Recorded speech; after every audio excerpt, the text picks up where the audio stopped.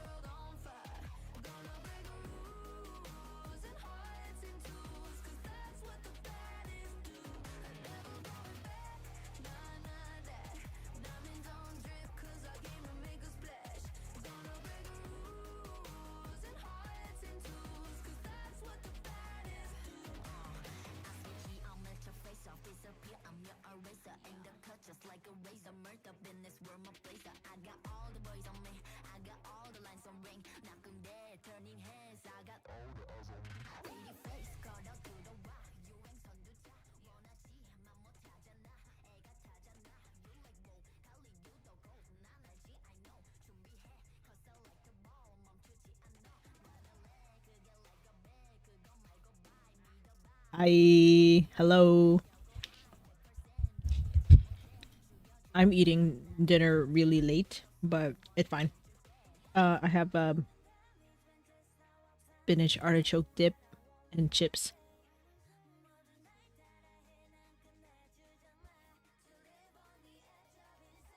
Hello.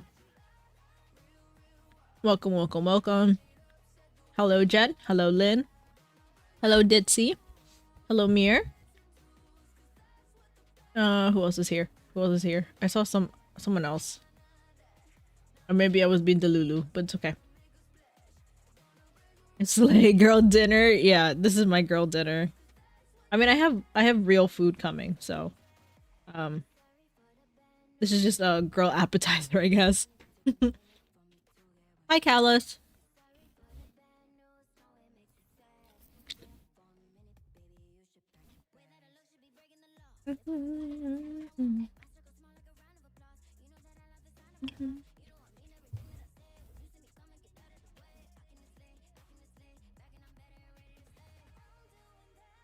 So, today, we're doing something a little goofy, a little fun. Because I know how you guys love to hear our resident burb rant about anything. We're doing PowerPoint night. Because I like when Lynn does PowerPoints. So, Lynn made a PowerPoint about something. I made a PowerPoint about something. And we're going to present it to all of you. We do love Lynn rants. We do. 20-ish? Bruh, my slides are like 8 slides long. Well, Lynn, don't tell them what you did, so it's even funnier when they realize it. I have 62. Jesus Christ! Well, you guys are in for a real one today, because I didn't put in as much work as Lynn did. Oh, sorry, my bad.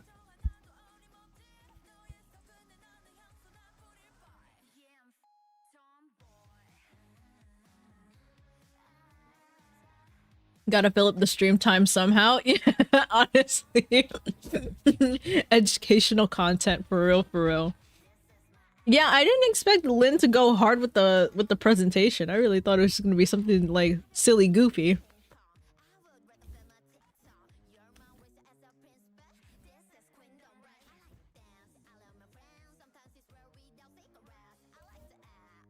Also, I apologize in advance if you hear me chew, because I know a lot of people have like auditory like icks, and chewing is one of them. So I apologize in advance if you can hear me chew.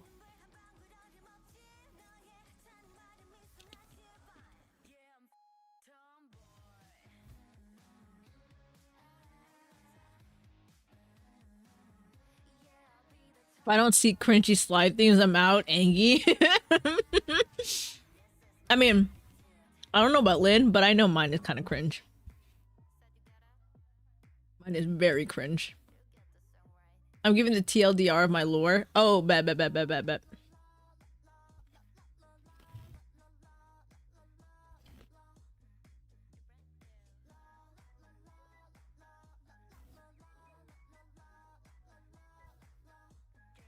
Not my lord, to clarify. Oh.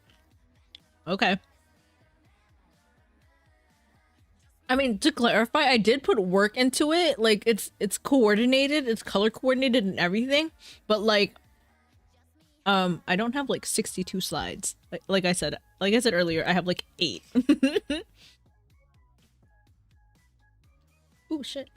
I broke my chip.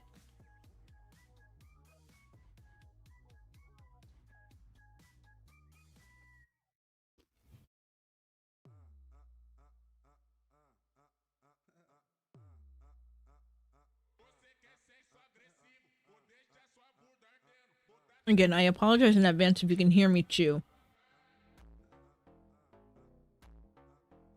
Because I know my model isn't moving, but you're probably hearing it. So. Also, I ran out of chip for my dip, and I'm kind of mad about that. So I'm gonna go grab some chips. Be right back.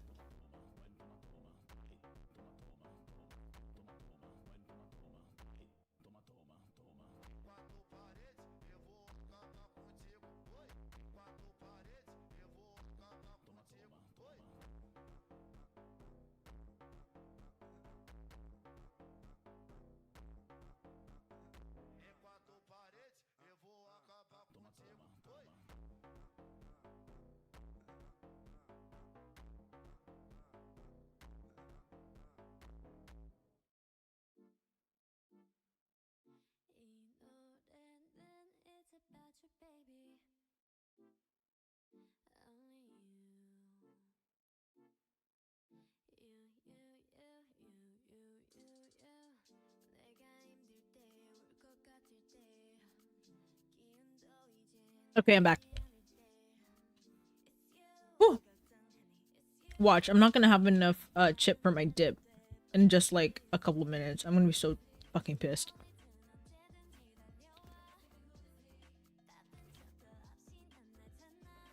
Fuck you! Oh shit, hi Sam. Isn't that a funny little sound?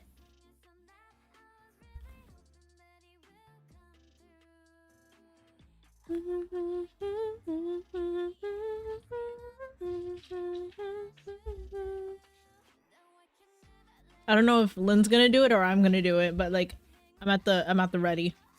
I don't think Lynn's gonna do it because they're busy with their PowerPoint.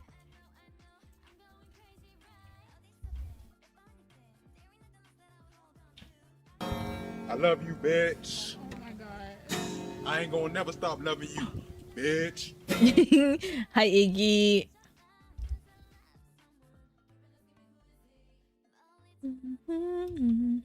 God damn it! I did it first.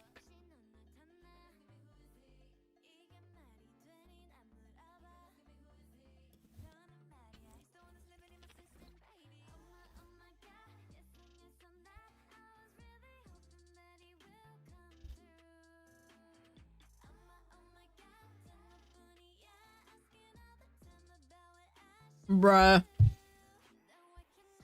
Anyway, so for anyone joining us today, hi Ollie. So for anyone joining us today, I will be chatting with Lynn, and we're basically doing a PowerPoint night. So Lynn is gonna present something to you guys, I'm gonna present something to you guys, and that's basically it. And then we'll just talk for the rest of stream. That's basically all it is. I have no idea what to do because I didn't plan anything for today. Debate night? No. It's more like a special interest night. I mean, at least in Lynn's case, it's something important to Lynn. Mine is not really important to me, but it's more of a rerun for people who are here on Twitch. Anyone on YouTube, they're gonna learn this for the first time. Is cereal soup? Honestly, that was something that I was gonna talk about with Hotline and Ari and Ace, because we joked about making a podcast together. And I don't think it's a joke anymore. I think we're making a podcast together. Is water wet? What a good question. I am not a scientist, therefore I cannot answer your question. However, I did a lot of research when I was in high school because overachiever. Oh. Hi. Hello Raiders and hello dear. Oh my god, Obi got excited. I mean, hello Raiders, welcome to my underwater home. My name is Tsaranya. I am your favorite condiment for content. Yeah, now we're talking. Hi Lime. Hi dear. I lost my place in my intro, but I'll do it again. Hi, hello Raiders, welcome to my underwater home. My name is Tsaranya. I am your favorite condiment for content. I am a black trumpet mushroom and phantom jellyfish hybrid, fallen out to become a sporling and a part of me. Hi, hello, how's everyone doing this evening? I was just talking about how I was eating spinach artichoke dip and about what we're doing tonight. Eepy but good. Good, Anna. Hi. Chat is trying to fund me the figure. I told you they were gonna fund you the figure and you didn't believe me. That $500 is well enough funded. Like, forget the Stantler cosplay. I want Deer to have the Asterion one. I want the Asterion figure in Deer's hands before the end of this year.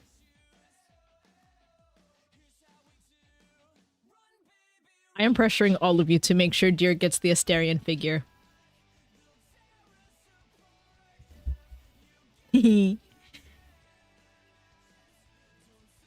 I'll send you the extra body. There's an extra body?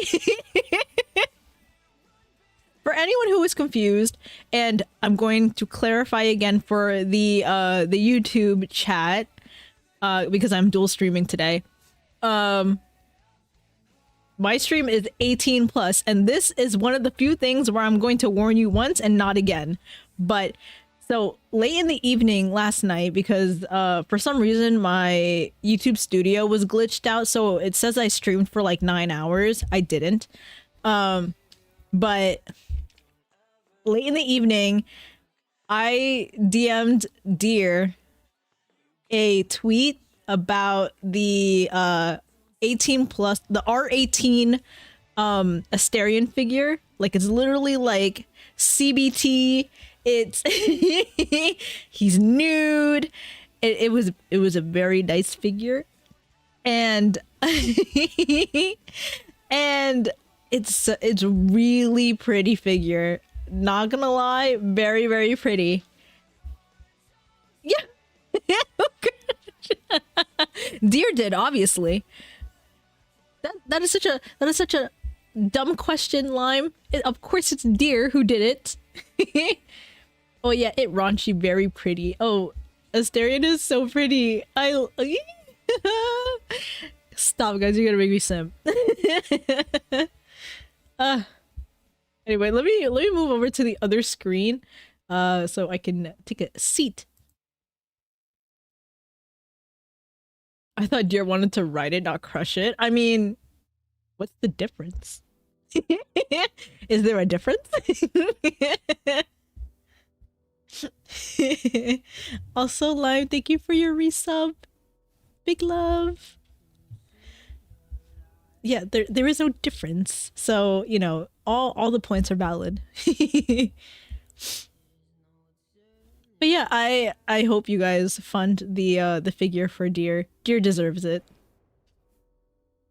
Teehee. I mean, if I could, I would drop $500 for it, but one, I would have nowhere to put it. And they would have to be Asterion would have to be clothed all the time, because I have coworkers that come to my apartment all the time. So I cannot be having naked Asterion on my desk. Twitter DM the thing, huh? Oh, you're gonna DM the thing. Okay. I'm watching my DMs.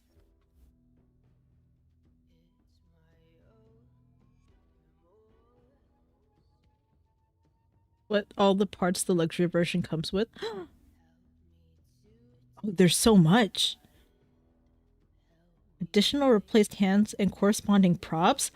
There's props.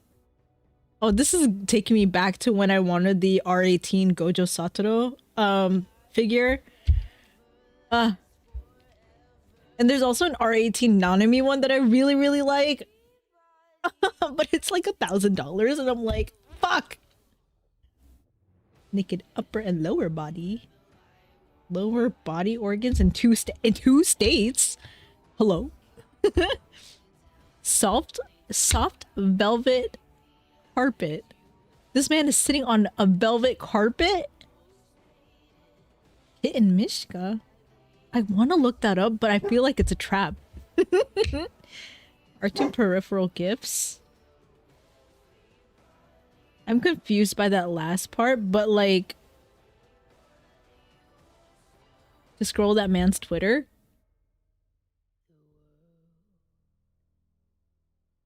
Oh my god. Oh my god, there he is. Why does he look so good? Stop. Why does he look so good? Also, the toes. Like, I hate feet, but Asterion? Drive safe, Anna.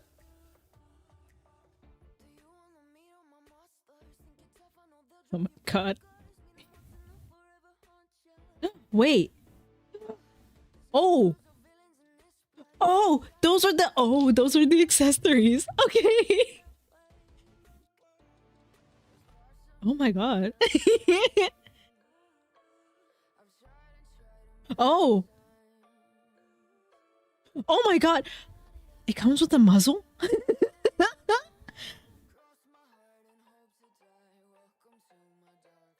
Oh my god.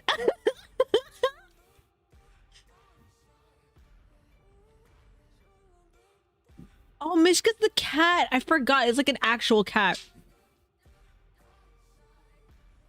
I love this tweet though. It says Kitten Mishka in Mishka the cat in Baldur's Gate called you mommy. What is this? Oh my god. So fucking funny. Oh my god. I want to buy it so bad. Oh my god, it comes with a book to cover up. Oh my god, that's so smart. So smart. Oh my god. I mean, even when Asterian's clothed, he looks very nice. He's just so cute. Oh, baby.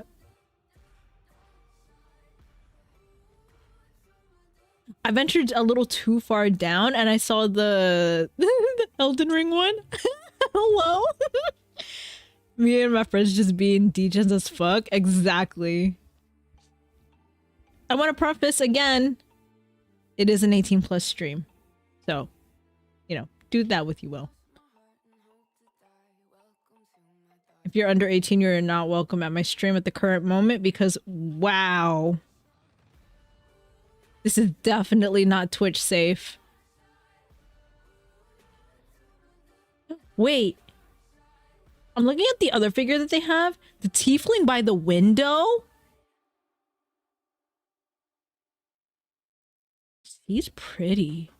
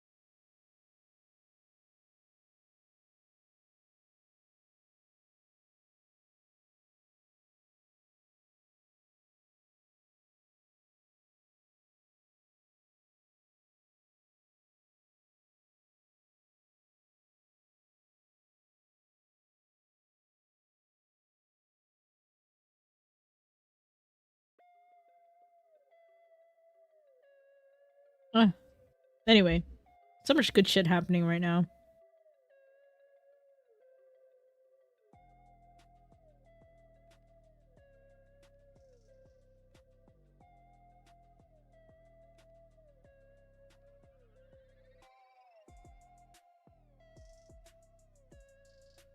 Anyway, I did see the new skins for the battle pass. I'm very excited for it. I'm caving. I'm paying for it. I will be spending the $10 for it, yes. And a little extra so I can so I can so I can buy the new melee. I am buying the whole thing. I am buying the whole bundle. That I am. I'm a slut for good Valorant skins at this point. I need a sugar daddy to fill my battle pass needs. My Valorant skin needs. I kind of want to get the Vandal. The Vandal's really pretty, that's the thing! And it's really funny because everyone thought, like, in the beginning when the leak came out, that it was supposed to be, like, Kuromi themed. Close enough. It's still purple. Very pretty. 10 out of 10 would buy. I need a sugar mommy. Not for just skins, just in general. Honestly, same. I'm so tired of living in this world. Why am I working so hard? When I can be spoiled. No, I'm kidding. I would go crazy if I like sat at home all day. Like I could stream more often, but God, would I go crazy? If you pay me for my surgeries, you get to dress me like a Barbie. I mean,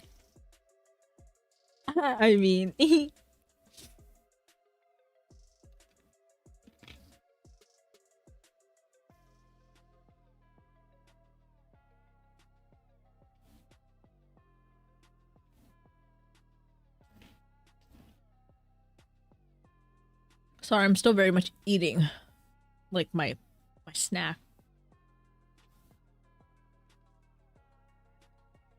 Also, guys, gals, and pals, I have counted my Christmas tips that I got from work. Besties, we made $800 in tips. Like, I had a couple Benjamins right there. Like, imagine being so nice to people that they give you $100 bill. That's real.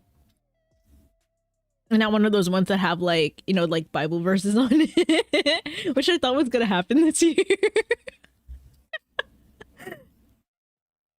like I could have more faith in people, but then again, it's people.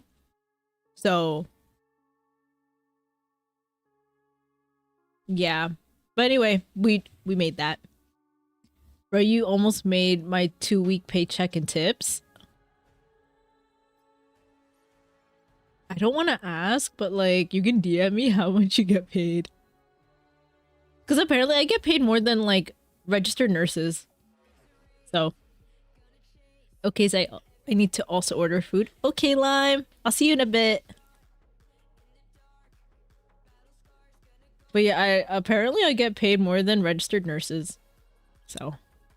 And I get paid hourly. One person may be good, a couple of people are stupid. Truth. I have a hard time trusting people because of that.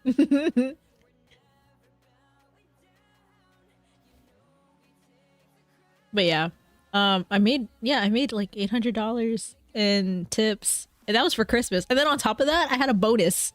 And then on top of that, I also had a raise. So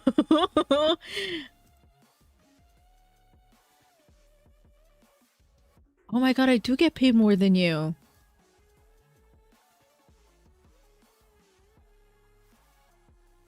Here, I'll send you how much I get paid. And then I'll also send you how much I got in bonus.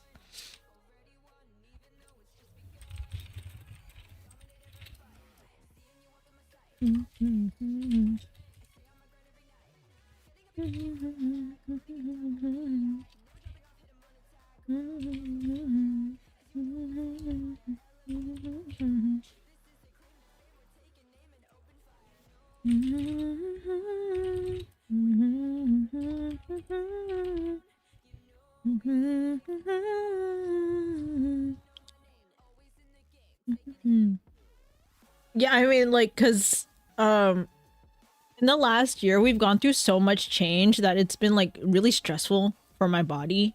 Like like I'm not kidding when I say like when I get super stressed my body breaks down, so I have to go to the ER.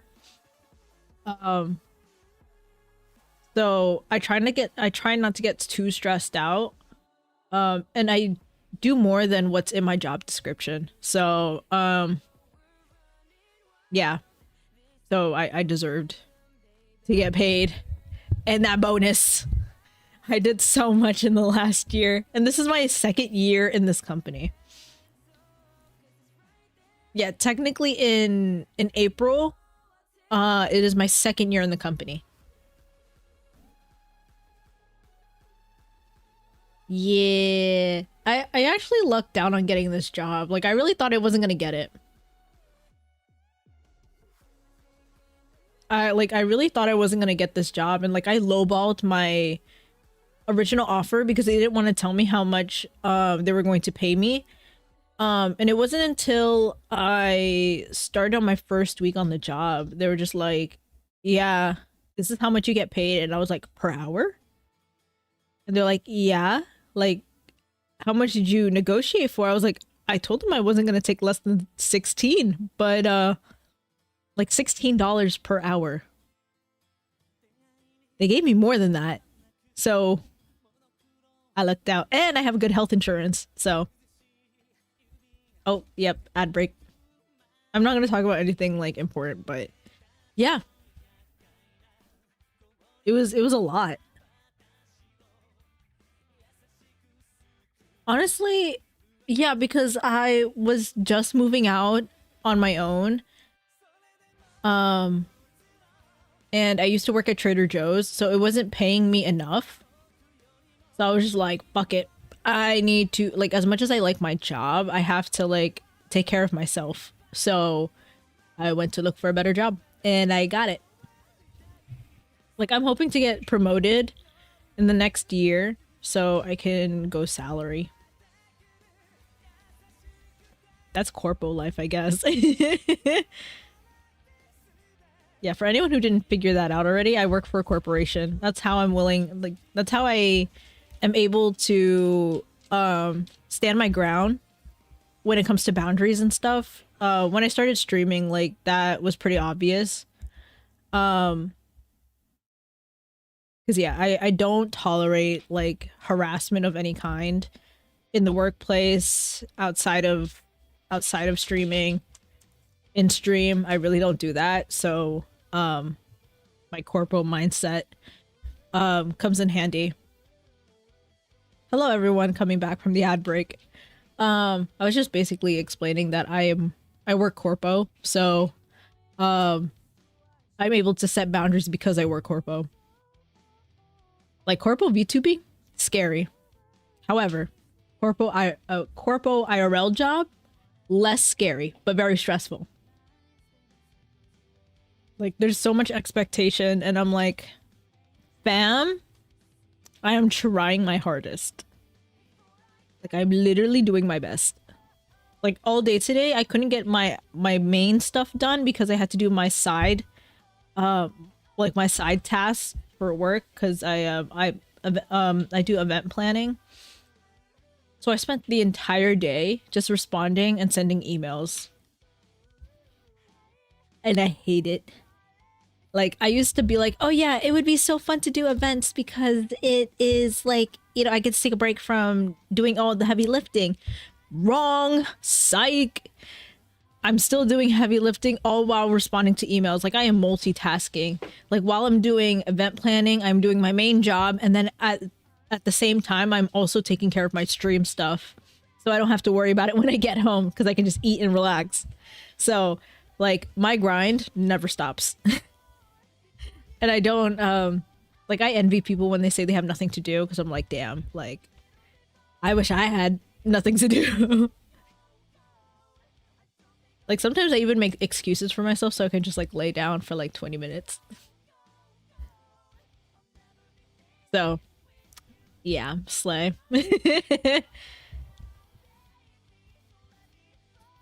Yeah. So when I do like take time off, and when I said I was going to Canada and like TwitchCon, like I really meant it because I want to take time away from my main job to just go have fun, hang out with my friends that actually care about me. So I'm like really excited to get away from it for a week. Cause I know next week I'm taking Thursday, Friday off on top of my regular days off. So I can relax and hang out with my friends. Yeah.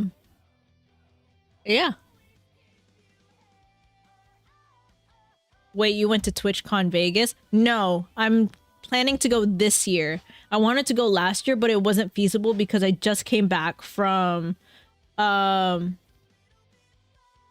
came back from a trip.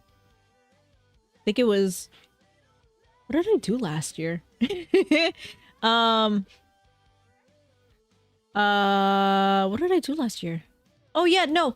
After TwitchCon happened, I was going away to visit family out west. So that's why I didn't go. It was already too expensive for me. I couldn't find anything last minute. So I caved and didn't go. I wanted to go to Comic-Con, like my local Comic-Con, but it wasn't gonna happen. Just thinking about it made my brain hurty.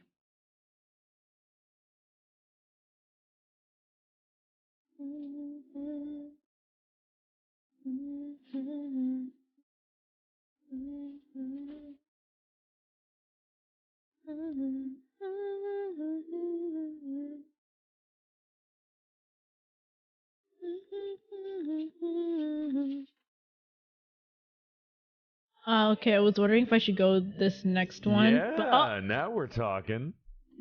Hi, Kat. Hello, welcome in, and thank you for your sub for 7 months. Thank you. I was wondering if I should go to this next one, but I don't like California. That's so fair. I don't either because it's stupid expensive. But I couldn't make time to go to WeebCon this year, where a lot of my friends are going, and I need more time to plan.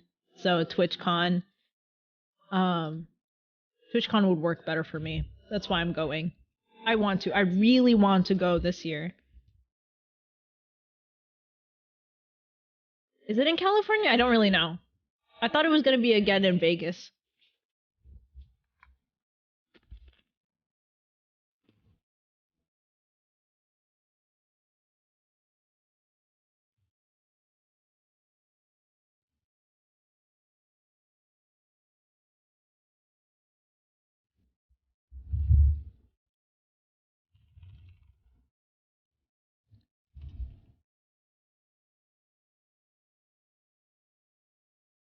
Yeah, well, they also did like speculate that TwitchCon was gonna be in Ohio, so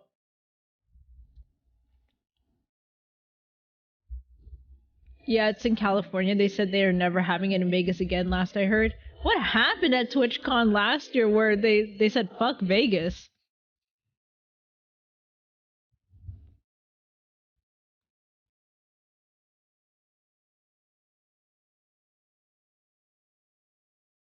It was good in Vegas though. That's what I'm saying. Like, you know, it's,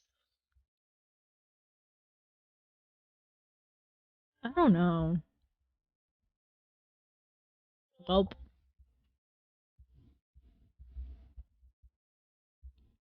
hopefully I get to at least experience it no matter where it is. I'm really excited though. I really want to go to TwitchCon this year.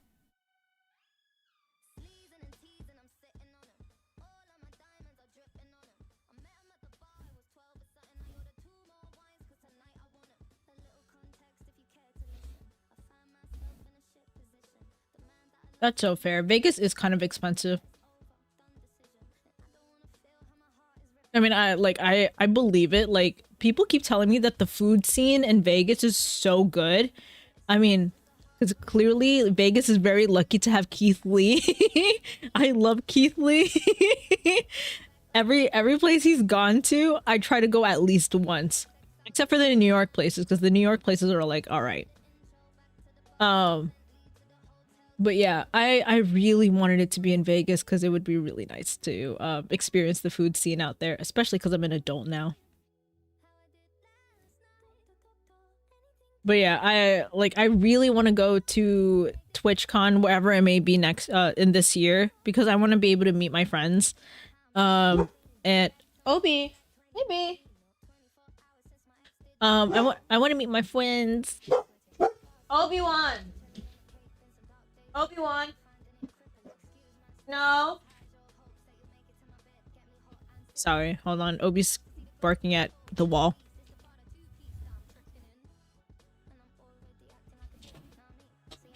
Hi, baby. You want chip? You want a chip? Obi, come here. Sit. Let me paw. No. Good job. Down. Down.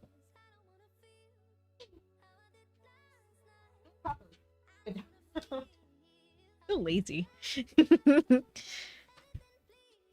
I had a mini grilled cheese and tomato soup with Anna at our hotel. It was delicious. Oh, I'm jealous. I'm jealous. Cause like I really want to go, but I also don't know if I'm gonna be able to afford a hotel out in California. I mean, I have a sibling who lives there, but I don't really like that sibling. And I don't want to stay with my sibling. Like, I'd rather stay in like a condo, like close to the con.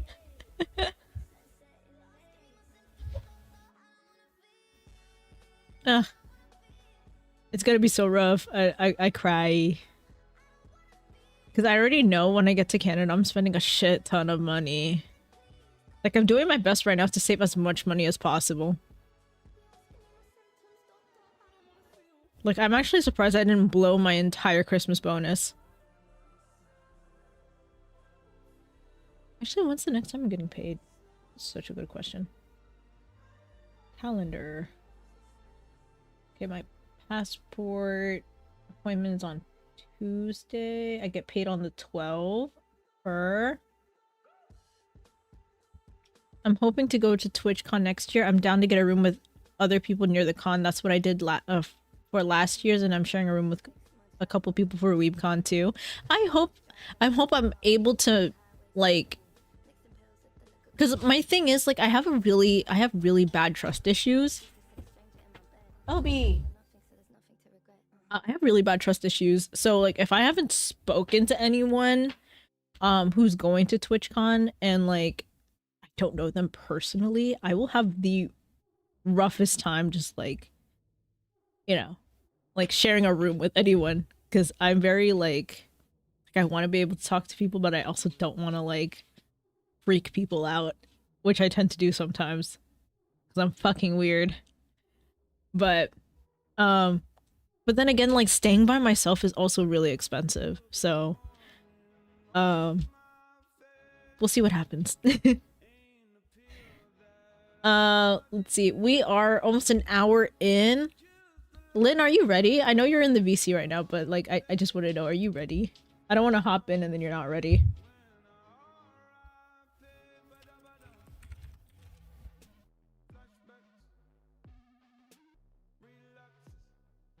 Six slides left? Okay, I'll let you finish your 6 slides and then I'll hop in and bother you. Mittens! Mittens really be doing art nowadays.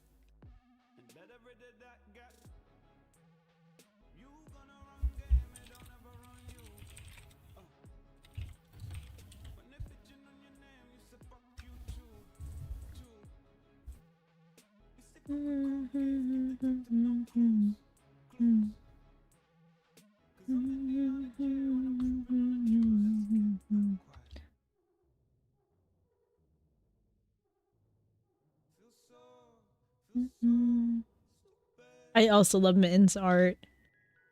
I wish I had more art from Mittens.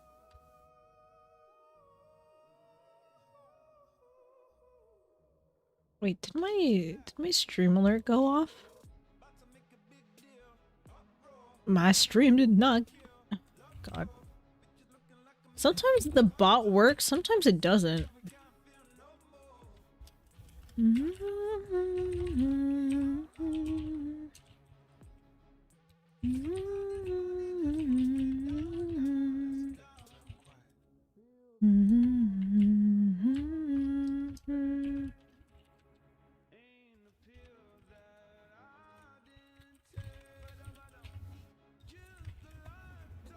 Just a long day. I wanna sleep when I'm alright, babe. Carlbot went down yesterday. Oh, makes sense, makes sense. I mean, but it did the stream alert for my server.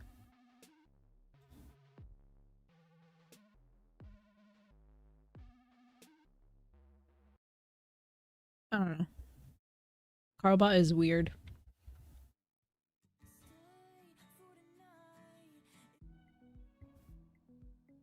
I'm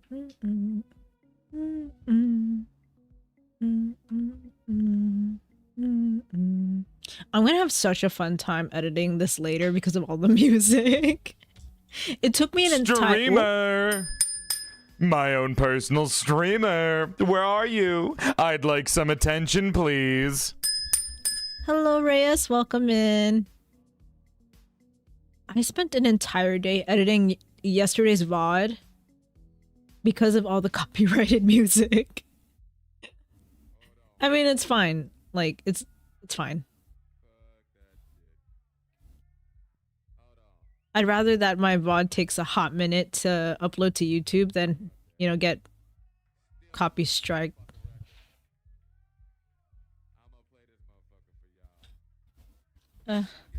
Anyway, everyone, I hope you have water with you. You have a snacky or eating something.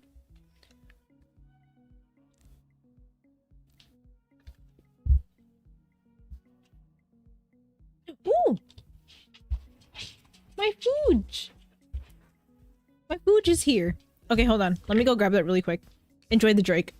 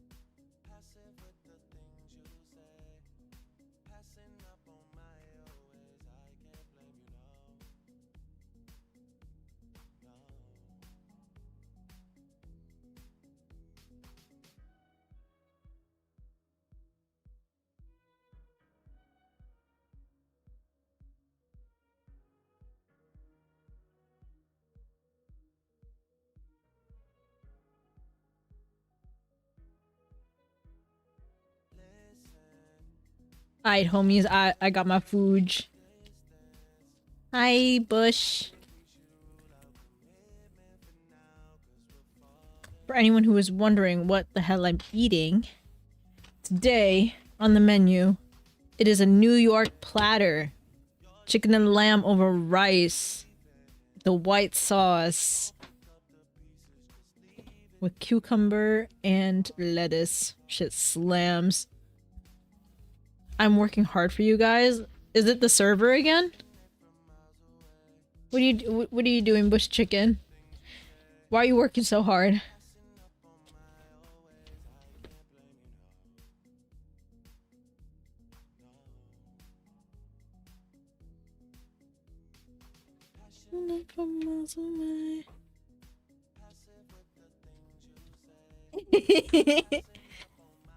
Yeah, we found a house, but it ain't big enough, so I'm putting an addition. But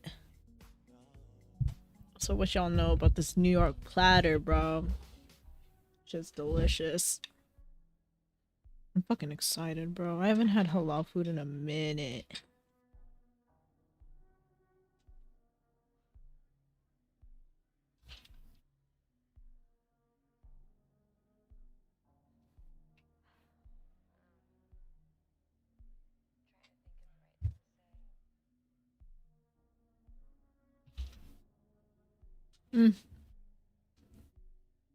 God, this food is slamming.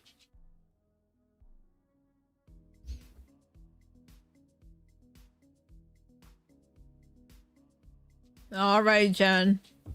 Go be gay in the corner. There's a designated corner for that. Go be gay in the corner.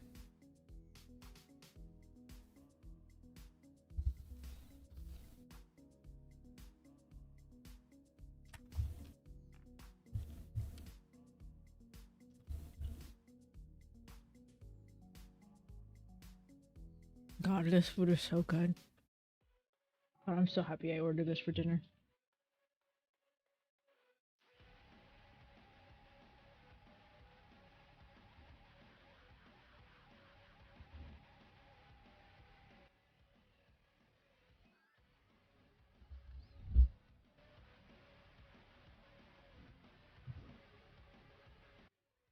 I assume you want a room with Ace, right? I mean, is it obvious? Am I not allowed to have a room with Ace? It's less. It's one less room to make. I thought the chicken and the bird flirt, not the chicken and Jen.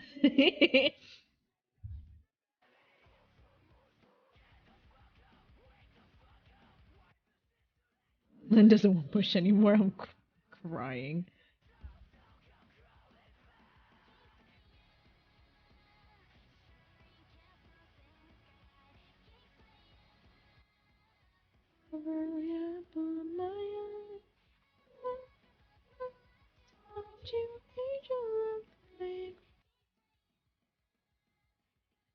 Hey yo, Bush?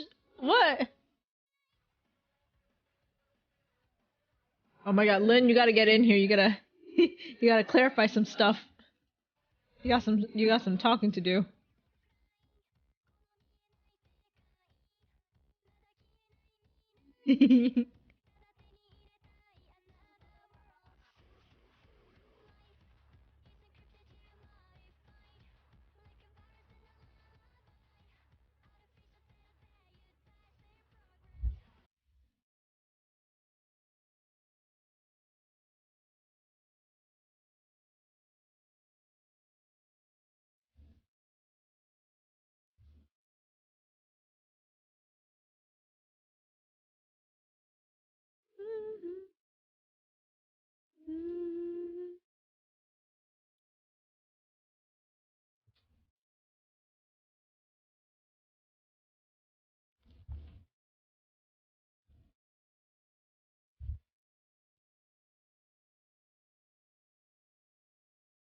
Oh boy.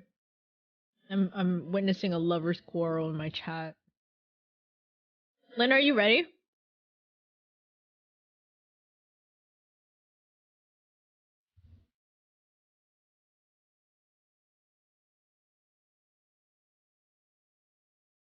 Almost? Okay. I'll just be here, vibing, eating. Today's drink of choice? Regular Pepsi. Because I'm running out of Diet Coke.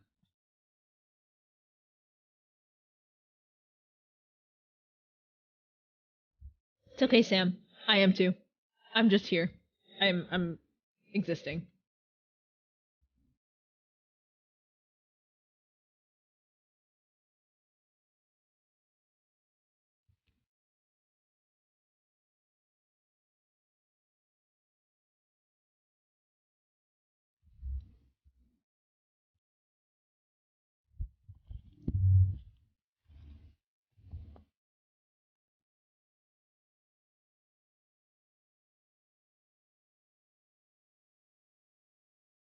Oh boy.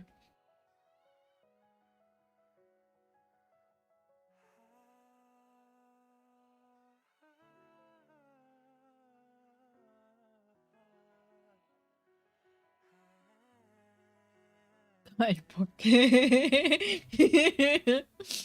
Listen, this is between y'all. I'm just here. I'm just the streamer.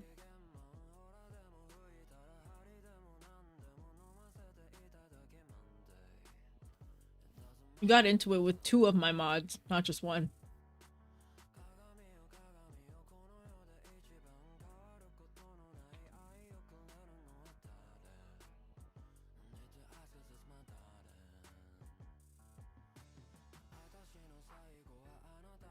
Oh, I feel like it's more than an arena. It's like the whole fucking Coliseum in here. It's fucking Rome in this bitch. Not even. Honestly, this is Sparta. My own personal telenovela. Honestly.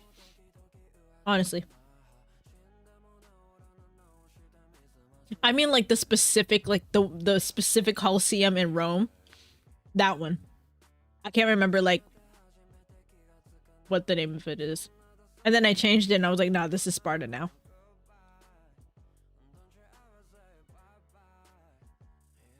My brain.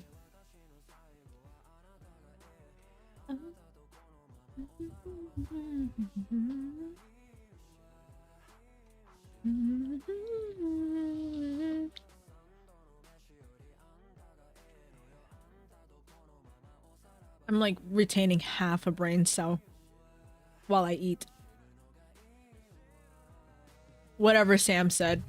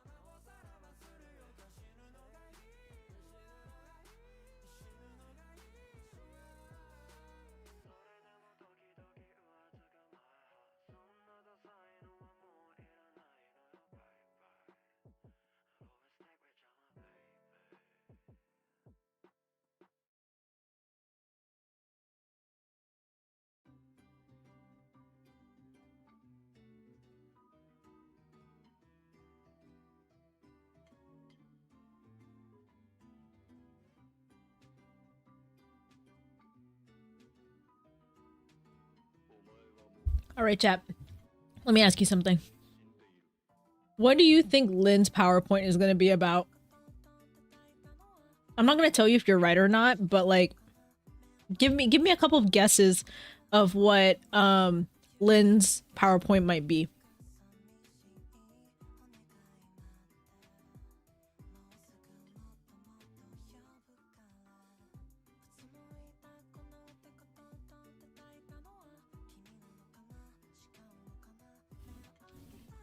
Okay, he's a Final Fantasy 14 character. Valid.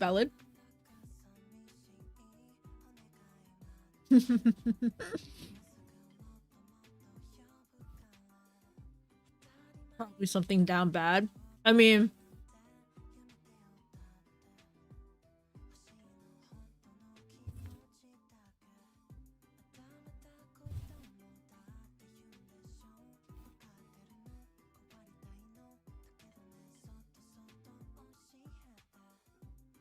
his D&D character?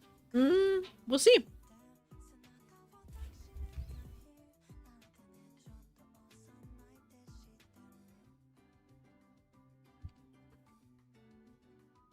The best kinds of corn? What is the best kind of corn?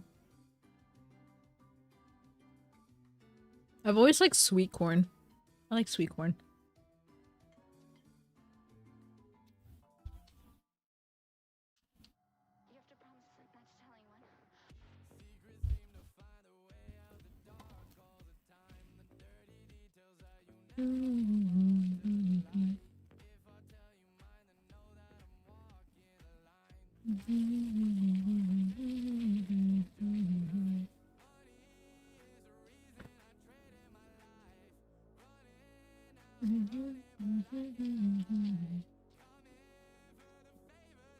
Ow.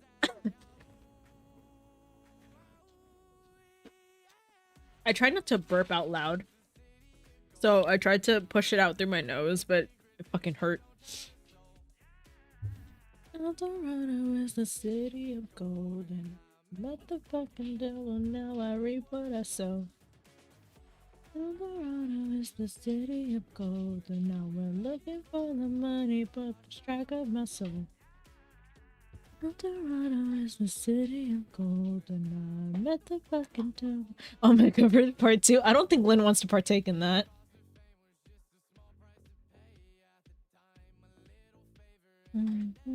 Change up my life. Now I'm on the run cause he wants me dead or alive. Fame and fortune got me trapped in a city of life. Mirror, mirror, sitting up on the wall. Save me from the devil that's holding my soul.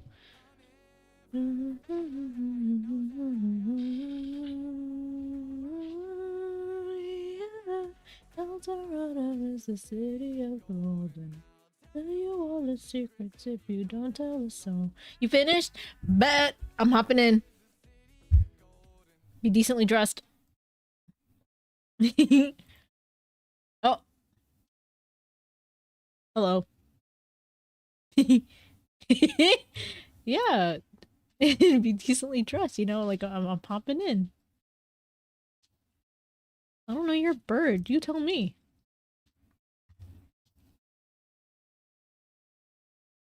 Oh no. Where do you want to sit today, Burp? Do you want to sit on the desk or do you want to sit on my hat again? Here, you'll sit right in front of my keyboard. How about that?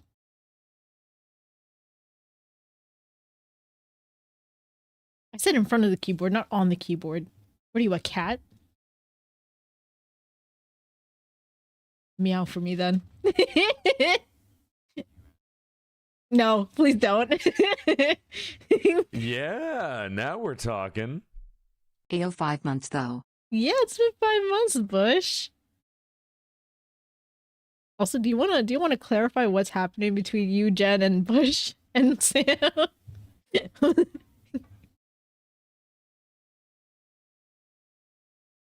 Oh yeah, sorry, hold on, wait. They can't hear you. Hey! You're lucky they couldn't hear you. Oh my god. God damn, when was going off? Alright. Can you hear me now? Yeah, they can hear you now. Okay. So Jen's inclusion on it, I have no idea where the hell that came from. I don't know why Jen's sticking their fat foot into me, Bush, and Sam's business. That is my lover's trifecta. I don't know what the fuck she's getting in on that. Oh, you're getting jealous, Burb. No, I just don't know where the fuck they're sticking their foot in my business. Fair enough. What if Bush wanted that? Or what if Sam wanted that? Then it is news to me, and if that is so, then I'm afraid to say to tell both Bush and Sam if they wish to include Jen, they are horrible partners as they did not notify or ask me. And With consent. if they did, I don't want to be a part of the relationship then because Jen's nasty. What do you mean nasty? Gross. Jen said, listen, Bush was my New Year's kiss. Damn ghost. Dang. Lynn really said, fuck out. Sheesh. What a... Jeez. Wow, we're getting to know all the lore today. All of the lore. Yeah, we got your lover's quarrel. All right, I'll be back just momentarily because I have to go check something. But then I'll be good. Okay. Okay, just in cases, I'm gonna mute Discord for a sec. I got other people to be gay with. I'm good. It was not meant to be Bush. So how did that happen? Can you explain that, Jen? I want to know. I fell asleep after stream, so like, you know, I missed some context here.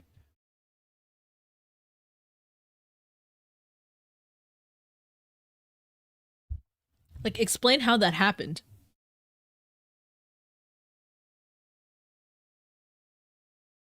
I want to know. Like, I'm so nosy. Oh my goodness.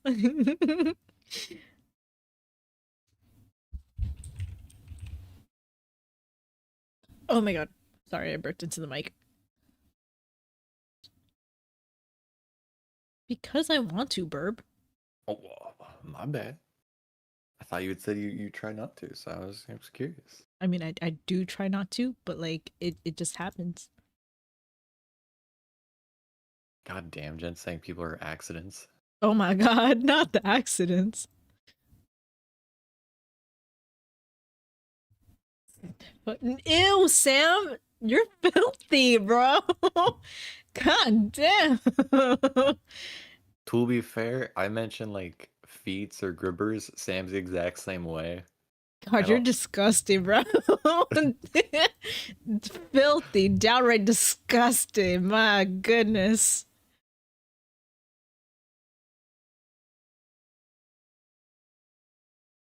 Sheesh. Honestly, Yeah, no apparently clue. Jen and Bush's thing is because they got drunk and were talking about eating grapes underneath the table. Hey, that's a New Year's tradition in some cultures. You know, it's for good luck. Mm-hmm. So I've been told. Yeah.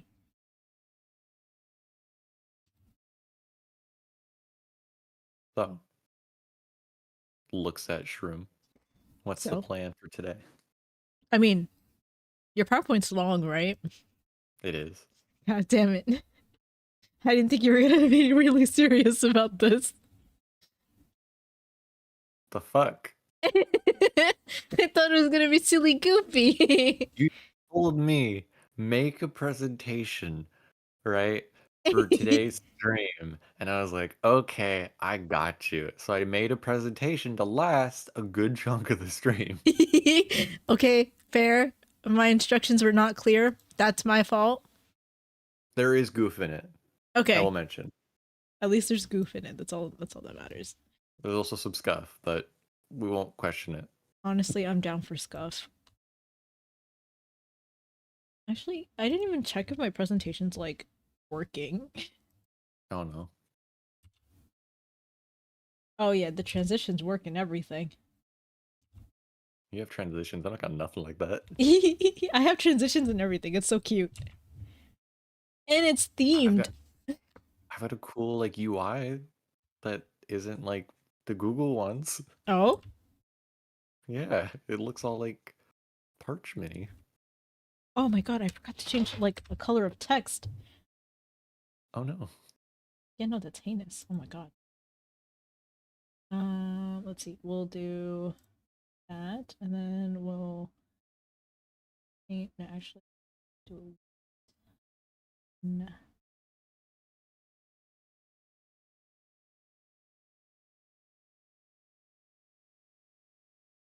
Who's going first?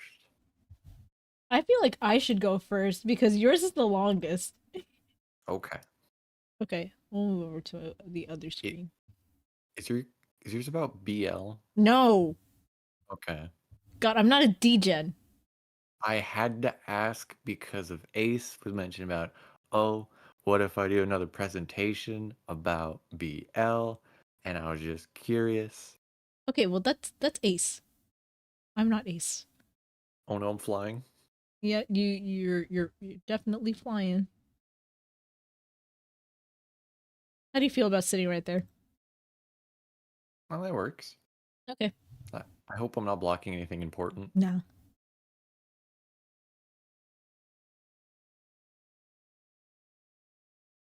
Hehe.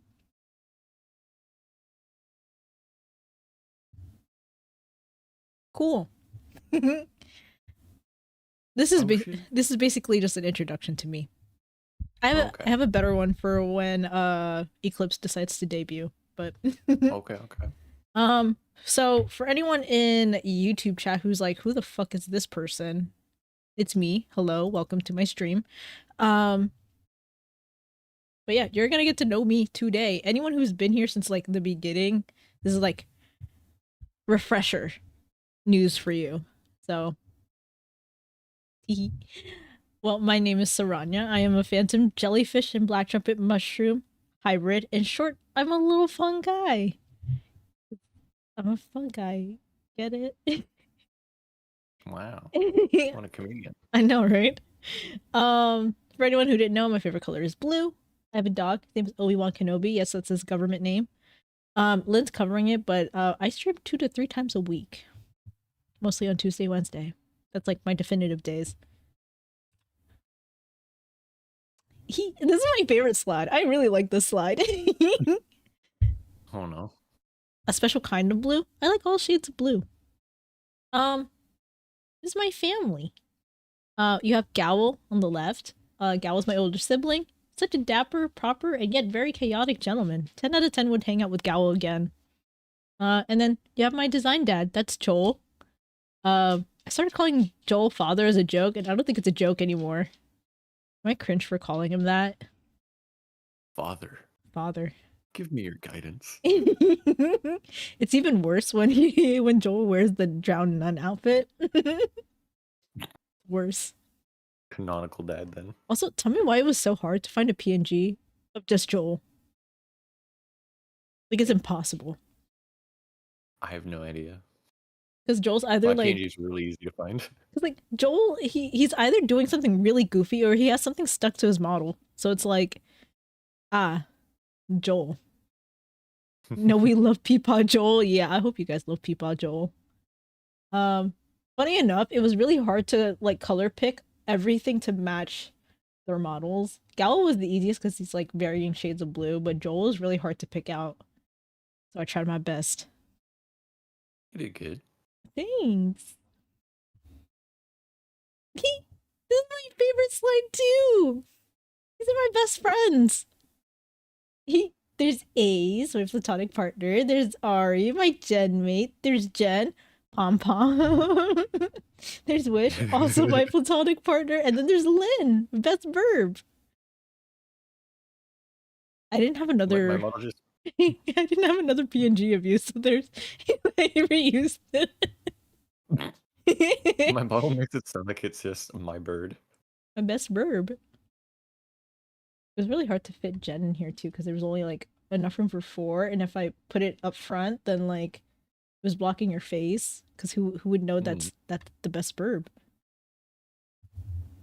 And funny enough, all of the windows are color picked from your models as well.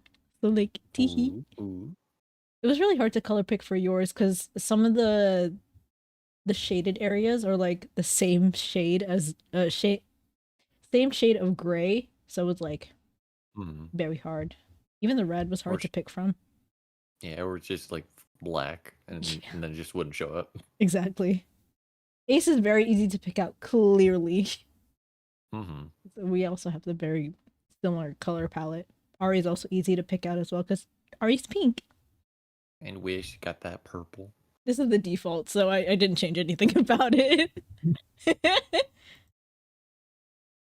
Yay!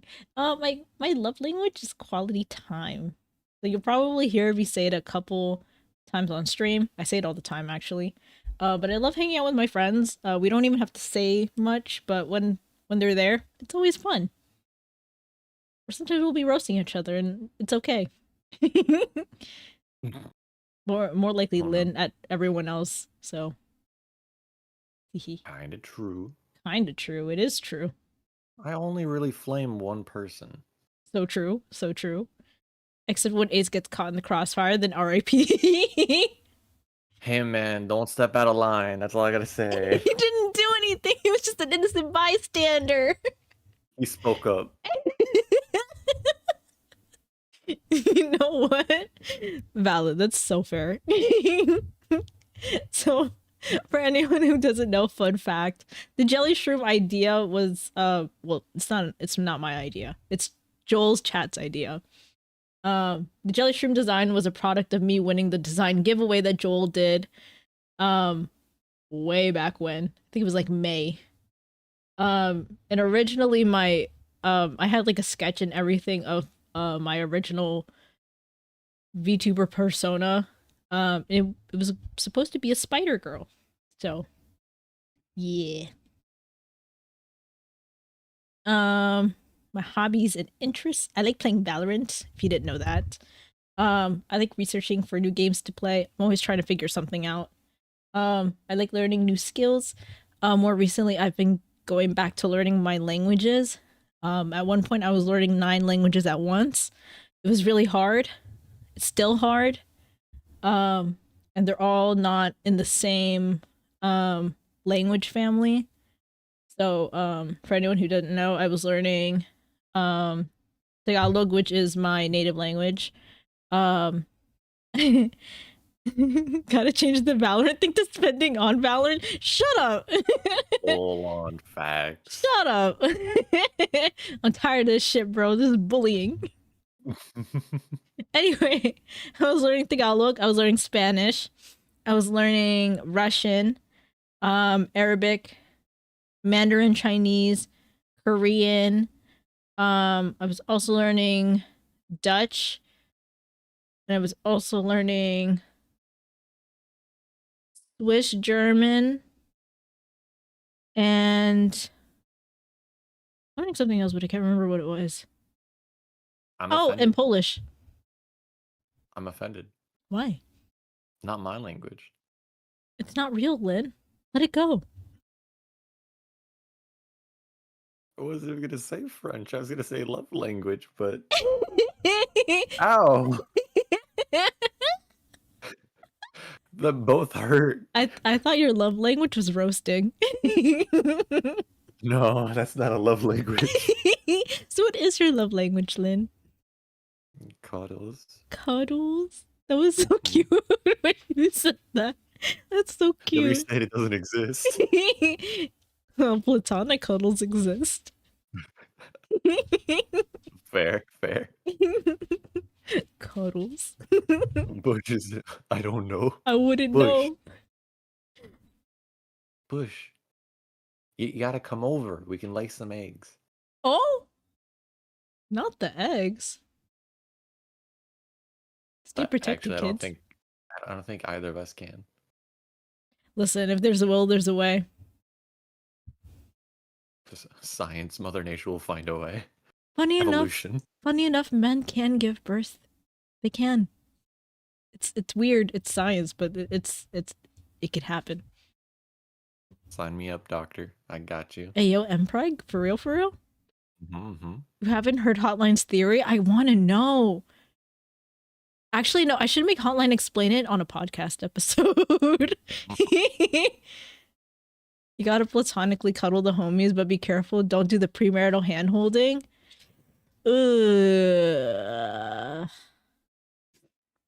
Where is the line between premarital hand-holding and platonically cuddles? Third question. Where's the line between premarital hand-holding and premarital pinning them down? Oh, good question. That's such a good question. It's a 3-minute theory? God damn. Damn, Bush. I mean, can you give us the TLDR? And then maybe, like, I'll have Hotline explain it. When the hands touch, grab the wrist. Damn, that's some freaky shit, Sam. That is some freaky deaky shit. God damn. That's how we know Sam's a slut. God damn. Not my boy. He asked? I don't think that was a question. I think that was it was very rhetorical, if anything. Just get handcuffs at that point, but that makes it boring. That's pretty tame, not Where's gonna the lie. passion? Where's the passion? So I don't know, it's a sex theory. Granted, it's very simple and not all that in depth, but that within stream limits. Rope, chains. I hit the gym I'm for a much more reason. of a fan of strap. Sam, are you okay, buddy? Did somebody hurt you?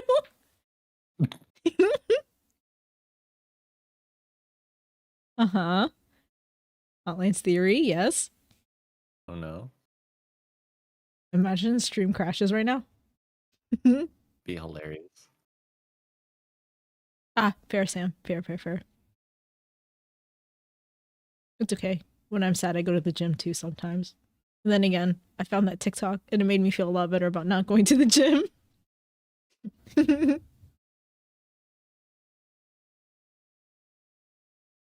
Yes, Mimir. This is 18 plus topics. If you're a minor, get the fuck out of here.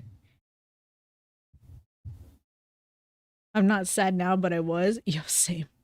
Same. We get you, Sam. No worries. I feel you. I feel you.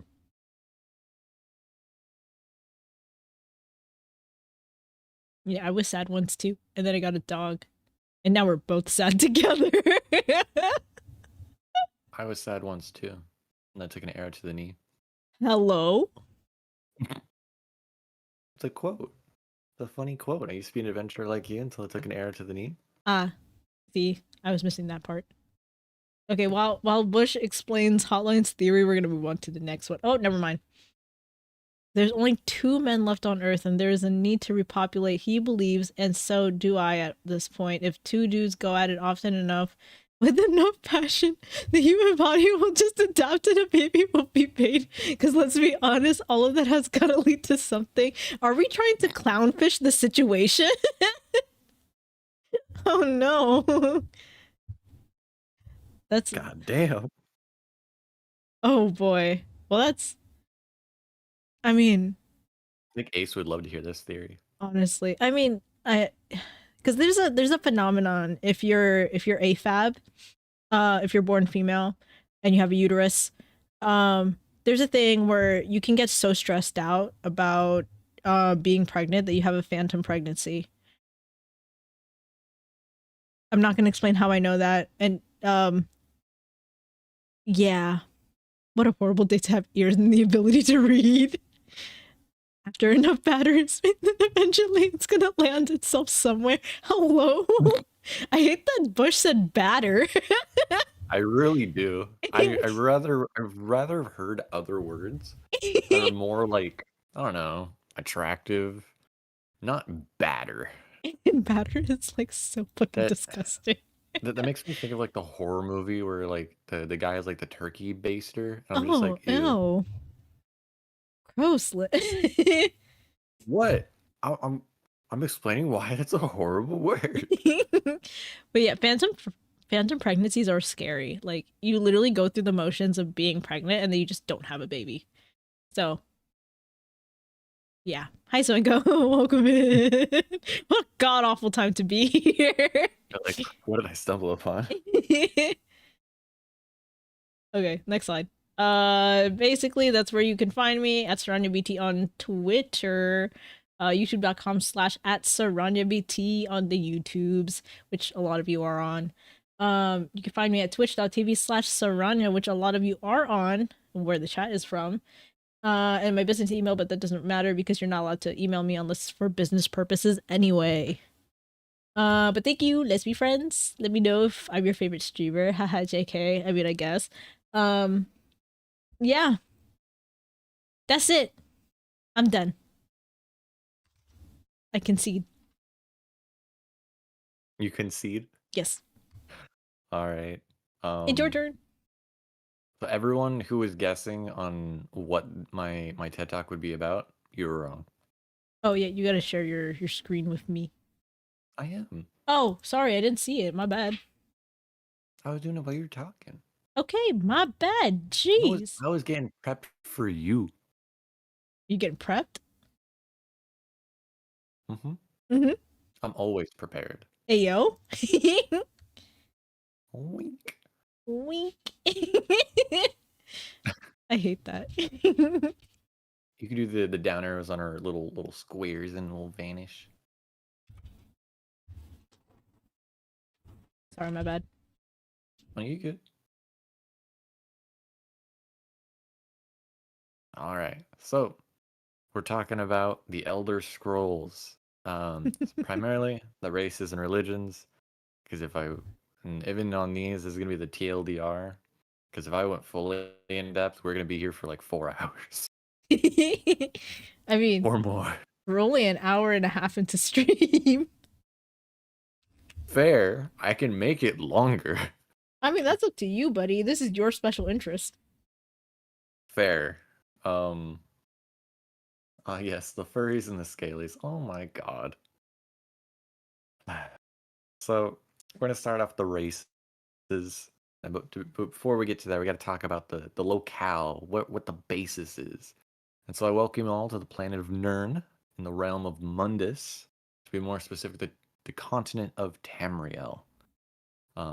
There's a plethora of races, plethora of factions, and as you can see on the map, plethora of regions. However, each one of these regions are famous for one race specifically, which we'll be covering. Up first, in alphabetical order, we have the Altmer. They are also known as the High Elves, or the Somerset Isles, or Old Maris. They are the primary elves.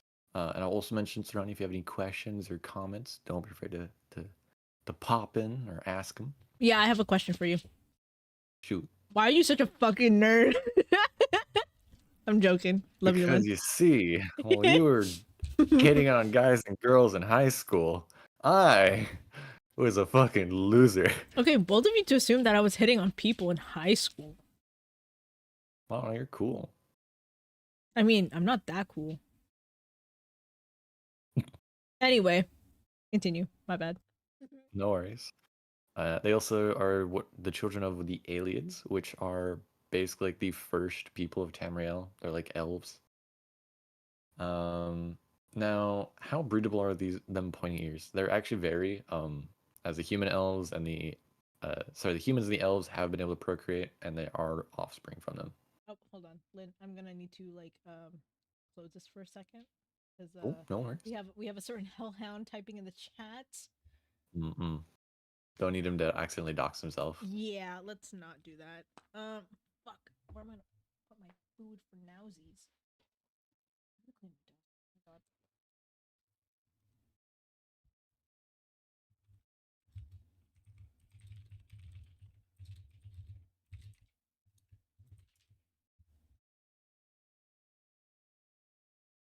I mean, I hope Ace realizes that we were in the streaming VC. I don't know. Say, I don't know. Okay, give me a second, okay. Go back to the server.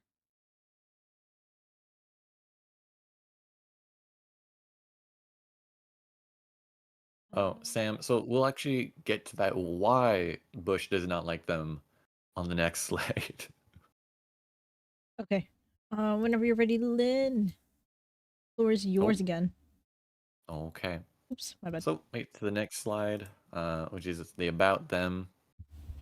So they're commonly tall, golden-skinned elves, but are also snobbish and proud, believing that they are the superior race. And point why they're called the High Elves, because they're high and mighty. They have great natural affinity for magic, and are the original descendant of the first Mer, which is what they call in this world elves. They've also fought against the ancient Slodes in their homeland, which are like these slug sea-based creatures that shared their continent.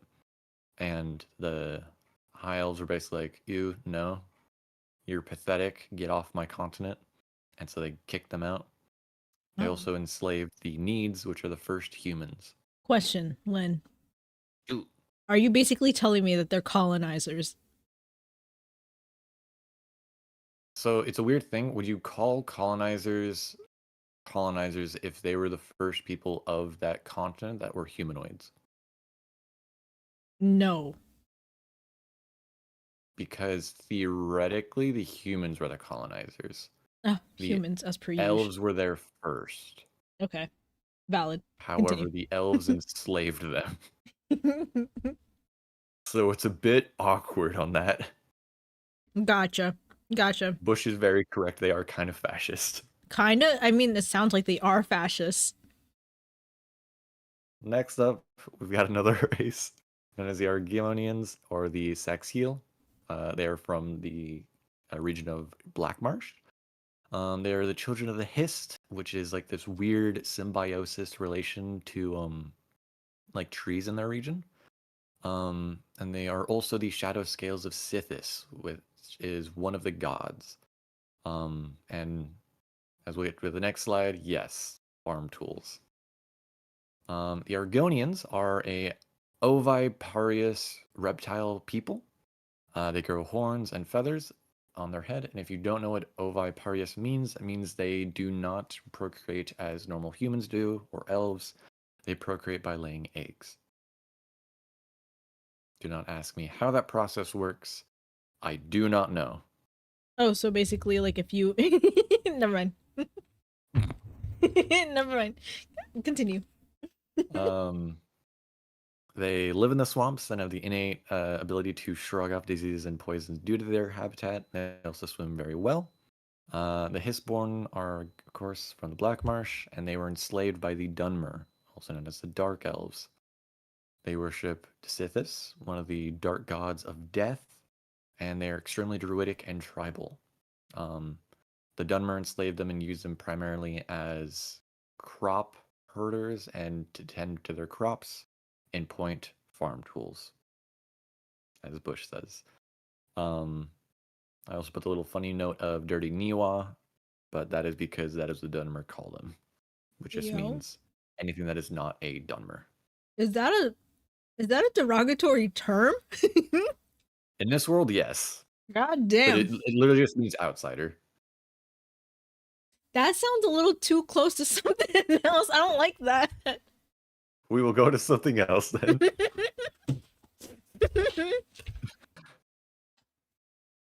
As we go to the next one, we have Bosmer. The Wood Elves of Valenwood. They're the Speaker of the Woad and the followers of the Green Pact. Oh, that's when you made fun of Ari for. Either be a furry or a cannibal. A Bosmer. Yes. They are the smallest race of Nirn, and they also can grow horns at their head. They are wood elves, basically. Very agile and lithe, and also can shrug off poisons and diseases. There's the creators of the Green Pact, which is a belief that you must protect the forest and do no harm to it.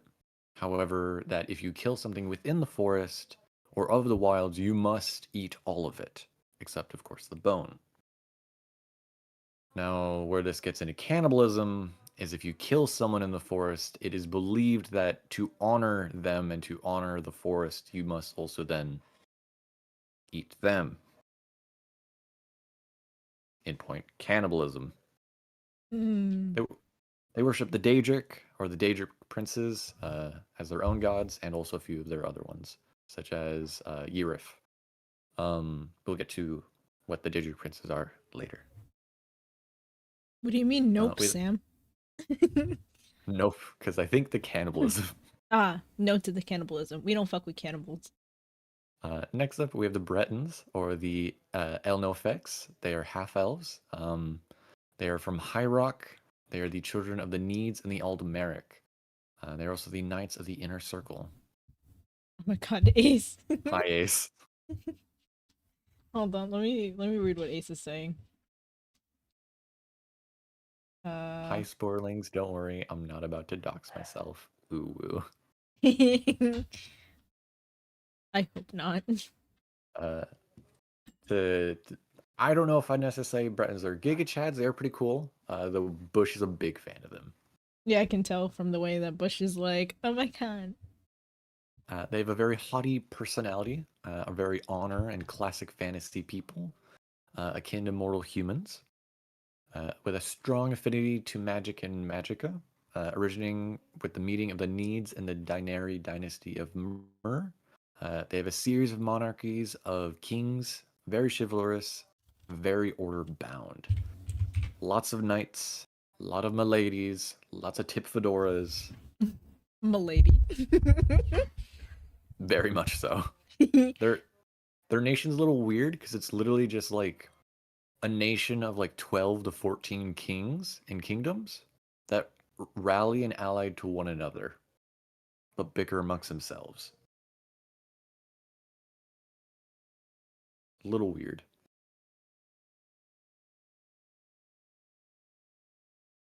Any questions, Tsaranya?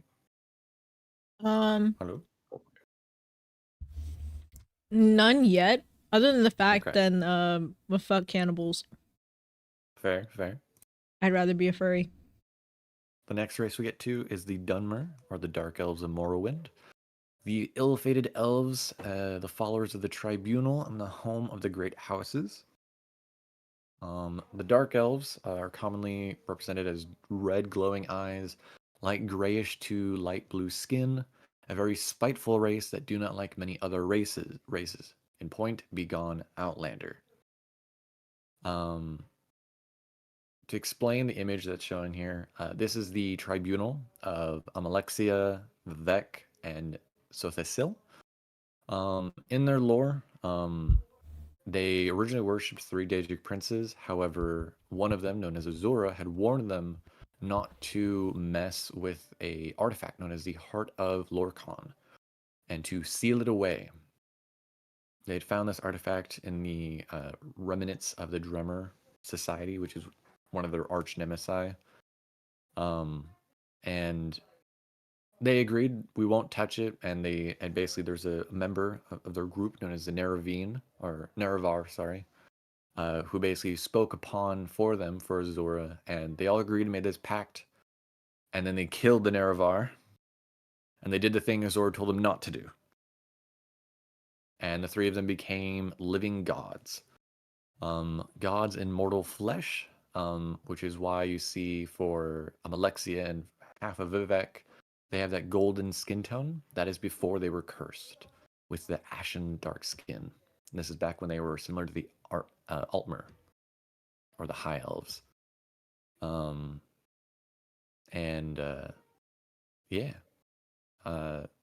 They have a resistance to fire and flame, affinity for magic like the Altmer. Lots of lore about them, so much so they put it all in one game. They hate the Nords, which are the Nordic humans of the north, and they enslave the Argonians. And everything that's gone wrong for them, and it has bad things that have happened to them, has kind of been their own fault.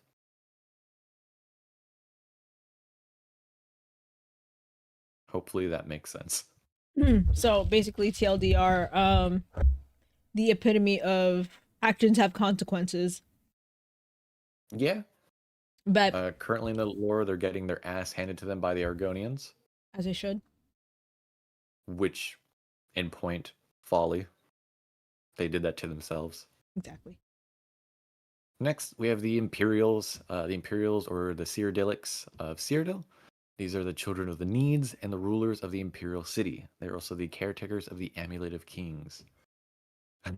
Boo, Dark Elves. Oh my god, wait. Lynn, before you continue, hotline. Mhm. Quickly, can you explain your theory about men having babies? I'm so curious. I just want to hear it from you. That's all. I'm so curious. Bush was the one who brought it up. I just want to know. I want to know the theory. Yes, the theory. I was thinking to save it for like that time that we said we would start a podcast, and I don't know if it's the right time. Got Ace's attention. I know, right?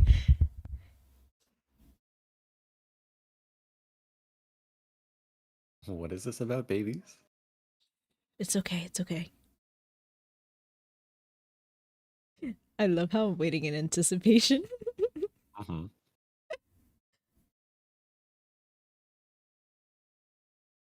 So elegant. So let's say there are 2 people left on the earth. Yes.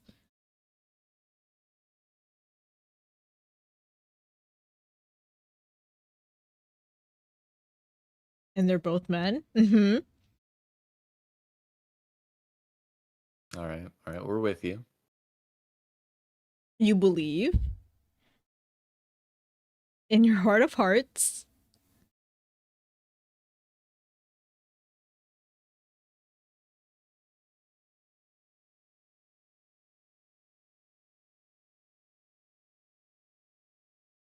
Oh my god, I love the automat kicked in. That if one of them just fucks the other one enough, life will find a way. Yeah?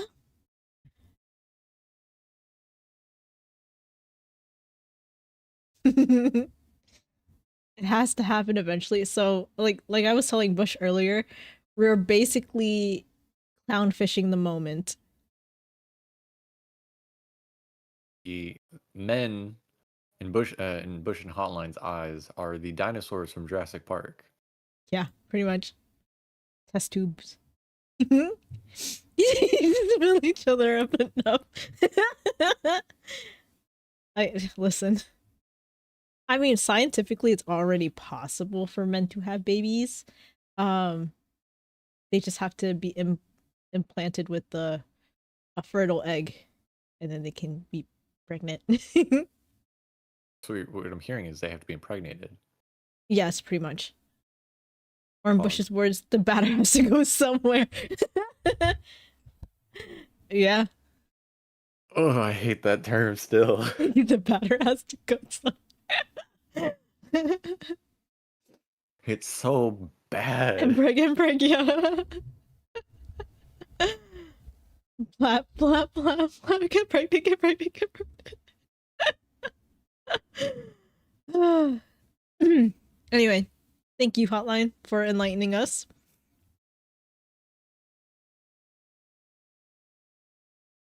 So, the Imperials are the descendants of the Needs and the ancient Citadelic slaves of the aliens.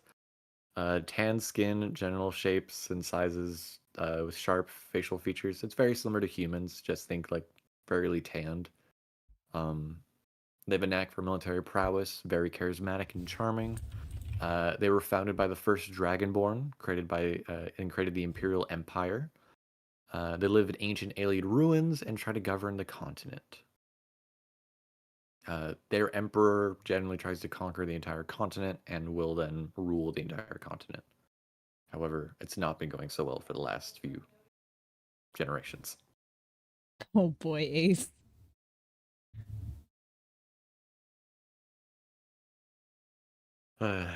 Next up, we have the Khajiit, or the Khajiiti, or the Tagra of Elsewhere, the Children of the Moons, traders of moon sugar and skooma. For reference, before I continue, for you, if you don't know Tsaranya, moon sugar is a physical, edible mineral that you can basically eat that will generally give you a high of some sort. Ah, so this is the spice that Star Wars be talking about. Drugs. And skooma is the refined version of it that will make you trip balls. Ah, catnip. Lovely. Thank you, Hotline. And as their perfect quote goes, the perfect society is always elsewhere, which is why they named their continent, or their region rather, Elsewhere. See, Hotline, so this is a thing that I do with Lynn all the time, and Lynn does it regardless of whether I want it or not. If we ask Lynn to explain something, Lynn would be like, all right, do you want the short version or the long version? We typically ask for the short version, but Lynn will still take the long way anyway. And we'll be up for like hours. We'll be up. I could always go longer. I know. I just give you the short version. It's my short version. And that's fair. Like literally, Ace went to go ask about like different classes in Final Fantasy 14, and they were on the phone for God knows how long. Like I ended up calling it quits 3 hours after stream, and they were still on call. Up to like 4 or 5 a.m. That's still a long ass time. And so when I asked Lynn, I was like, "Hey, do you want to be on stream?" And like what we were doing, and I said, "If you have a special interest, go for it." And Lynn gave me a list. It was a very long list, and I was like, "You know what? You choose something." And this is what Lynn chose, so I hope you guys like it. Bush is right. If you guys don't have all the context, it doesn't do it justice. Okay, that's fair. Because I do it with Star Wars. I promise you, I know what you're talking about. And that's fair. But chat really likes to hear Lynn go on about anything. First it was D&D, and then it was what was the other thing that you rambled about for like almost an hour? It's a lot. Yeah, this is how you know I can't remember what it is. I've done like 4 of these. True. The Khajiit are a little weird. As Tsaranya, if you don't know anything about them, you're probably wondering, Ayo, that's a cat. That is a cat. Is it not a cat? And I tell you, no, that's not a cat. That's a Khajiit. Because the Khajiit have a very array of different variants of what they are, as they're determined what shape they will be born in by the phase of the moon they are born under. So this cat speaks like you and I do. It's very vocal. It knows how to do magic. It is a Khajiit. Its mothers could have been bipedal Khajiit even. But it's a cat that walks on 4 legs, but it talks It's and it because does of the magic. phase of the moon. The Khajiit, like, let's say you're a Khajiit and you have a child with another Khajiit. Your child will be dictated by whatever phase of the moon it's born under. Does it do it for all the phases of the moon, or is it like All of the phases. For every phase, there's a different form of Khajiit. imagine getting hit by this thing with a fireball? I would be so upset. That's like a hairball. Gross. And I'm also allergic, so. For those that have seen my ESO streams, occasionally I will summon a merchant who is one of these small cat Khajiits, and he talks to me, and he says, yes, you bring good trades, yes? Oh my god, that was the one that was posted up. Just bossing around. As Oh my god. yeah, they're deeply, as Hotline says, they're deeply intertwined with the moons. They have ability to see in the dark and have claws. Shrug. That's kind of about it for their abilities. You know what? You could have just said that this was Ace, but in a cat form. True. But the lore is very toughy for them because it's in depth. It rivals the Dark Elves. However, unlike the Dark Elves, there's a lot of like inconsistencies, and like probably should have explained this when I first started this. So the game, the series Elder Scrolls are called Elder Scrolls based off the items that you can find in the game called the Elder Scrolls. They can tell you prophecies and tell you things that are to come. However, they tell you an unknown future, and every Elder Scrolls game is that unknown future, as it is unknown who the main character is. They could be any race, any, quote unquote class or personality. They could have done different things differently depending on what future you have. And so, because of that, it's really unknown what is canon with Khajiits. And to answer you, Zoingo, yes, there are lion-sized Khajiit. There are also cats that are bigger than lions that are Khajiit. They all speak. And it's really uncomfortable when you see the big ones speak because it's weird. Anyway. Yeah. For anyone who is in YouTube chat and like, hey, what the fuck is going on here? Hi, welcome in. My name is Tsaranya. I am a black trumpet mushroom and phantom jellyfish hybrid. First and foremost, I want to explain that my streams are 18 plus because we do talk about stupid shit all the time.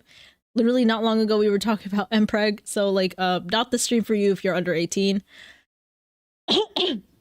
We're doing kind of like a PowerPoint night, except it's just Lynn, because Lynn put his whole fucking bird ass into this. If you give me a week, it would have been longer. How many slides are here? I don't know how to check. But we got a lot. 62, you said? Like, yeah, about 64, more like. Oh my god. I made a PowerPoint too, but I did it first because it was a lot shorter. It's like 8 slides. I can redo it again later. But yeah. Lynn is explaining the world of Elder Scrolls. Continuing on to the next phrase. Sorry. You have the Nords. You're good. Or also known as the Sons of Snow in their tongue. They speak in a tongue known as, I believe, Dova. Um, it's basically the tongue of the dragons that they speak in. They're from Skyrim. They're the first. They're the children of the first men that arrived to Tamriel from the continent far to the east. They're blessed by Talos, who is a Nord who became a god and also, I believe, the first emperor. They're warriors of the north. They're very tall. So these are your 6 foot to 7 feet tall men and women. Very strong, very Nordic and Viking. They don't really do magic. They kind of see it as weak. They have an innate resistance to the cold and the frost. They fled the continent of Akavir. Their ancestors worshipped the dragons before they went missing, and they joined the Emperor purely because of Talos. They're very strong and physical prowess focused, though. If you've played Skyrim, you've seen them everywhere. They don't like dark elves, and they kinda don't like other races also, specifically elves. Kind of understandable. Next up, we got the Orsmer, or the Orcs of Orsinium, children of Malakath and the Bloodkin of Hrothgar. Orcs in this world are actually elves. They are not separate, they are part of the elvish race. They're very strong, muscular stature, greenish to brownish skin tones, tusks, and dark hair. Innate berserker rage and strength within them, and a lot of endurance. They're born forth from Trinimac and Malakath, being the same person, though when we get to Malakath, I can explain further on how that is. They're actually elves in origin. They have clans and a large history of raiding, having had to move their home capital multiple times due to it being destroyed. The reason why Bush says pit monsters is because their god was killed and eaten, and then it was from the disposed remains that their new god was brought forth. It's because of this they're transformed to how they look now. Again, it's really hard to know how much truth is in this because a lot of these are stories in world of like the I'm forgetting the term. It's the untrustworthy narrator, Mm. if that makes sense. So you don't know what's true necessarily, but this is the narrative in any sense. Okay. Lastly, for the races of note, unreliable narrator. Thank you, Bush. Next up, we have the Red Guards, or the Ragada of Hammerfell. These are the descendants of the Okuda and the Warriors of the Sands. Their skin tones ranges from light brown to black, otherwise very reminiscent of humans. In appearance, there's not any defining other details. They have high agility, endurance, and a great affinity with swords. A very mercenary-like, I can't believe I wrote rice. It's meant to be race, having lots of cell swords. Old ancestry with the ancient Yakuta people. Desert ruins and palace cities. Lots of Persian inspiration, though. Were you hungry when you were reading that? I think I was actually eating. Rice. These are, though, some of the best swordsmen you can run into. Hell yeah. I will also mention this. It's a little weird. This is kind of Bethesda's way of inserting black people into the world. Oh no, not Bethesda being low-key kind of racist. Well, it's weird because it's nothing in here is necessarily bad. There's nothing wrong with the Red Guards. They don't do anything bad. Like they're only good if that makes sense. Okay. So it's just weird. This is how they decided to go by it. But yeah. Before you continue, Lynn, my YouTube chat is engulfing all of your information, and a person in chat named Jake is like, I always love Skyrim, but I haven't been able to play the other Elder Scrolls. Is there another way to get into them? So There are the really two older games that are semi-playable, known as Oblivion and Morrowind. However, it takes a lot of work to get them to work functionally on your computer due to how nowadays systems work. However, there is a game known as Elder Scrolls Online that, when it first originally came out, was very argumentative within the lore community. However, over time, it's kind of proved itself to the lore community to actually be welcomed and actually hold its ground, if that makes sense. As in Elder Scrolls Online, you can go to all the different regions. You can go to Skyrim, you can go to Hammerfell, you can go to Somerset Isle, you can go to Elsewhere, you can go to Blackmarsh, you can go to all these places. And it takes place in the second era. So it takes place before Skyrim, before Oblivion, before Morrowind. ESO is a really good option. You motherfuckers in ESO nowadays, I swear to God. Well, Hotline and Bush play it, so that's why they're hyping it up. But it's a really good place if you're wanting to experience the world. It takes place in an interesting time of troubles, but that also gives opportunity for a lot of story.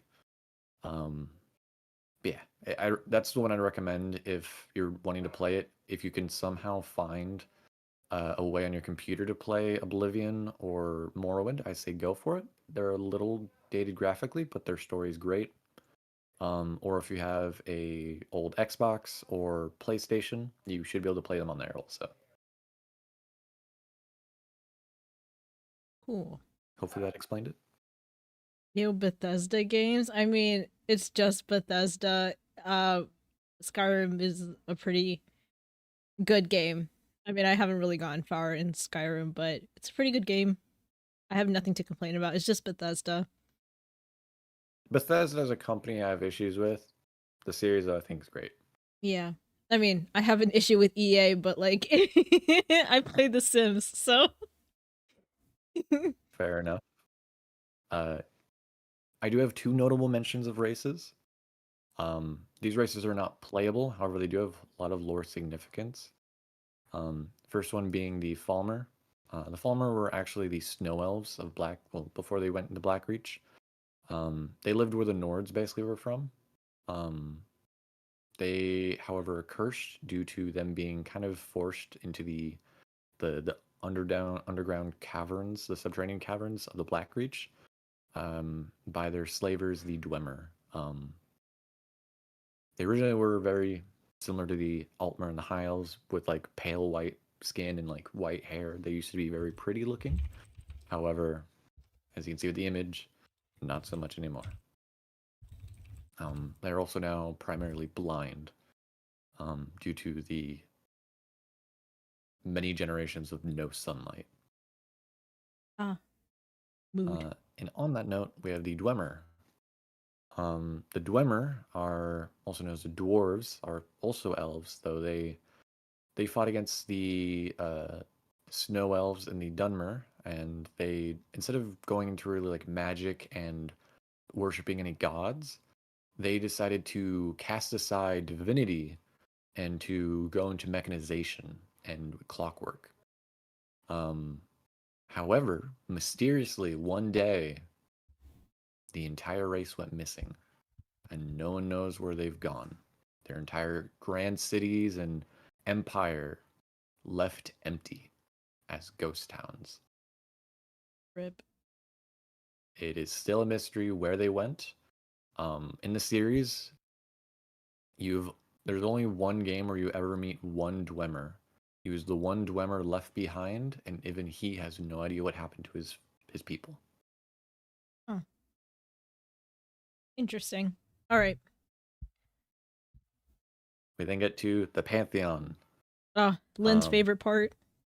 Oh yes, I love talking about fictional gods that are interesting that I would never want to have in real life. Listen, if I don't think Lynn shared their pantheon for their D&D campaign, but holy fuck, there are so many. I have to applaud Lynn for that, because there is literally a god for everything. All of them, not all of them, most of them would smash. I don't care if they're chaotic neutral or just Evil. downright fucking evil. So, Adam in YouTube chat asked, "How important is all of this lore to the games? I struggled getting into the Elder Scrolls. I feel like I didn't understand what was going on." So from what I remember, Adam, you played Skyrim, and Skyrim, the lore isn't too necessarily like heavy, though Elder Scrolls has a really nice, beautiful thing of you don't need to. Yes, I did do a Smasher Pass on Ari's channel. I don't believe. I don't know if you guys could see the gods on the channel or not. I don't remember, anyways.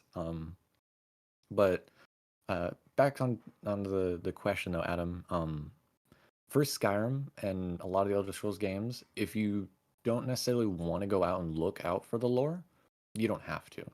So if you go out and look for it, Skyrim has, I want to say, around 800 actual books in game that you can go through and read that give lore. On top of just the game and the quests. You don't need to do it if you don't want to, but the opportunity is there for you. The Elder Scrolls Online does, again, a really great job at doing it because all of these gods, for instance, that I'm about to go through, you have a chance of meeting the ones you can meet in the games, and you'll learn about the ones you can't meet. And all of the races and all the lore in that instance, you'll learn through the quests. It's really just a game of if you want to go out and seek it, you can find it. Hopefully that answered it.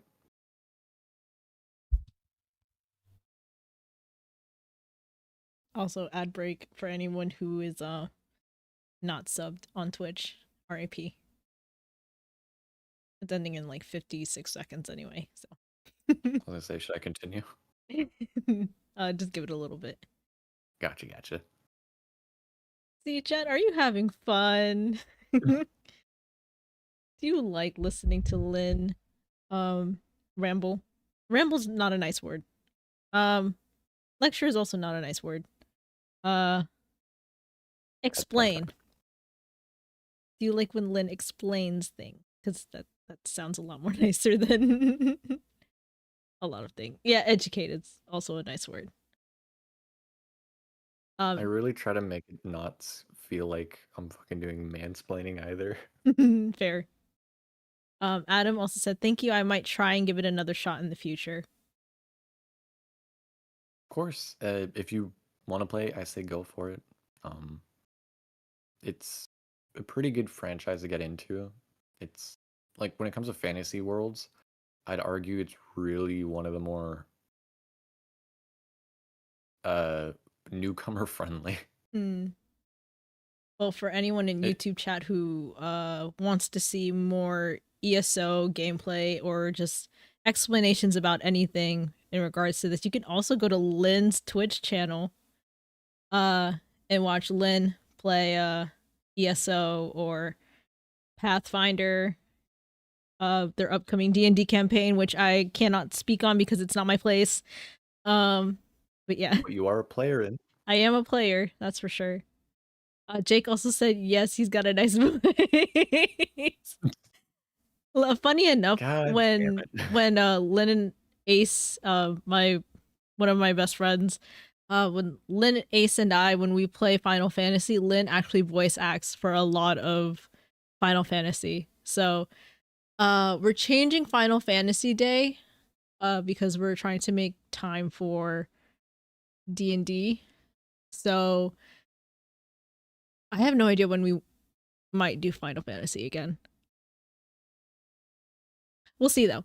But you get to hear Lynn do a lot of fun stuff. Even on our other friends' streams, Lynn is also doing a lot of goofy impressions. So it makes me laugh. I love listening to Lynn talk. Jen, you can go fuck yourself, alright? I'm doing the goddamn Kermit voice for you. Not the Kermit voice. Lord Shishomaru. Lord Shishomaru! It brings me so much joy. Oh wait, It's always the weird voices I can do. I don't know why. What's the what's the one character from Final Fantasy that you keep doing the line for? Xenos? Yeah, I think so. Cause like, Yeah. The bite down on his jugular line? yes, Did you want me to do it right now? please. Okay.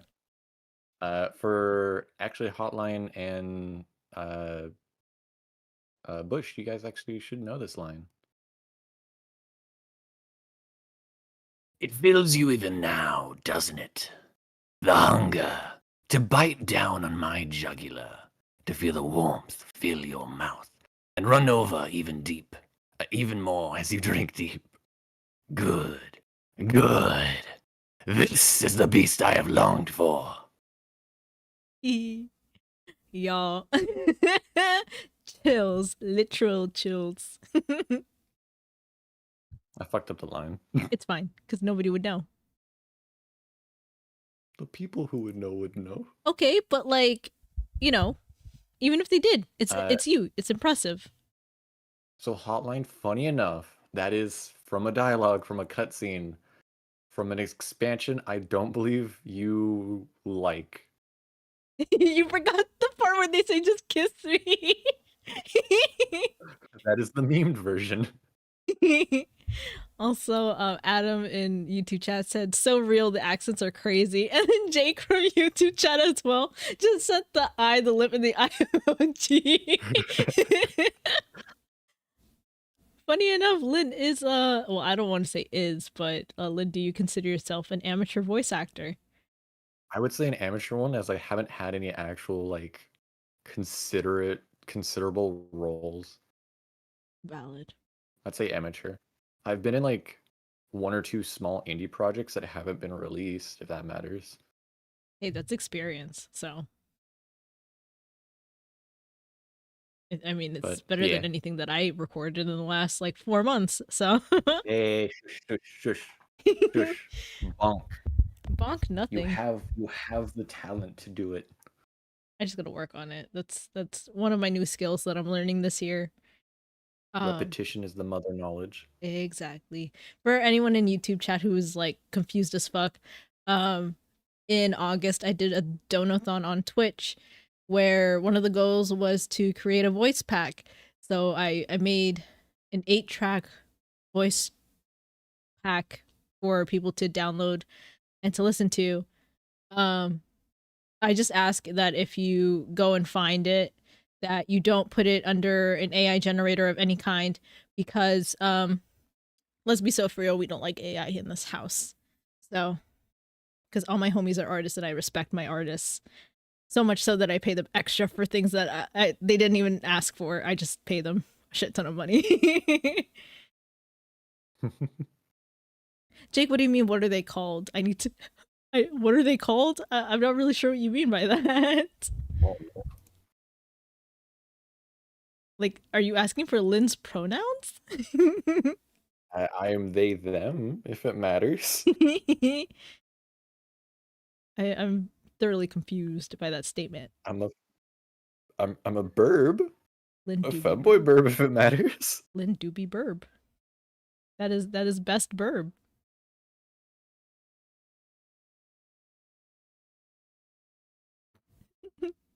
I feel like you'll get a kick out of YouTube chat. Lynn's pronouns boy. are hot as fuck. I mean, if that's what you think. Yo, Sam, come get your man, bro. Come defend Lynn. Come on now. I feel like W. No.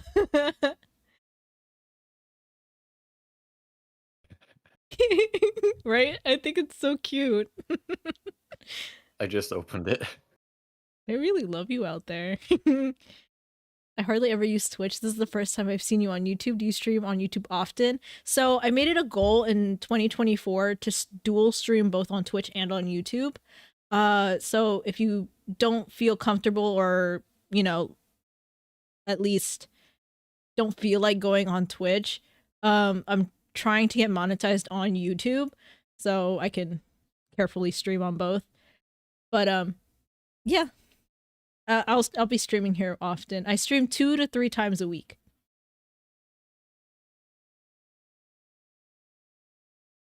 Scared me then? Oh boy. Well, it's not the first or last time you're ever gonna see Lynn. So but I highly recommend you go and follow Lynn on Twitch. Cause let's be so for real. If you like Lynn's voice now, wait until you hear them play the video games. Here, I'll give you Lynn's Twitch. I have been told I make people fall asleep easy. That is so true. It's happened maybe once or twice. God damn it. I'm sorry. It just happens. It's unintentional for me. Yeah, and it's unintentional for me to fall asleep. There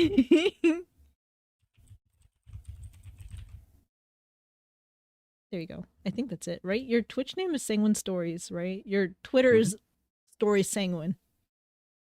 Yes. Okay. Because there's a dead account that has Sanguine Stories. Lame. Funny enough, actually, in this presentation, you will see actually where I get my name from. Oh yay! I'm very much aware of how Lynn got their name, but for anyone who doesn't know, we'll let Lynn talk. Let the burp talk. But before we get to the pantheons, we got to talk a little bit of how the origin of Nirn kind of came to be. Just because to give context, because gods generally go into 2 different categories of Aedra and Daedra. And if you're new to lore, you generally won't understand what the difference is. So basically, in the dawn of time, Lorcan, Sithis, and Auriel, 3 of the primary deities, worked together to create a plan to create what it would later be known as Mundus, the universe. Approaching Sithis, Lorcan came up with a plan to trick the Et Ada, a series of divine beings that came into existence alongside him, into giving a part of their divinity towards the creation of Mundus. Though not all of the 8 Ada agreed to this, those that chose to not give part of their divinity would later become what is known as the Daedric Princes. Meanwhile, those that would give away part of their power, the Aedra, to form the world. During this creation, Lorcan removed his own heart. This is because of remember how I said with the Dark Elves, how the 3 of them found like the heart of Lorcan and became gods? Mm-hmm. For some reason, I don't know the lore reason why, Lorcan removed his heart. I believe it was to help power the creation of Mundus, but I don't know why. Bush Hotline, can you confirm? my little history buffs.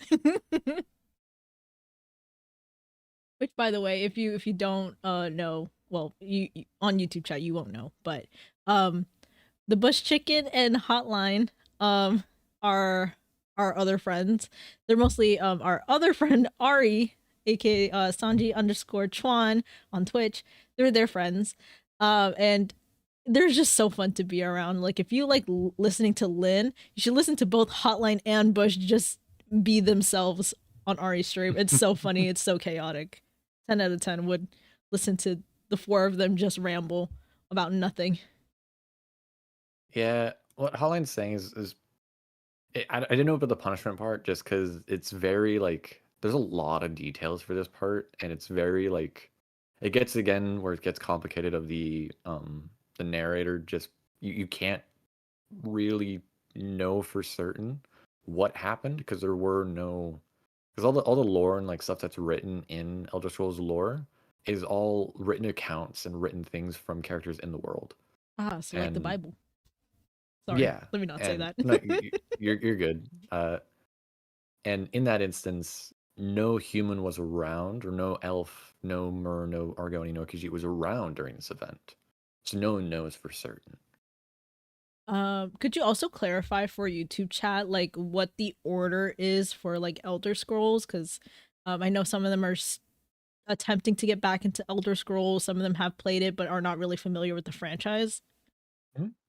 So the first game is really, really old. That would be Arena.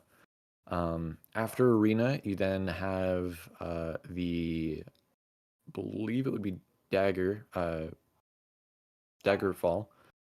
It's less of so Daggerfall is like nothing like Skyrim or Oblivion. It is just a text kind of it's an adventure kind of kid game where it's like, you know, the old ones where you go out, do these like missions and like there's be text stuff, and that's it. You can't like can't travel anywhere you want to. Oh, so You have it's a like set path, text-based RP.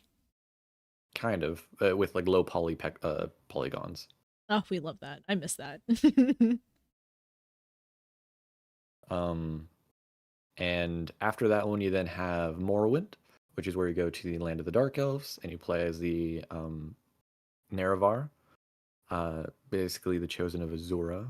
You then go and play Oblivion, which takes place in the capital city of Cyrodiil, in the Imperial City, and you are the hero of Kvatch. And then lastly, we have Skyrim, where you play as the Dragonborn.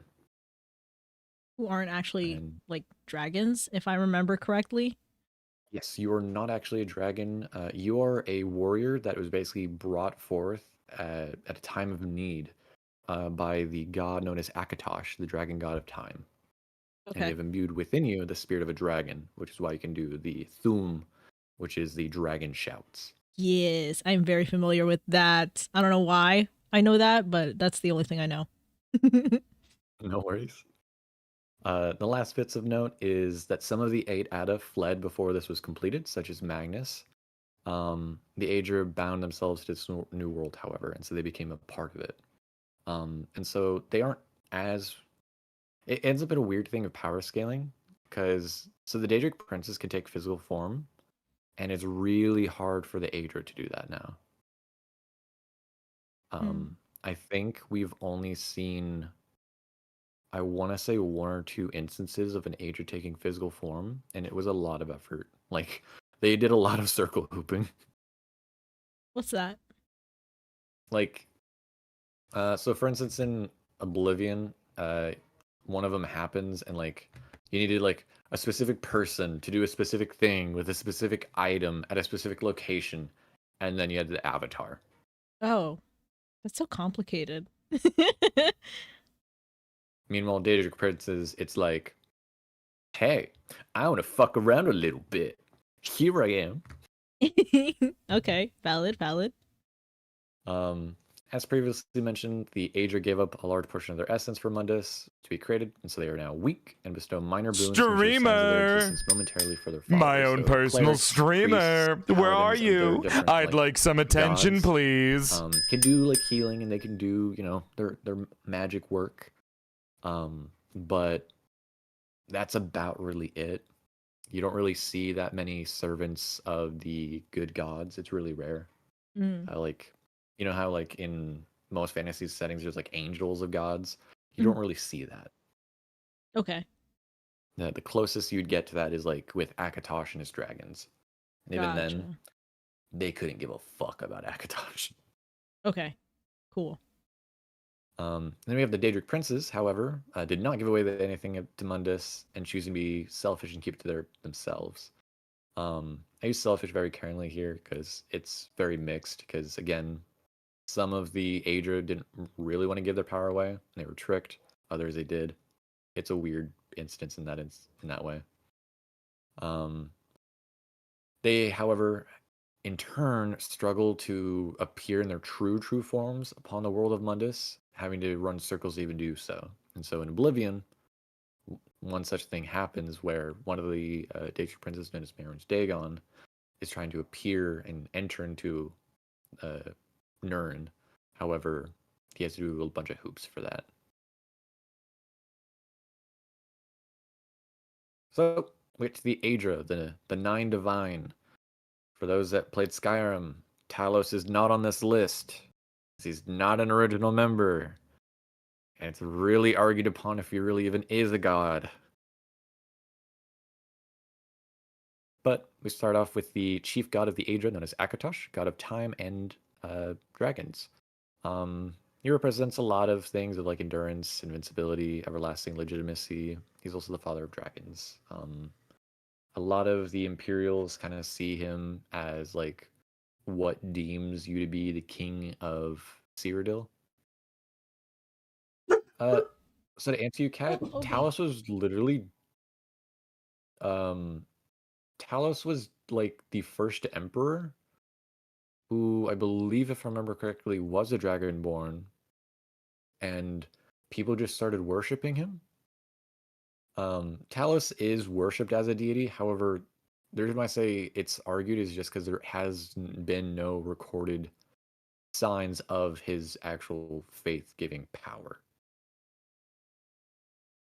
Yeah, he's almost like in a whole separate pantheon, which I get to in another slide point of like the different pantheon deities of note. There's a lot of gods, and a lot of them go by different names. For instance, Akatosh by the Khajiit is called Alkosh. It just gets weird like that.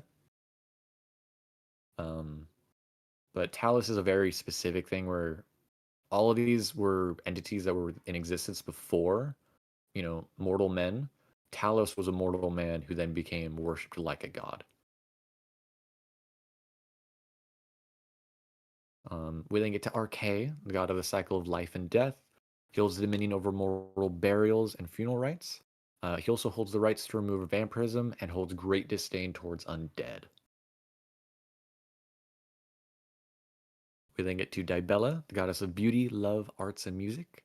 Not much to mention to her, however, as she does not have much lore, other than that she has a lot of different cults that follow her, and they kind of twist her thing into being sex-crazed maniacs. Mm. In Skyrim, you meet one of these, or you have a chance to.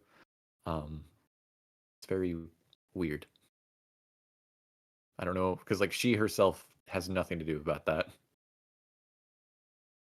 We then get to Julianos, god of wisdom, logic. He's the father of language and mathematics.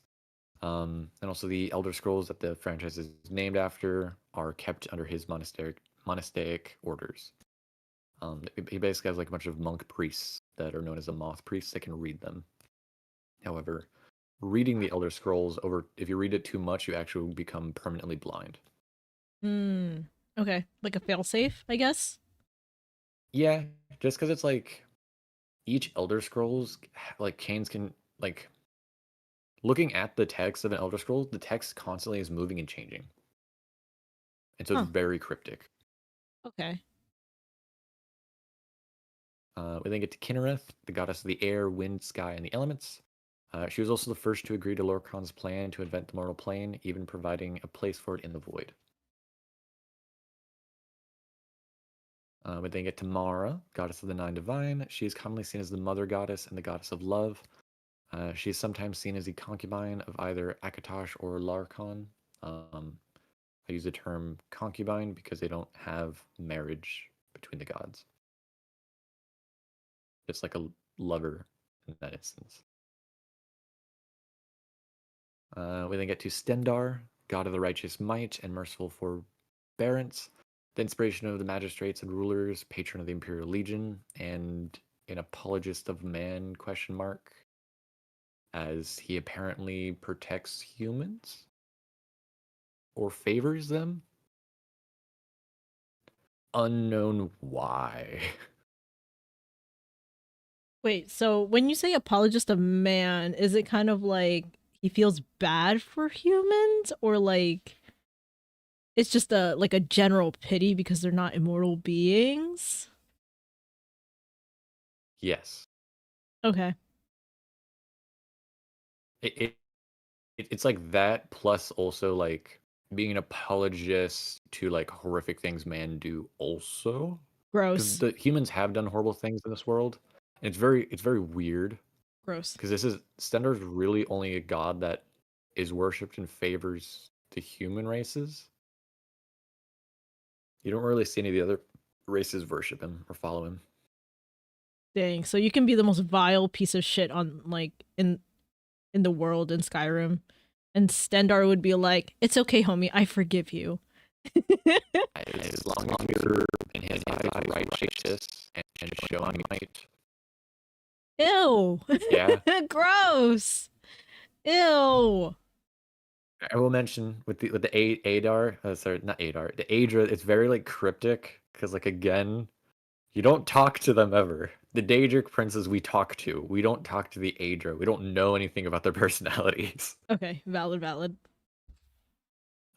We then get to Zenithar, god of work, commerce, and trade, preaching to hard work and to never steal.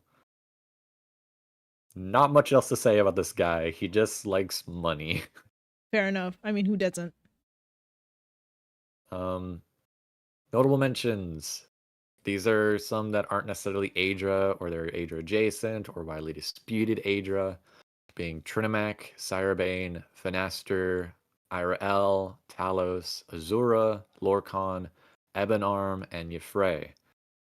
So, remember how I mentioned that part with the orcs? So Trinamac is an Eldmeri, meaning elf, deity of strength, honor, and unity. Sorry.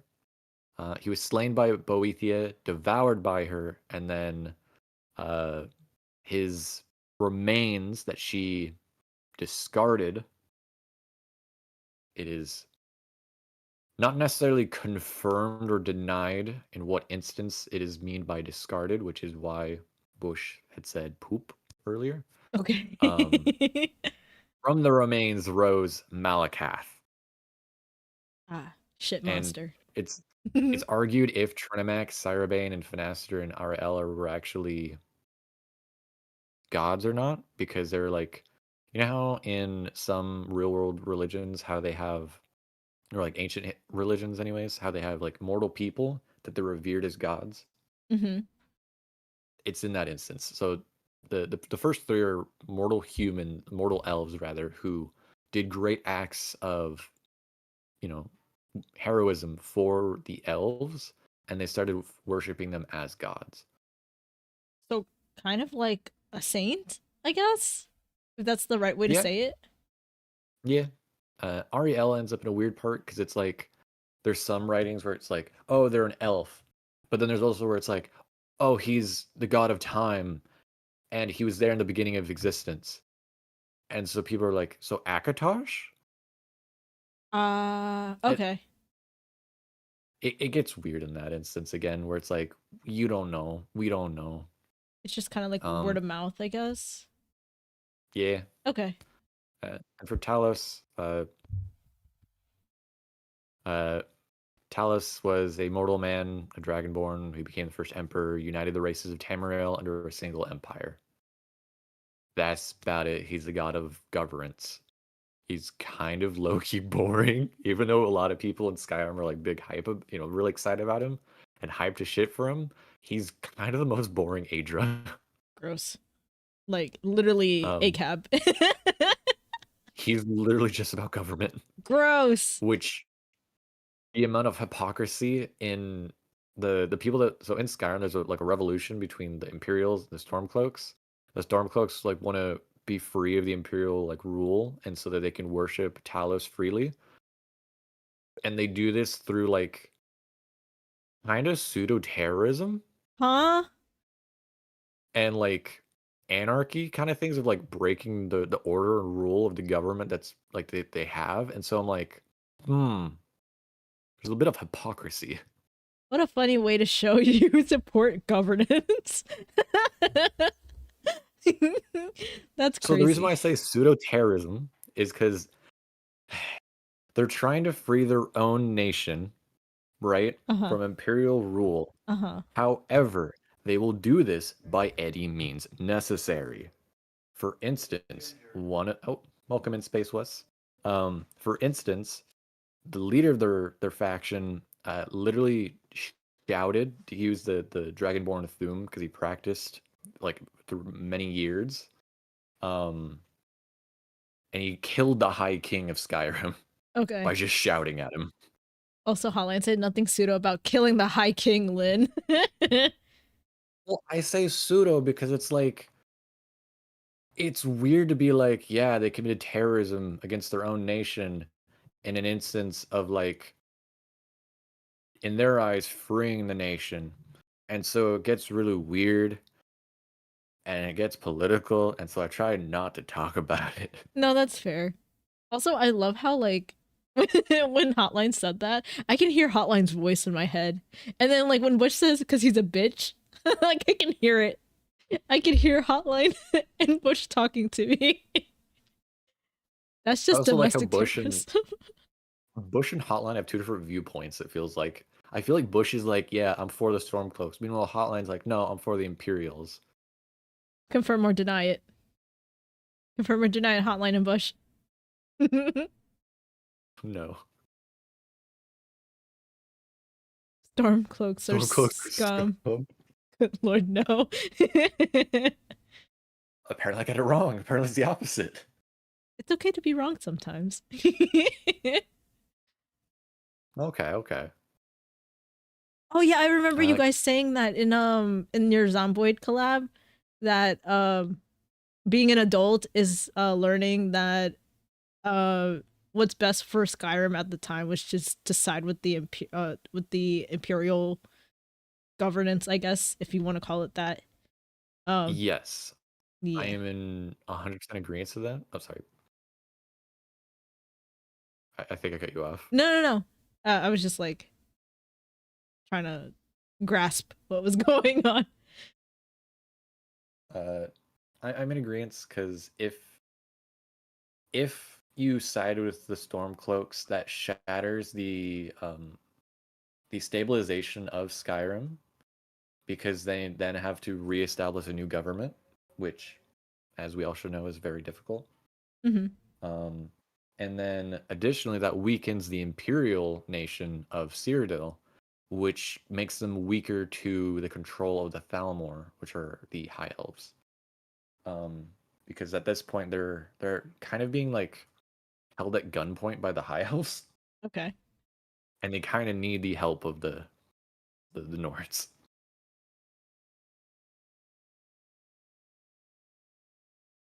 Sometimes I just want to drag Hotline and Bush into a call and like explain. Explain your thought process. Oh, ad break in a minute and 26 seconds. I'll speed through this next part then. Okay. Azura, it's a little awkward. Azura is a Daedric prince. However, there's also a lot of mention of them being an Aedra, and so it gets a little awkward in that instance. Then we have Lorkhan, the missing god, believed to have been killed by Trinimac. His heart being taken out, however, unknown. He's also named after one of the moons, or vice versa. We have then Ebenarm, the god of war, the Black Knight. I believe he's a Dunmer deity. And then last we have Yafre, the Bosmeri deity of song, forest, and spirit. Beautiful, lovely speed run. Also, Adam, the reason why YouTube is behind Twitch by a lot is because when I started stream, I forgot to start it on YouTube live first and then on Twitch. But I also have it set where YouTube is supposed to stream with Twitch at the same time, but for whatever reason, there's like a delay. So, yeah. Also, it's kind of, at least for me, it's a little smarter because on Twitch, there's also a slight delay. So, it's like a 20-second delay or something. So when I play games like Valorant, I don't get stream sniped. So, yeah. Because that does happen. Especially with how big my following is nowadays. Oh, Bush got the big explanation. Do you want me to read it, or Do you want me to, or you? I mean, I could read English today, surprisingly. Can you say those the words that aren't English? Oh my god, yeah. Lynn, What? might I remind you I am older than you. I know how to read. I have experience. Okay. All right. Say the TH word there. Theory crafting. Not that word. Which one? Almor? The one underneath it. Yeah, never mind. You got it. Okay, you're good. Fuck yeah, and I second guessed myself. Okay, hold on, wait. Don't say shit, guys. I'm trying to read. Wait, Twitch, don't be broken. Don't be broken. Don't be. Okay, so Do you want me to read it? no, I got it. So give our theory crafting a short version. If the Imperials and Skyrim become aligned, the Imperials and Skyrim will become part of. Wait, I lost it. Sorry. Part of the Thalmor plot. However, because of this, the Thalmor would be spread thin, leaving High Rock and Hammerfell a prime opportunity to liberate Thalmor-controlled space, which would then lead to a full withdrawal of Thalmor from the western half of Tamriel. This is not canon. I'm just saying this is me and Hotline's theory on what happens post-Skyrim. Which is a good theory. Because currently we don't know much about what's happening on the western side. Mhm. Involving Hammerfell, High Rock, and also what would be, I believe, New Orsinium. It's a lot of unknown because the three of them don't always get along. but they have in the past, specifically in the second era. We are now in the fourth era. So I've had like 200 years have passed. Bet. Hammerfell is independent, I believe. Can we fact High check Rock, that? High Rock is not though. I mean, we could though. There's no way of us knowing for sure. Oh, so it's like not 100% like truth. It's like that hearsay because- again, or Yeah, it gets the hearsay kind of part where it wasn't really mentioned for one in Skyrim, which is our most recent lore Mhm. game, and we won't really know for certain until the next game comes out because it should, I believe, take place in either Hammerfell or in High Rock. Okay, And those two nations are neighboring one another. gotcha. Also, one more thing before you continue onward. For my Mhm. YouTube chat, you are very lucky in the sense that you do not get ads. So anything that Twitch chat has missed because of ads, you get to hear with no interruption. So you listen to Lynn speedrun the entire honorable mentions. A tad lucky on that part. Alrighty. Continuing on, we get to the Daedric princes. My favorite gods in this world, to be honest, hands down. Also, all the art here of what they look like is done by Iskel Lona on Twitter. I wanted to put their art tag because all of the art I took from them, and it's really good art in my opinion. So, starting off first, we have Azura, Daedric Prince of Dusk and Dawn, seen as one of the good three in the eyes of the Dunmer. Azura is believed to have been originally an Aedra, or at least akin to them. She is hands down, however, one of the good Daedric princes. She is also seen as the mother patron of the Khajiit, as they all actually call her Azor-Ha, with an H. I don't know the full phonetic pronunciation difference. And this is in relation to the Khajiit, the Dark Heart historical moment with the Drum Athra. Her realm is known as the Moon Shadow.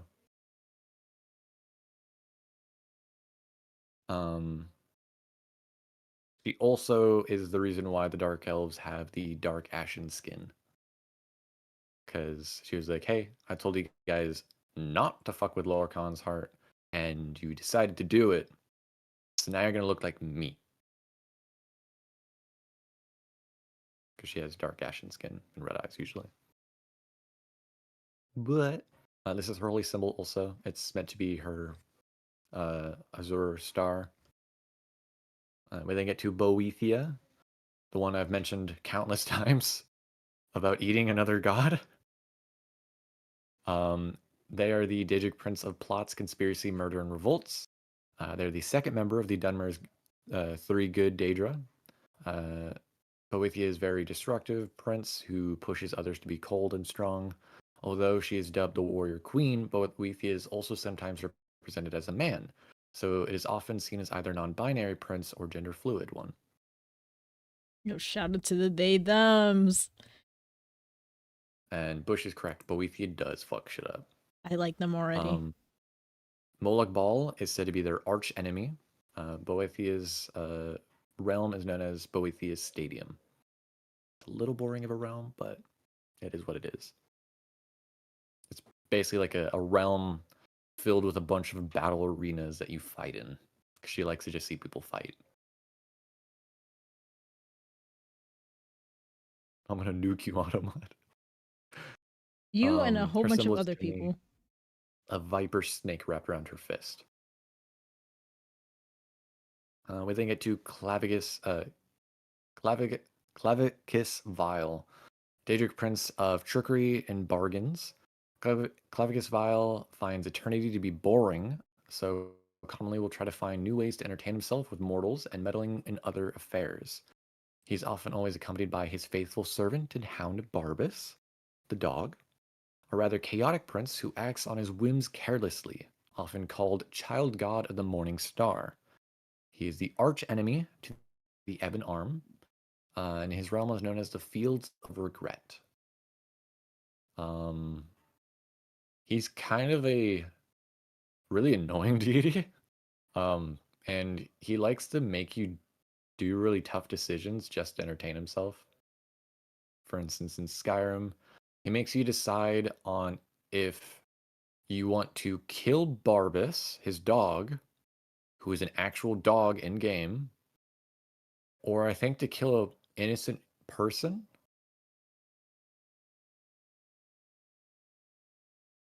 Hmm. Again, all for his entertainment. Do their voices. Bro, I don't know their voices.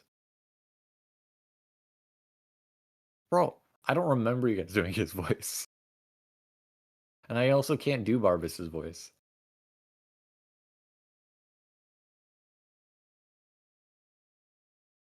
Yeah, Chads do pick the person. You don't. Barbas is like a really nice dog.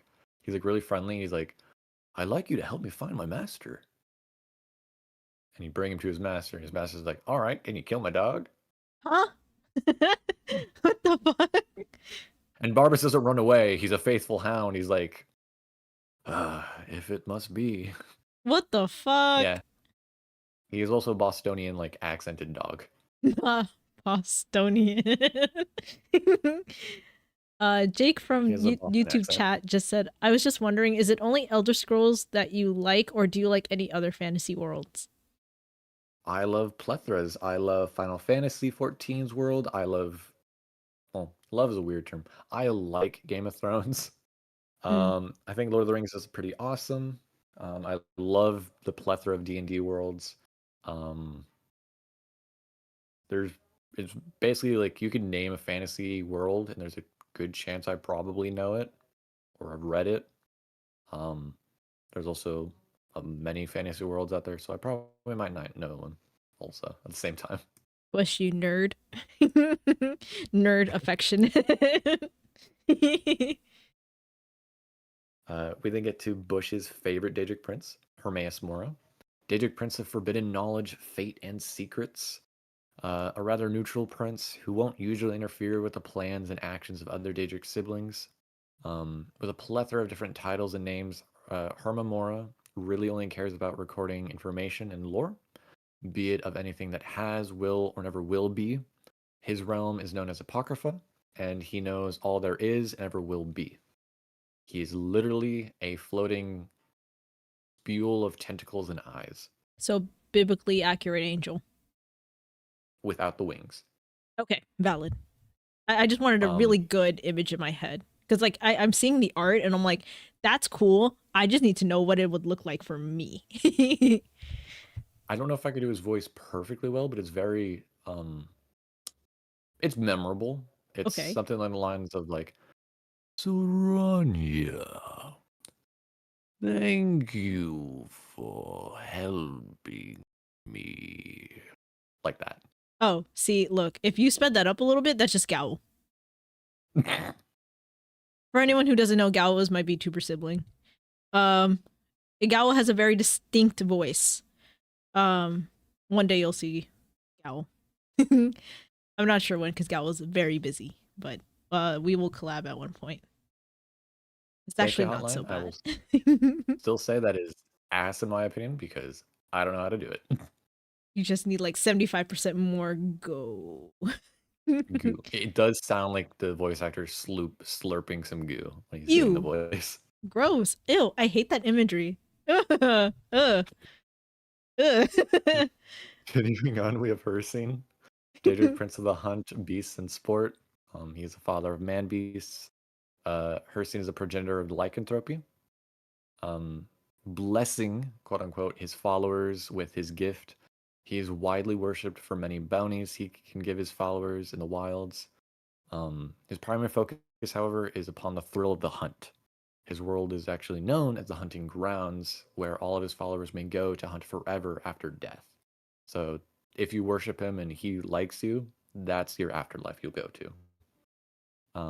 He also hosts an event known as the Great Hunt.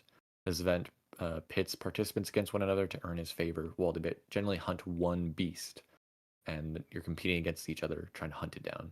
So the Hunger Games, but it's mostly just attacking a monster to gain the favor of this Daedric Of this- Prince. Yes. Okay. You can, however, kill your competitor. Streamer! Whoa. My own personal streamer. Where are you? Sorry. I'd like some Well, attention, You never know, you could be please. hunting a stag and suddenly you run into a bear. Owl bear. uh Also, Jake and oh wait, and Adam, thank you so much for following me on Twitch as well. welcome to my underwater home. Alrighty.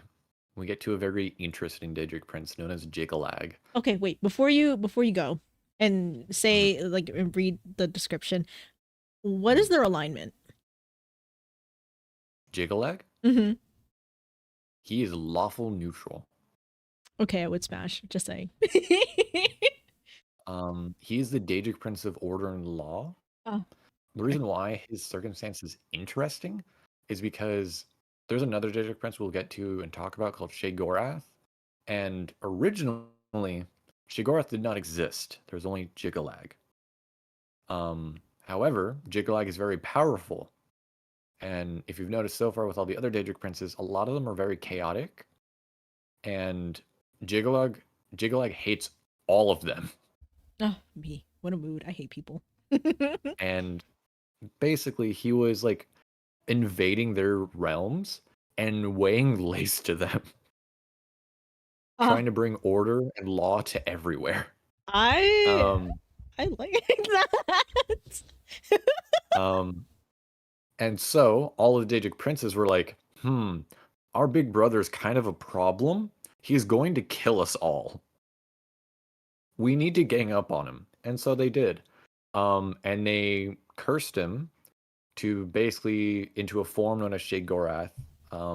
So instead of being the god of law and order, he's the god of madness and chaos.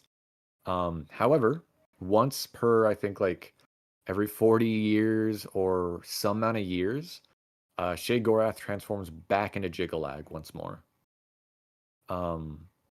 And it's generally fine, because in that time, Jigalag is basically trying to make his own realm back into the realm of law and order, instead of the land of chaos and madness. Cool. For one day. Okay. For both Adam and Jake, that coffee link that you just saw in the chat, in Twitch chat, that is the link to the voice pack in case you were ever interested in listening to what I sound like when I feel like being a serious amateur, very amateur, I would say novice voice actor. And yep, Bush is right. Every in that one day, Jigalag is powerful enough and like strong enough to basically correct his entire realm in one day back into from madness and insanity into the land of law and order. But then after that day is over, he transforms back into Sheogorath. That sounds like something I would do. And you guys don't know that because like my lore is not out yet, but that's something I would do. But in Oblivion, there's a DLC where you can go to his realm that should bring 9 miles, and if that is happening, however, something is going wrong, and Sheogorath is kind of panicking because he's like, hey, I'm going to be transforming, and I don't know if I'm going to be able to transform back. And you have to fix it. Because if Jigalag is able to get free and is able to destroy the other realms, Nirn is fucked. Because Oblivion is weird way tied to Nirn, and if stuff that happens in Nirn can affect Oblivion and vice versa. Also, I have one of my IRL friends watching my stream. They just texted me. They're like, "Did you say you would smash Jigalag? It's sanity." I would. We then get to the other guy I mentioned a lot that's related to Trinimac, Malakath. He is the Daedric Prince of Lies, Deception, Hypocrisy. Hypocrisy. Hypocrisy? Hypocrisy or hypocrisy? It's hypocrisy and curses. He's the patron deity to the orcs, being originally the Eldmerian ancestor spirit known as Trinimac, slain and devoured by Boethia. The remnants of his remains did Malakath emerge from. His entire divine portfolio being twisted and changed when he turned into Malakath. He's considered to be one of the members of the four corners of the House of Troubles in Morrowind. His realm is known as the Ash Pit, and his enemy is the Ebon Arm. The shit man. Sorry. That's the only thing that's sticking to my brain right now. Again, there's no confirmation he came from that, but there's no denial either, so it ends up weird. I'm just gonna keep calling him the shit man. That's it. We then get to a very, very famous Daedric prince, just because like he was really important to Oblivion, as this is like the antagonist. This is Merrin's Dagon, Daedric Prince of Ambition, Disaster, and Destruction, most famous for his part in the event known as the Oblivion Crisis, where he tried to invade Tamriel, being stopped by the hero of Kvatch. He is the enemy to Ebon Arm, Akatosh, Moloch Ball, and Nocturnal. His realm in Oblivion is known as the Deadlands, and many natural disasters are commonly equated to his anger, commonly called the Lord of Flame and Flood. Yo, hotline. Got him. Yeah, a lot of people meme on Merrin's Dagon because he's kind of a guy with like a one-track mind. Because in Elder Scrolls Online, I'm sorry, I keep bringing it up. There's a DLC where you can actually go to his realm, and he has a maniacal plan, and guesses what it is? Mm-mm. To invade Tamriel. That's it? Yeah. Doing Oblivion Gates again. All right. Okay. Lynn, I think this might be a good time to take a break because I need to go to the bathroom, which means you also need to go either eat or go to the bathroom or something. I mean, I can go make some real quick. Did you not eat yet? Not dinner. Sir, it is literally like dinner time for you. Yeah, but my family was eating food I can't eat. R.I.P. It's okay. I'm all right. All right. Well, are you hungry? That's the better question. We've discussed this. I am perpetually hungry, always. Okay. Even after I eat, I am perpetually hungry. Okay. So here's what we'll do, right? I will go to the bathroom. You will go quickly get something, and then we come back and then we keep talking. Okay. Cool. I will put us on the BRB screen and I'll play some music for chat. Okay. Cool. All right, BRB chat. Beer back.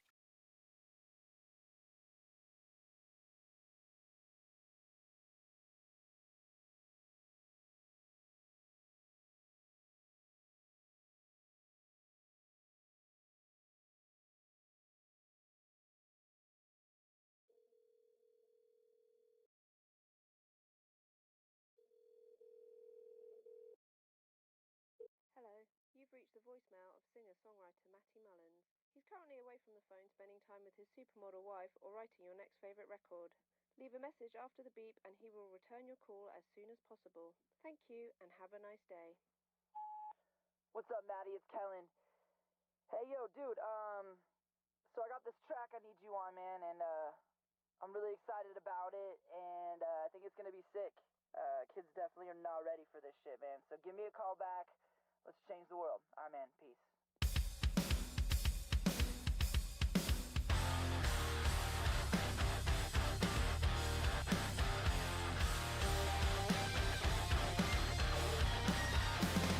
Welcome to a brand new generation. You don't know, so let me help you understand. You see, you're trying to build yourself a reputation, so you can prove to everyone that you're the man, yeah.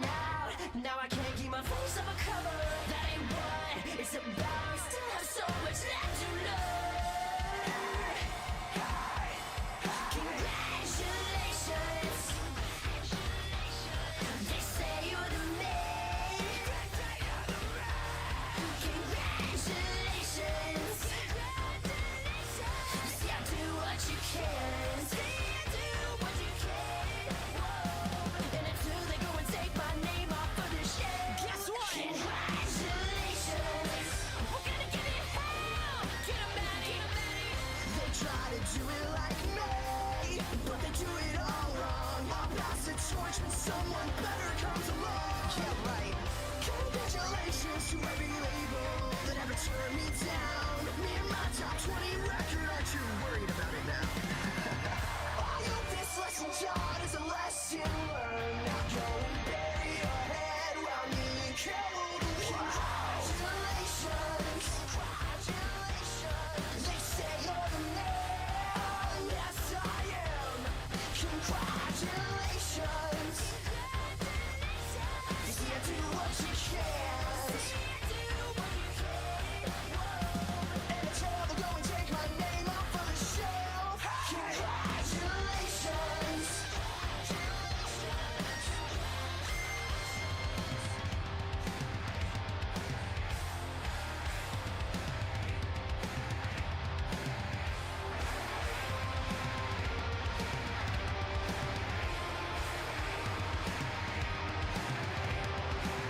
Let's give them hell.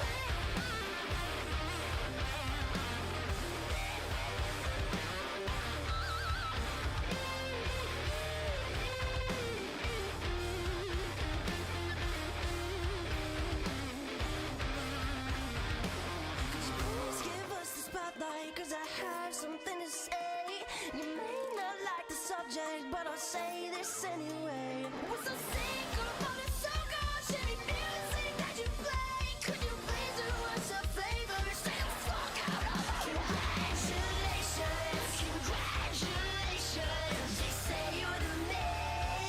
They say you're the man. Congratulations.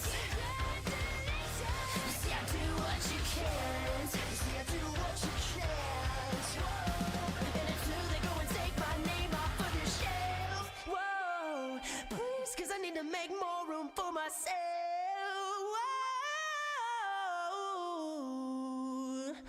Is that good? Congratulations.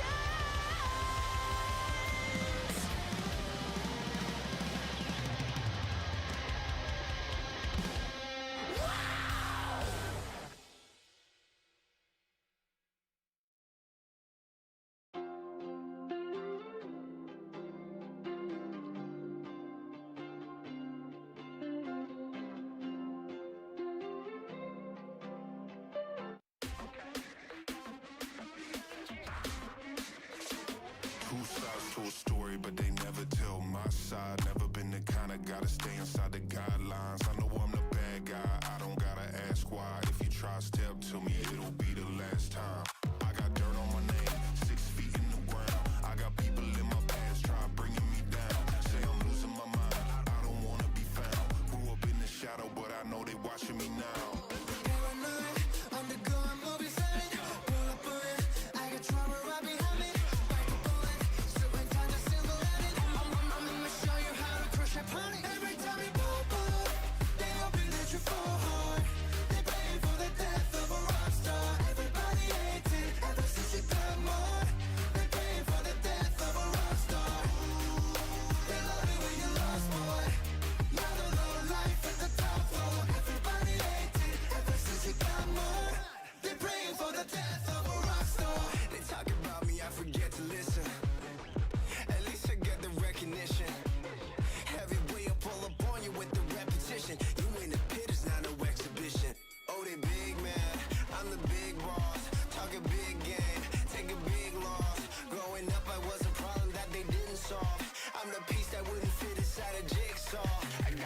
Punchlines in the quick jab. I'm running straight through, I don't gotta zigzag.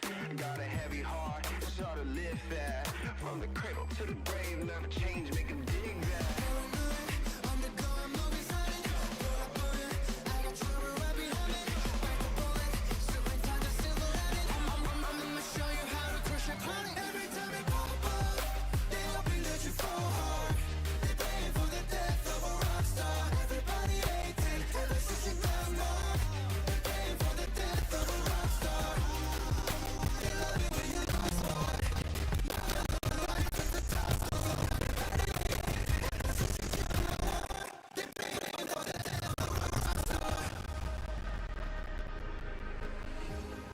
Kiss me long the night with a rose, hoping that the Eiffel falls. Of course, you don't understand the life we chose. On life support, need my silence, my privacy, so I can heal.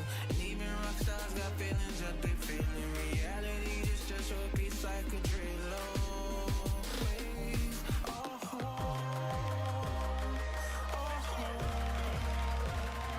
Every time you pop up, they hoping that you fall hard.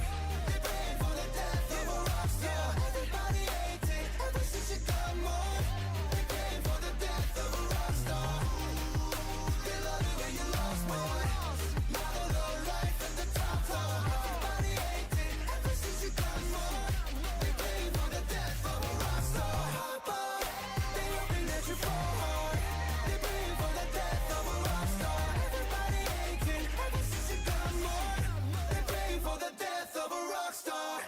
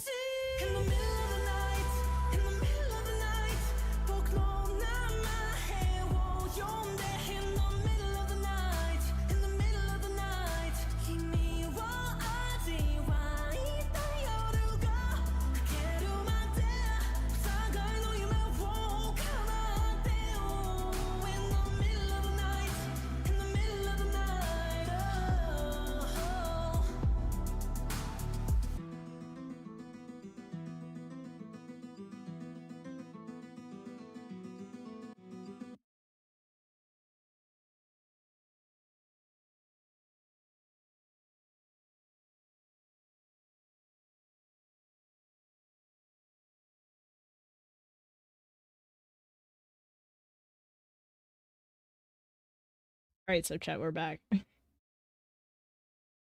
Messages disappear, and here we go. We back. We back, boys. Oh, I see Lynn and Bush. You're in the YouTube chat as well. Hi, new here. I'm saying when. I'm ready. I'm ready. Alright, whenever you're ready. Oh, wait, hold on. Alright, cool. Whenever you're ready, Burp. Oh, oh, I forgot I was muted on Discord too. oh no. Bet. Alrighty. So we finished with Maroon's Dagon. Which means we go to Mafala. This is one I think you would smash, to be honest. Yes.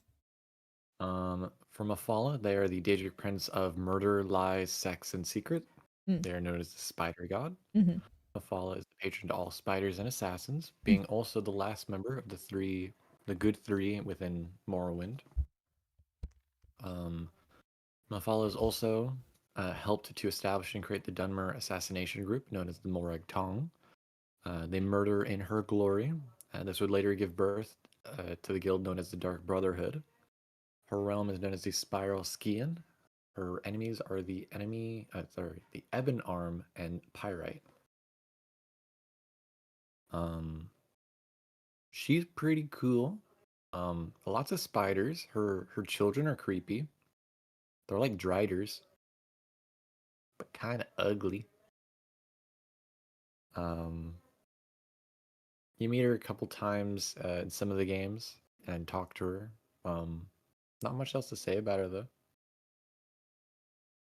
Okay. Any comments? No, just smash.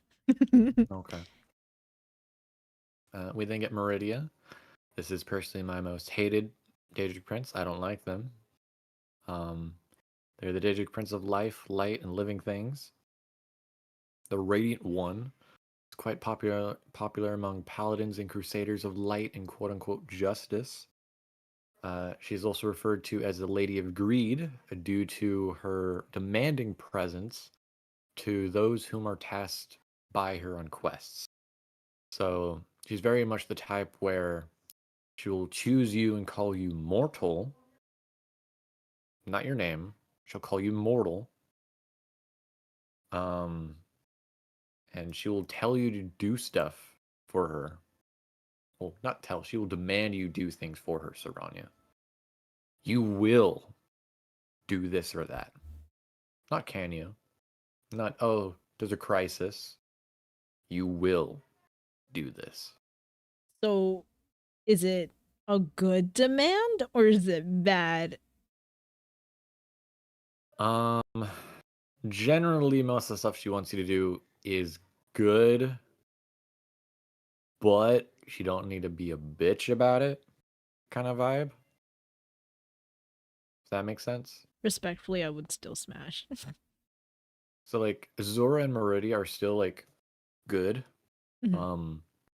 However, Zora, for one, calls you either A, her champion, or B, your name, Mhm. or 3, your title. Oh. Zora doesn't call you mortal unless she's pissed with you. Fuck you! Thanks for the 500 bits. Isn't that a funky little sound? I don't get used. I'm still not used to the sound alerts. Oh, is it because it's Joel's voice? Yeah, I'm not okay. When I'm watching you stream, I don't expect Joel to suddenly be like, "No, wow." I mean, yeah, that's true. I would record all my alerts, but I am so lazy. I get jump scared by Joel. That's so fair. Joel has a very demanding voice. And that's why I chose Joel's sound alerts. Fair.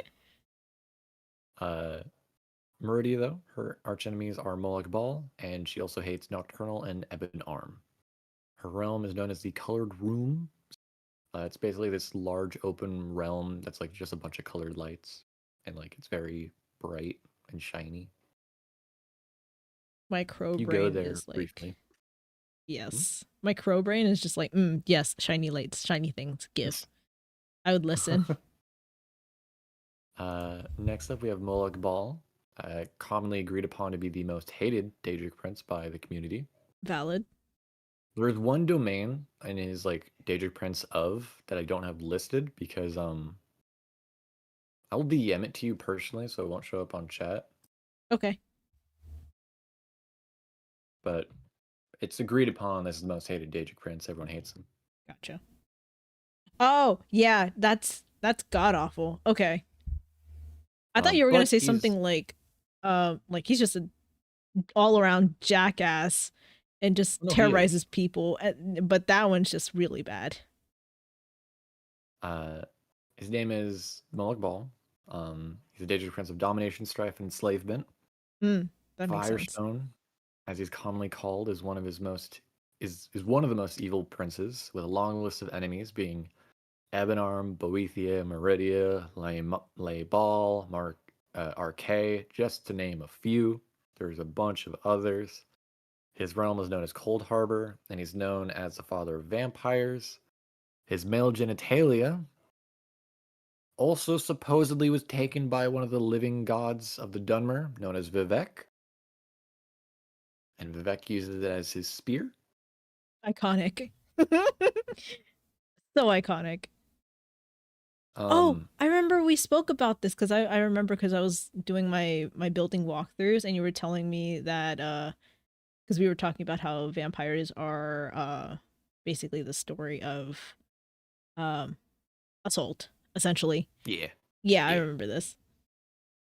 Yeah. A lot of people like Vivek purely because he did this, by the way. But is Vivek like necessarily a bad Daedric prince or? Well, Vivek's not a Daedric prince. Remember that I said there's the 3 mortals that were part of the Dark Elves that did the thing that Azura told him not to do with the Heart of Lorkhan? Oh yeah. Oh, okay, my Vivek's bad. one of Yeah. Vivek's one of them. He's in the image, if you remember, there's like the 3 people. There's the woman on the left, the guy that had his face split in half, and there's the guy with like the tack on his face. He's the guy that's in the middle with the split face. Bro, my friend was just like called Vivek a prince. Psh, he wishes. He kind of does. Vivek likes to see himself as like a god and loves to be worshipped and idolized by his people. Which was kind of his downfall. Rip. As he's no longer alive. Rip. However, somehow, again, there's not a lot known about what actually happened or if any of this is true. However, because this is a story that Vivek told his people. So, untrustworthy narrator in that one. He slept with Moloch Ball, and while Moloch Ball was relaxed, we'll say, Vivek cut off his dick.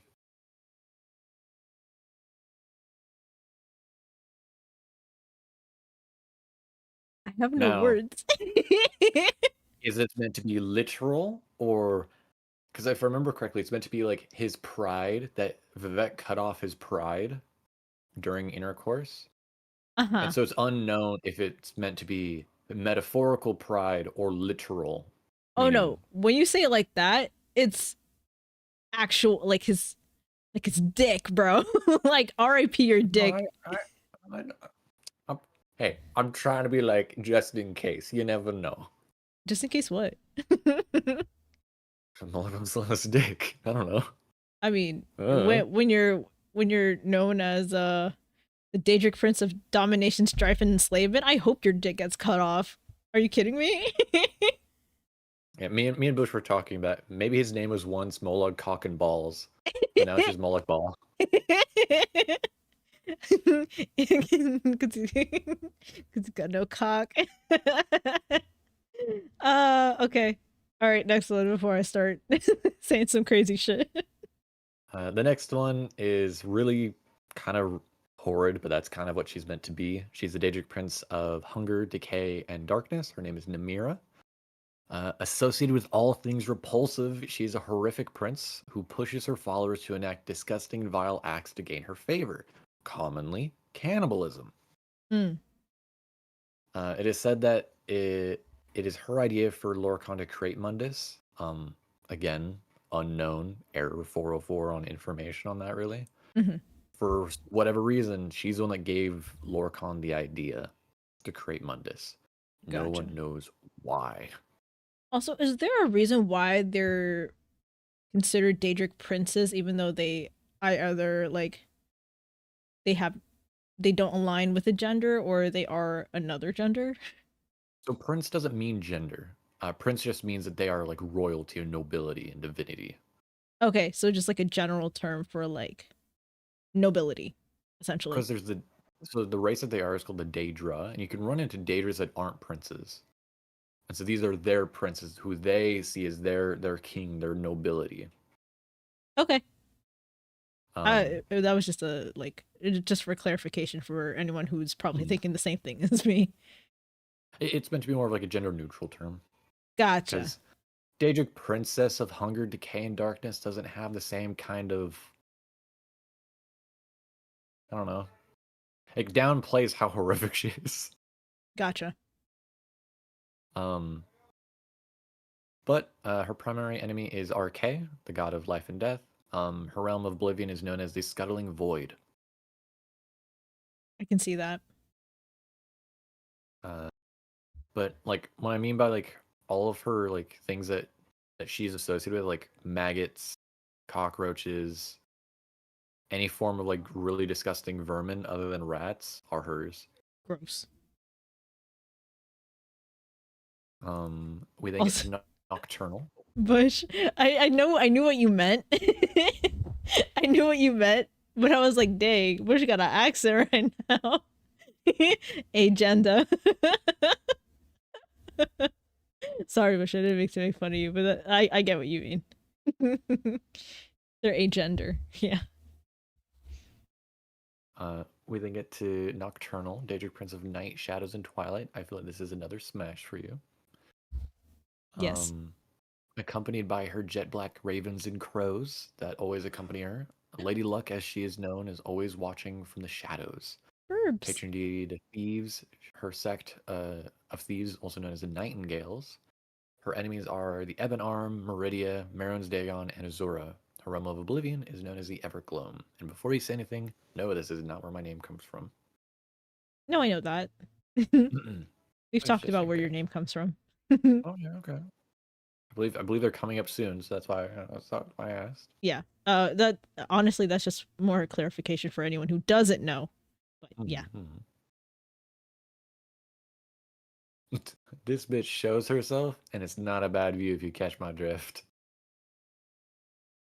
Very similar to the Morrigan. The Morrigan is all about war, though. Nocturnal doesn't really care for war; it's just caring about like secrecy and night.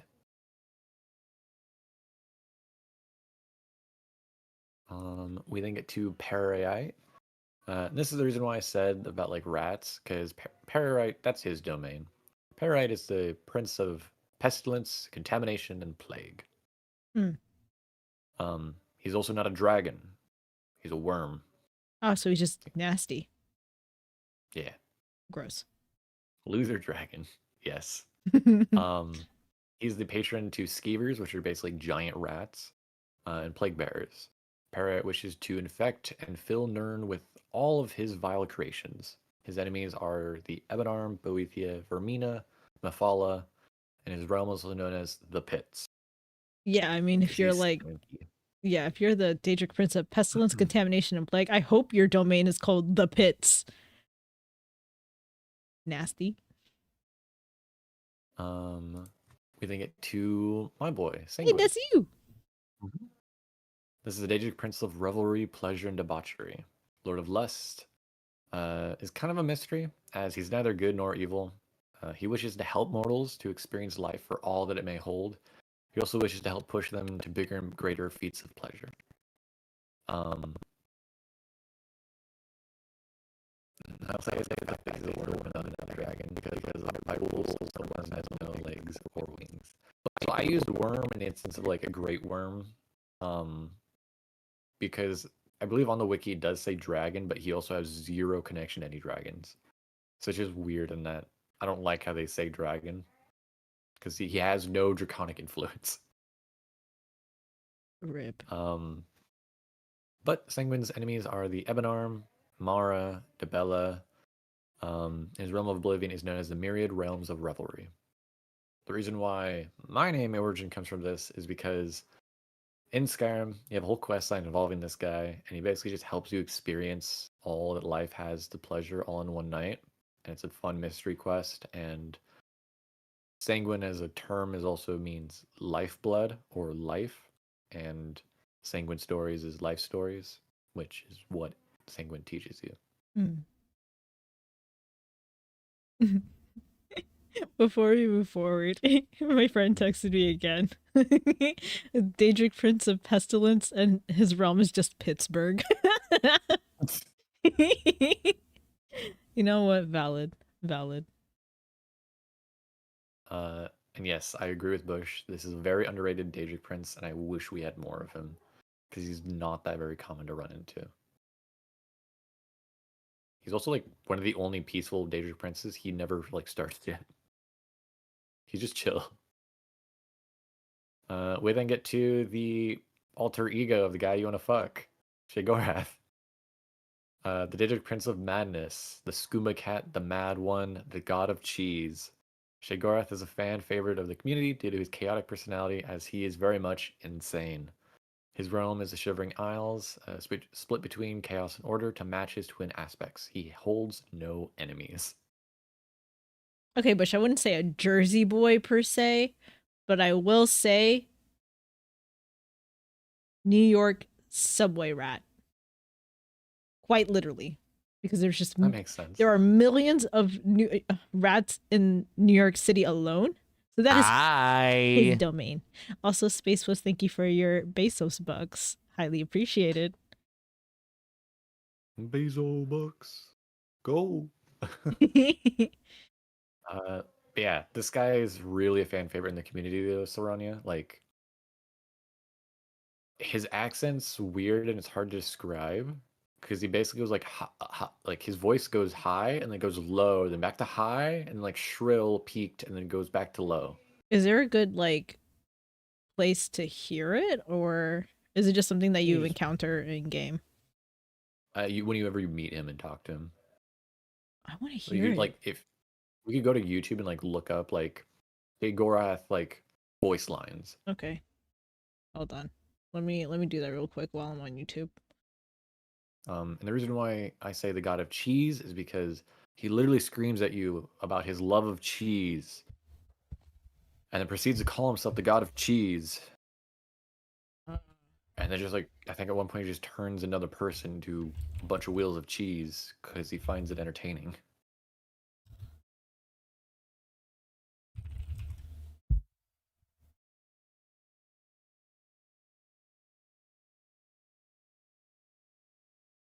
Asterisk, asterisk, asterisk.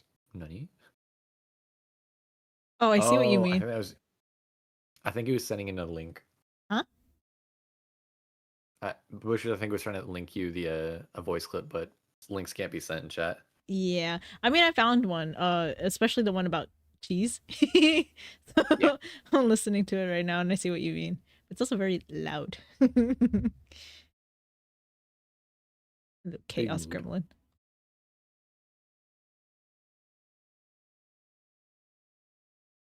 And as Bush said, his weapon is called the Wabbajack. I want to see what that looks like. So do you see the symbol that's on screen? Uh-huh. That's what the top of the staff looks like. It's a bunch of like screaming faces. Uh-huh. And what it literally does is like you use it on someone and a random effect will happen. They could turn into a bunch of wheels of cheese. They could turn into a Daedric monster. They could turn into nothing. They could just stand there and dance. They could go into a frenzy and try to murder you. Oh, that's kind of They could sick. turn into a cat. It does random shit. Is it like It's madness. just a really long staff of sorts? Mm-hmm. Okay. Kind of looks sick. Yeah, Shegorath, like I said, hands down one of the fan favorite gods. Nike. They can also detonate people. Just fucking explode. What did Sam miss? There was a lot. So Sam missed some of the gods. Oh, let me go back. Sam missed Mephala, Meridia, Moloch Ball, Namira, Nocturnal, Periite, Sanguine, and Shegorath. I remember seeing this guy in a quest from Skyrim. Does he show up in another game? Yes, Shegorath has a whole DLC dedicated just to him in Oblivion. Like a whole expansion just for him. So iconic. And that's where a lot of like people's fan love comes from him. Fun fact, someone did a thing on what happens when the Wabbajack causes someone to disappear. Yeah, it makes them teleport like 500 feet in the air at a random location in the world.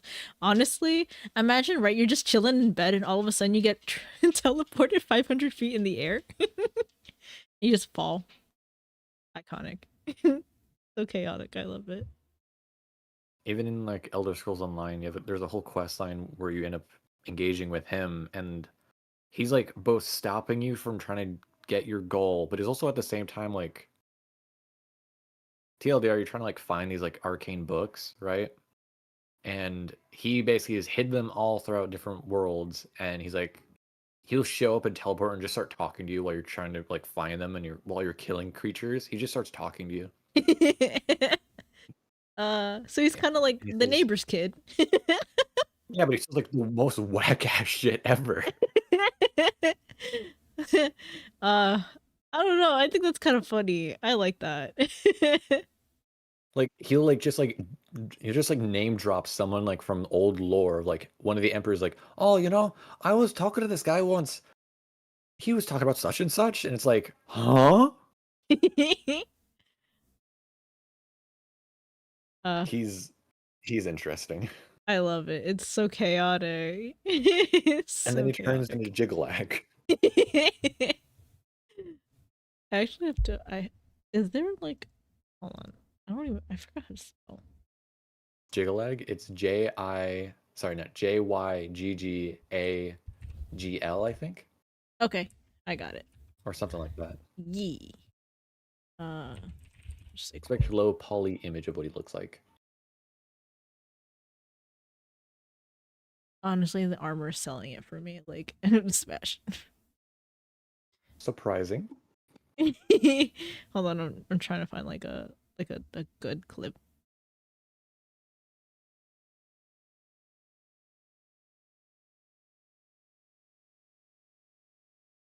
Oh, you weren't kidding when you said low poly.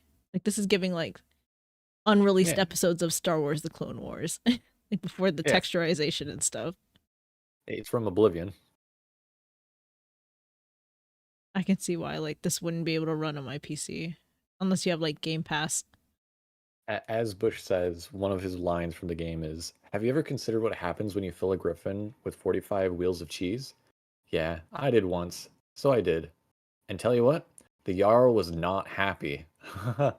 The second era was so much fun. It was such a fun time.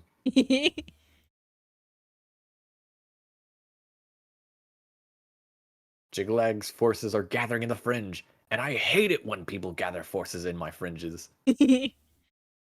Iconic, honestly.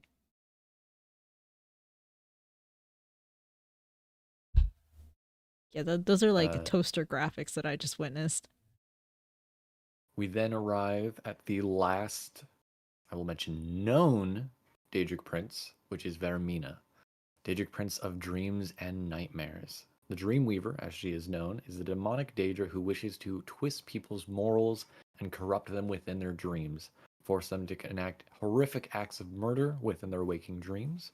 Her enemies are the Ebon Arm, Boethia, Periite, and Hermaeus Mora, but surprisingly, an ally to Sanguine. I don't know why. Her realm, though, is called Quagmire. Okay. I will also mention, you see one of her forms that she can take, one of her avatar forms in Necron, and it scares the shit out of me. Because it looks like Slenderman had a child with, like, a spider. And I'm like, nope. I'm gonna look it up. Nope. Yeah, if you look at Vermina, you can see, like, a really low, bad image of it. Not because of, like, the game, it's just because someone took a screenshot. Okay. Valid. Like It she has scares the shit out of me, though. They have an in-game model, right? Oh, I see it. Oh, I see now. I see. I bet she starts running at you. And this, like, there's also another one. Like, I don't know where this is from though, because it's not just a screenshot. It's actually like a full, crystal clear image of their model. Mm-hmm. Do you want to send it in my DMs or in the side chat? I can send it in DMs. Probably a lot. Hold on. Turn this off. So no DMs. God forbid we dox each other.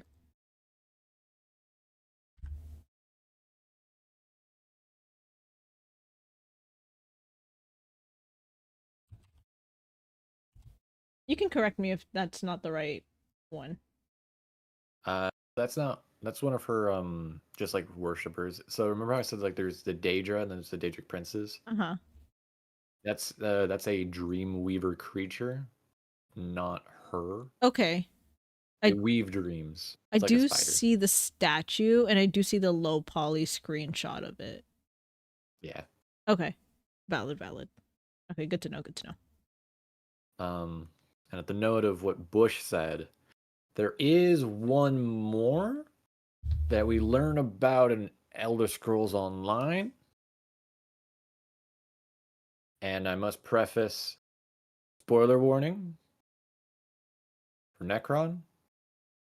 If you care about spoilers for Elder Scrolls Online, turn back now. Because there's like new lore. A lot of people are freaking out in the lore community. Because a lot of us are like, huh? Yeah, that's the low poly one, Bush, and I don't like that image. Bush just sent me what it looked like again. I'm like, no, please no. We then get to Ithelia, the mysteriously missing Daedric Prince of Fate, known as the Mistress of the Untraveled Road, the Fate Changed, and the Unseen. At some point in the Dawn era, before mortals existed, for some reason, the other Daedric princes worked together to erase her from history. We know nothing about her, really. Sure. Other than that she was apparently dangerous, so much so that they felt like they needed to do this. Two of the Daedric princes did not agree. However, the choice of agreeing was then quickly taken away from them.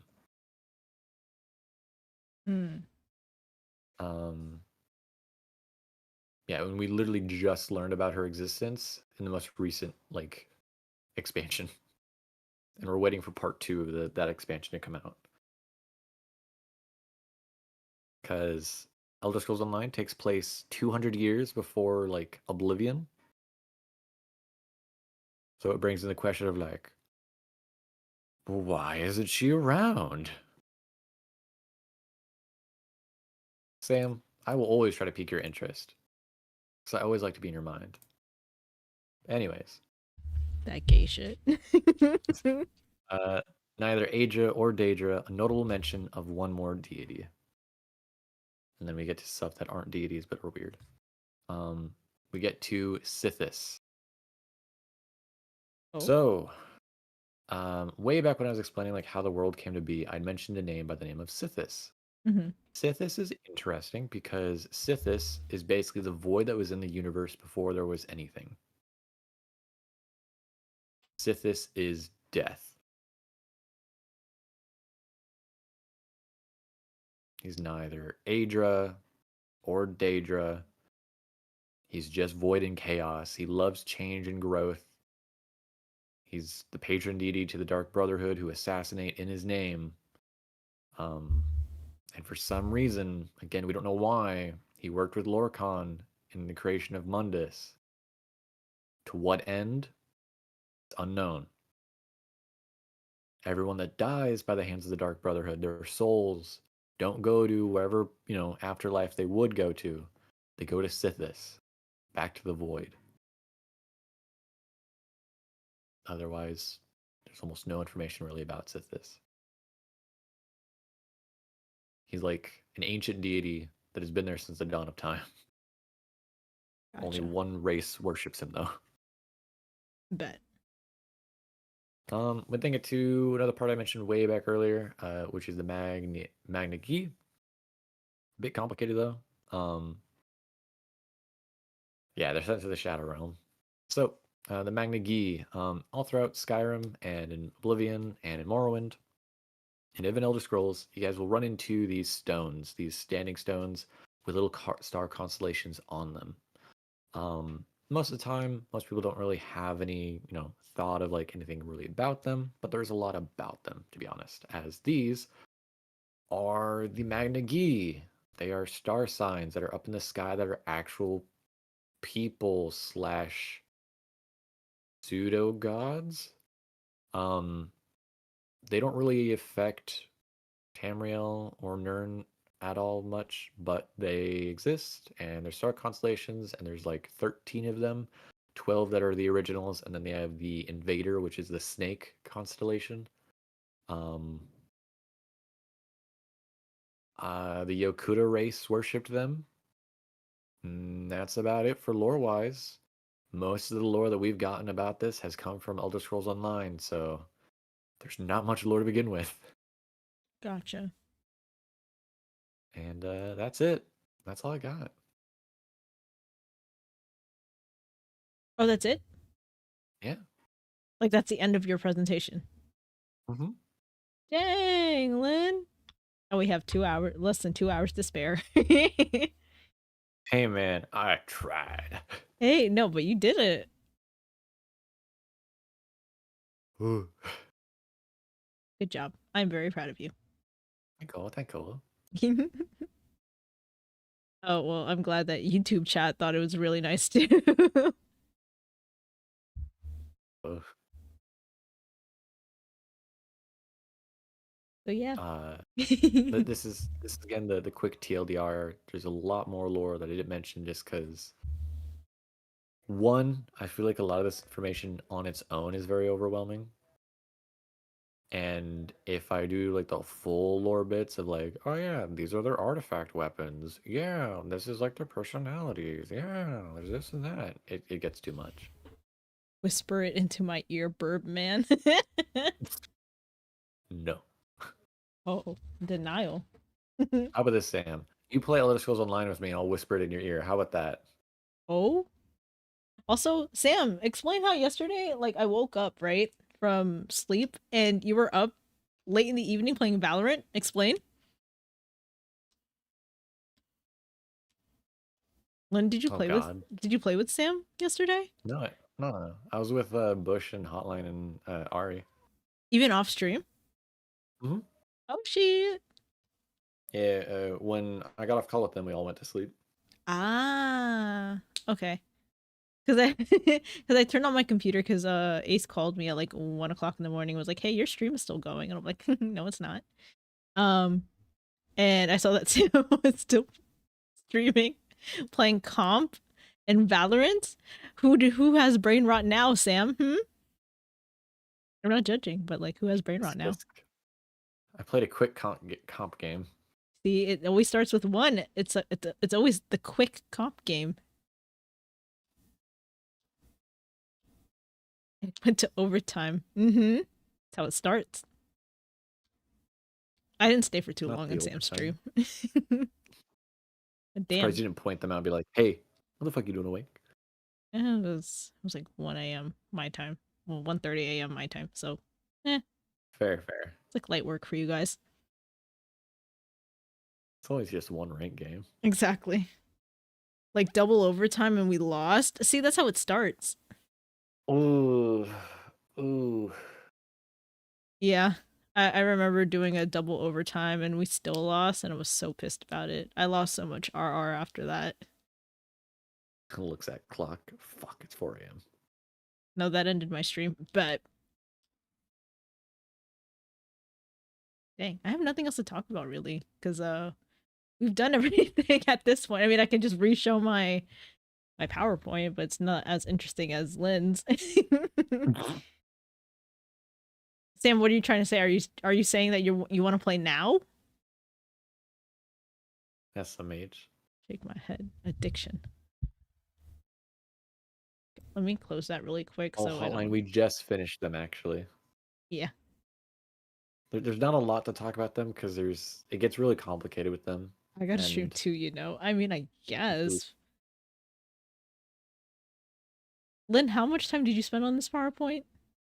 I spent 2.5 hours.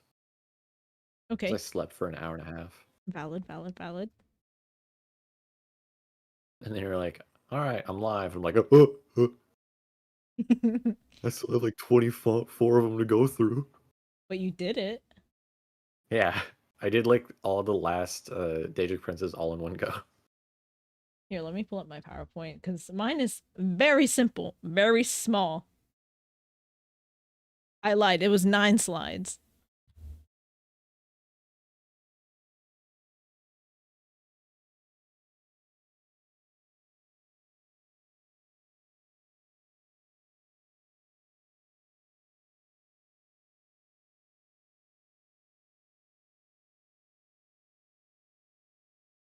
Literally. That's all it is. It's just to get to know me for YouTube chat for anyone who wasn't here earlier.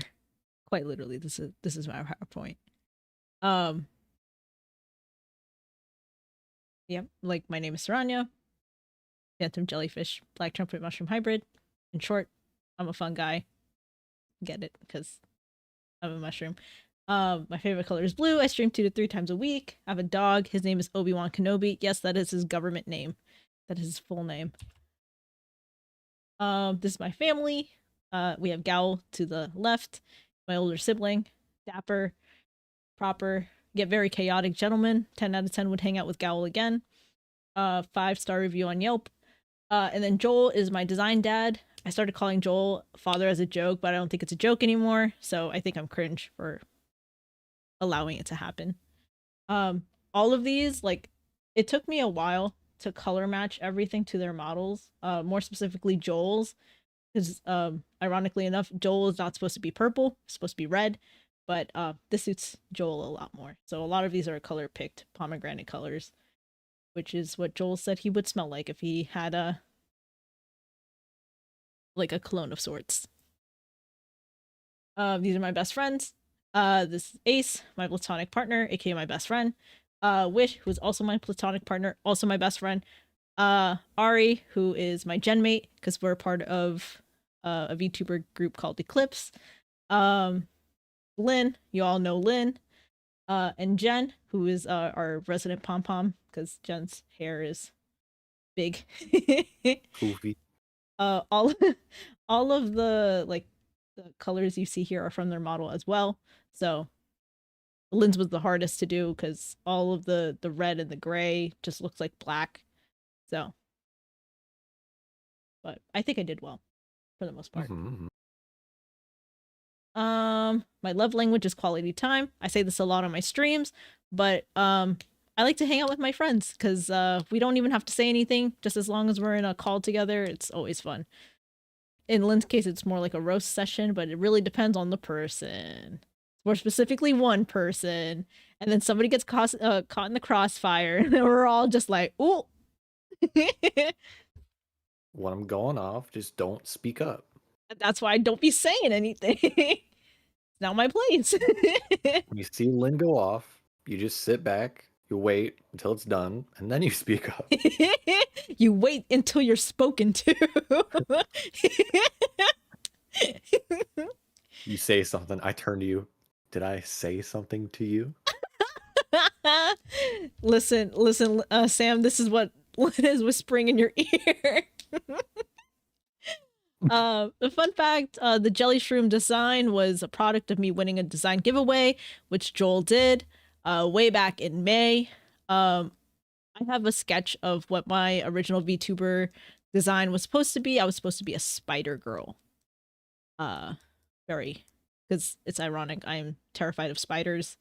And one of Joel's biggest advice for having a VTuber design was to take anything that you were scared of and make it into a VTuber and make it hot, so you're no longer really scared of it. So in Joel's case, his 2 VTuber kids, aka me and Gowl, are deep sea creatures. Joel has thalassophobia, which is like fear of deep water with like no visuals, just deep water. It's ironic. And ironic enough, I'm also deeply terrified of dolls, more specifically porcelain dolls. So it's iconic. My hobbies and interests. Sam joked about this earlier, but I'm going to say it again. One of my hobbies is playing Valorant. Sam said that it should be changed from playing Valorant to spending a shit ton of money on Valorant. I like researching new games to play, especially for stream. One of the biggest games that I played that did actually really well on my Twitch channel was a game called Lost in Random. That was a really fun game. I'll replay it for my anniversary. I like learning new skills. One of my biggest skills that I was doing in college, but I don't do too much anymore because it's so much and I get confused so often, was learning languages. And I was learning 9 languages at once. It was Tagalog, which is my native language because I'm Filipino, Spanish, Russian, Arabic, Polish, Dutch, German, more specifically Swiss German. Fuck, I forgot what other. Oh, Mandarin Chinese and Korean. If I didn't say that already. And I like baking cakes. I like cake. Cake is one of my favorite desserts. My favorite type of cake is a strawberry shortcake. Yeah, Sam was so real for that, calling out my my misfortunes and my mistakes. That's a true friend right there. This is like my unofficial official business card. It's what I sign off with when people send me business emails. You can find me on Twitter at TsaranyVT, youtube.com/@TsaranyVT, twitch.tv/Tsaranya, and my business email, but that doesn't matter because you're not emailing me about business. Unless you're paying me, don't email me. So yeah, you can let me know if I'm your favorite streamer. Enjoy your stay here, and I hope I see you soon. I don't want to say let's be friends because I'm not that parasocial. That was my presentation. Speedrun. Wow. Wow. I'm not going to speedrun mine because That's too much work. Too much work. It's too funny, by the way. That's in reference to the boy that you like that has a really low poly. That's what the Khajiit race looks like in that game. Oh my god. Why do they look like Kind of that? show you what I mean by low poly. Why they look like that? Low poly. Yeah, but like why? But it looks like he's spinning. And the ears look like they're not attached to the model. It's like above the model's head. Or like way behind the head. It looks like Tony the Tiger got fucking like ransacked the whole pallet of cocaine. Glow up in Skyrim. They have a glow up in Skyrim, all right? I see the glow up and I appreciate the glow up, but holy fuck. That is. And I'd argue in ESO they got even better glow up. I bet they did. I'm not a furry, but But Alright, let me close that before I mean there is a dox myself. cosplayer that does do Khajiit. Oh, I'm sure they do. Whoa, that's really good. Yeah. That's sick. You don't fuck around with like the Skyrim cosplayers. No, I believe that. When they go off, they go off. I'm not a furry, that's how it always starts. Listen. I'm trying my best here, okay, God. And what's wrong with being a furry? Looks at bird. Honestly.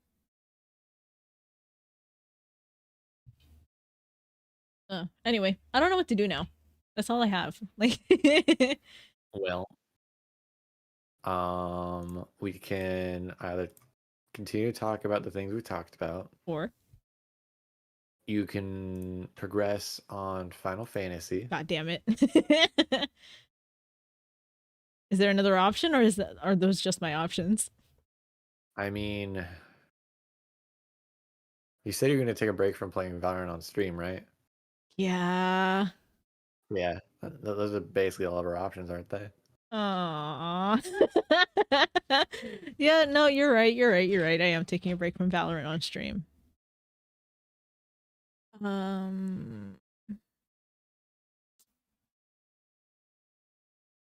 I could progress more in Final Fantasy.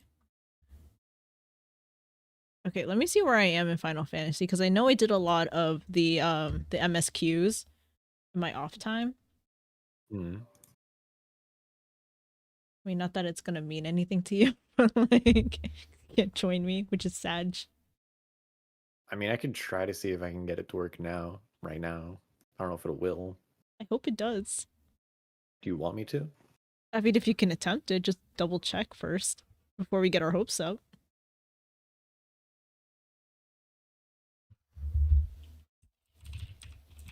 You're welcome, Bush.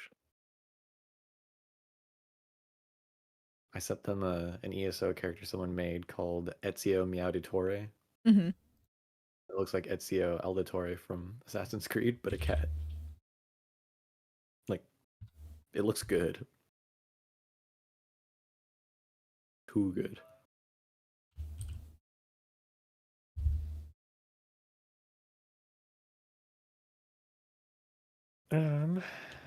So what are you gonna do, Tsaranya? I'm opening Final Fantasy right now. Okay. We can change the category from just chatting to Final Fantasy.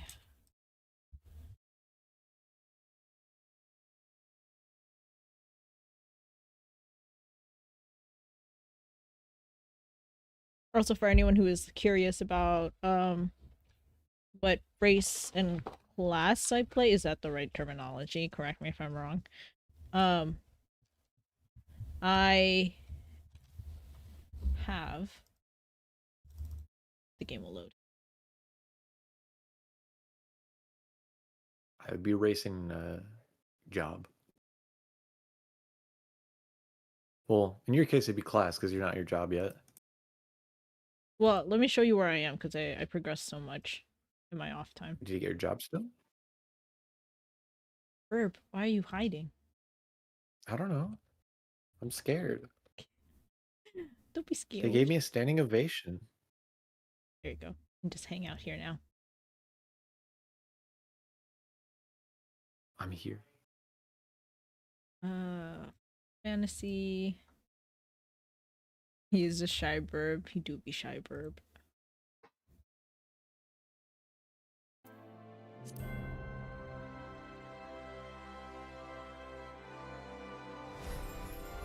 Oh, why can't you, Bush? Oh wait, are you playing in Ari's server? They're in EU. RIP. I'm so sorry. I mean, soon enough, like I'll once I finish the base game and I get that subscription, I'll make a character in EU so we can play with Ari. But this is my boy. His name is Saran. Ara. I forgot how to pronounce the clan name.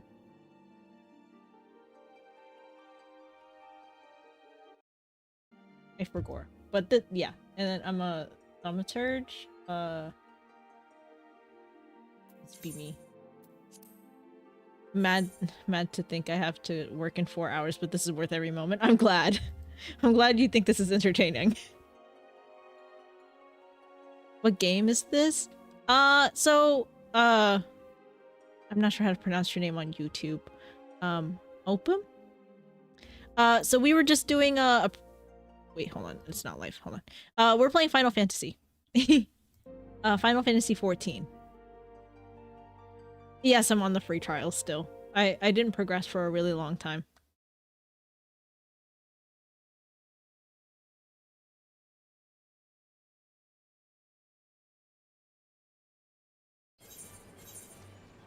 Yeah.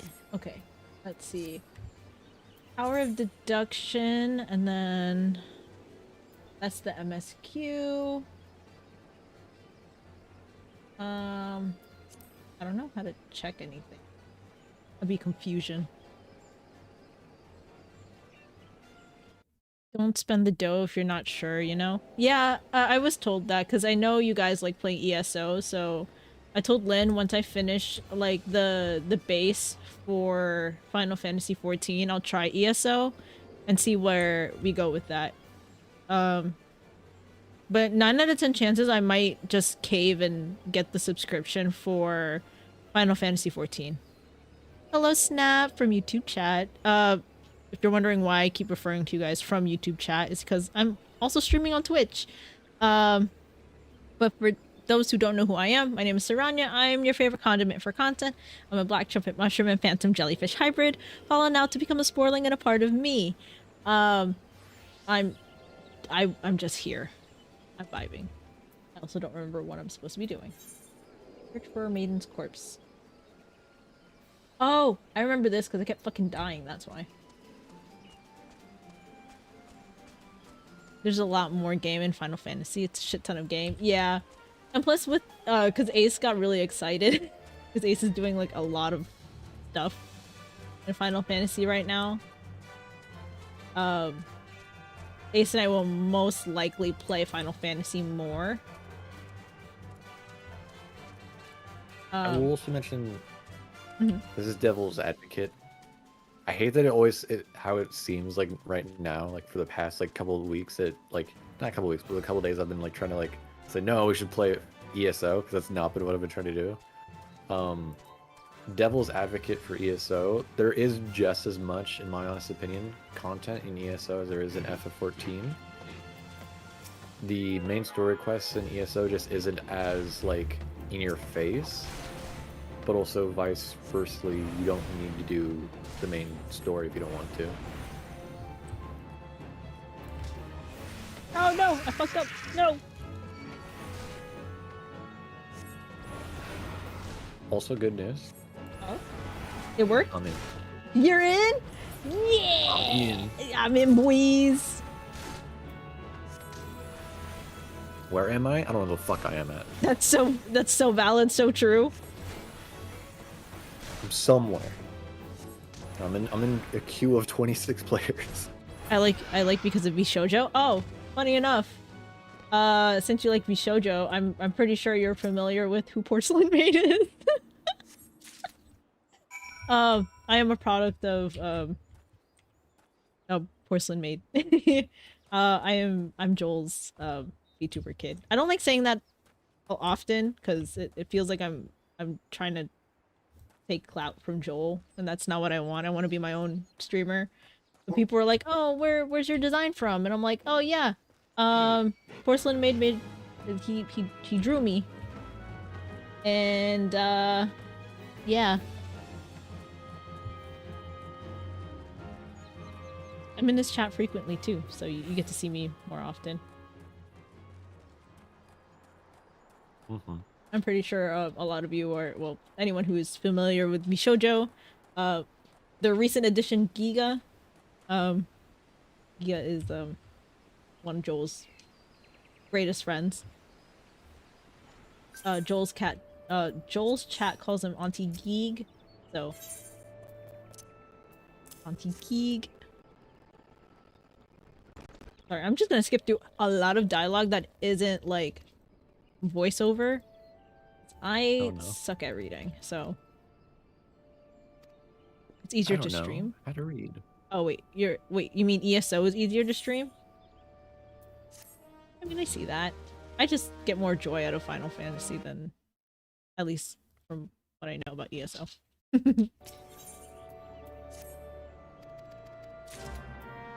But I'm not one to discredit ESO, so I'm willing to try anything once. So where'd you go, Lynn? Where did I go? Yeah, where'd you go? You joined the party and then I don't see you.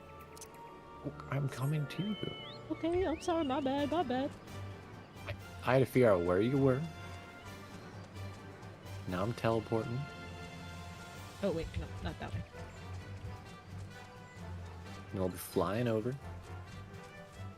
Actually, I don't need to fly over. Right over here. Think. The stream delay do be delaying.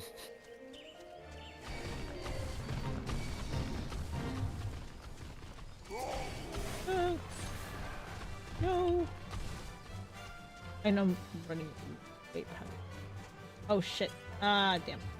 I'm not where I'm supposed to be. Hold on. Do you want me to fly you there? No, I'm supposed to be in Gridania right now. Oh. Oh, Lynn. Hello. Hello. Hi. How you doing? I forgot how to do the thing. The thing? Oh, Where's you mean, like, the get on mount? the Yeah. mount? It's ride pylon. Don't have that. Request. Oh no. Run. Oh Did it wait, change? it's. Oh, hold you're on. on a mount. Yeah, That's why. I'm on a mount. I forgot. There you go. We be flying. All right. Where are we going on your map? New Gridania. Okay. I can fly us there. Yay! Also, there's gonna be You a. can see more there. there's gonna be a running joke in when we stream Final Fantasy more with the homies, but our mutual friend, one of my best friends, Jen, never gets a ride from Lynn because because they never ask. And then they get upset when they don't get a ride from Lynn. But Ace and I, we get rides all the time. One, they don't ask. Two, they're mean to me. And then they're like, why aren't you giving me a mount? I'm like, really?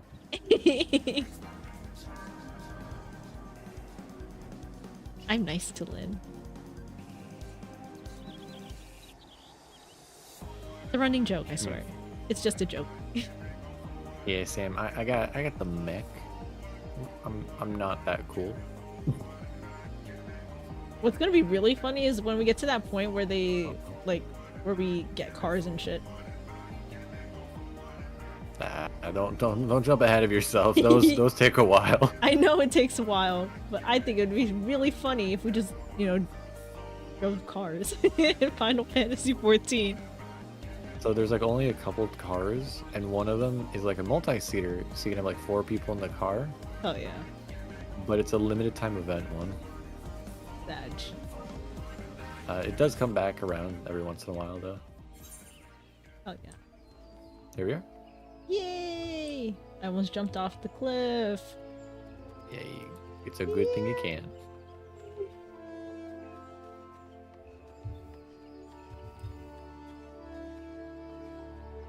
We going to the tavern?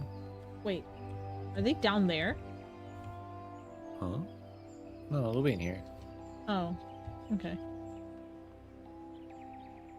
Bye, bottom. Bush, what? What do you mean by bottom? I'm not a bottom.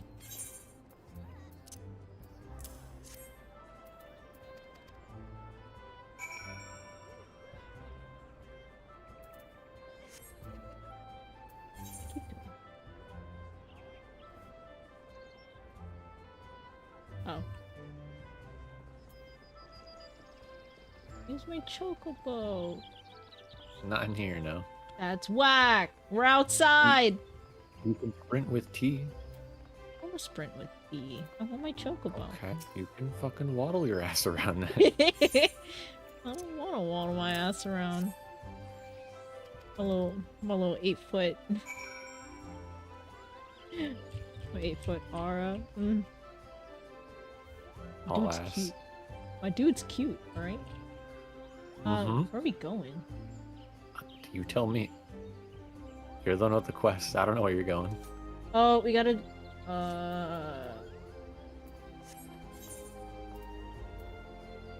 We gotta go... Where's this? The Lancers Guild? Huh? I can lead you there. Okay.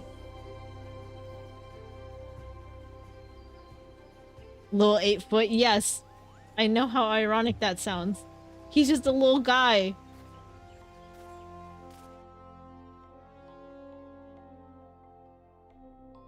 He's a little guy.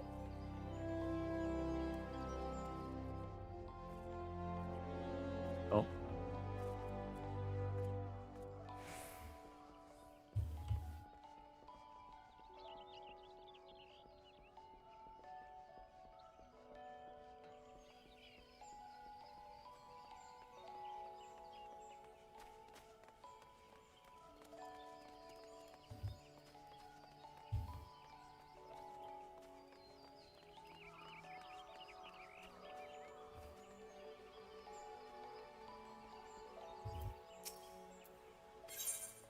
Great assets. Yeah. He's got some assets. I mean, here, let's get a close-up of my boy, cause right? Like, look at him. He's tall, he's handsome, and he's got a slutty waist. Like, what else can you ask for?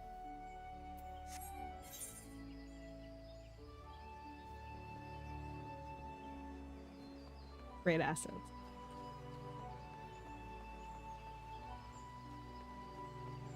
Not the slutty waist. Yes, the slutty waist. I mean, do you see how snatched his waist is? Fucking tiny.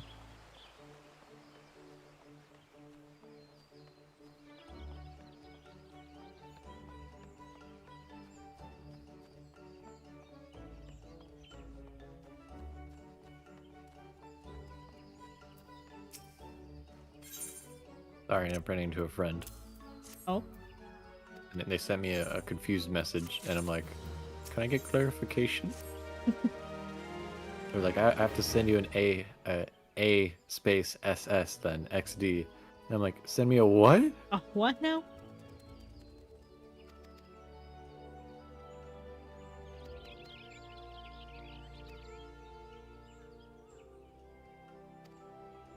I'm not cleaning.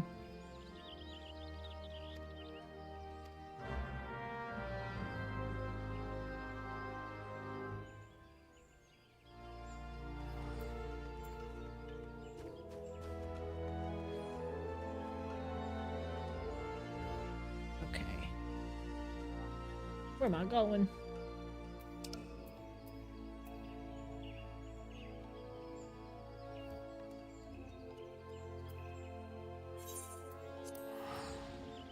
I'm lazy. I teleport everywhere.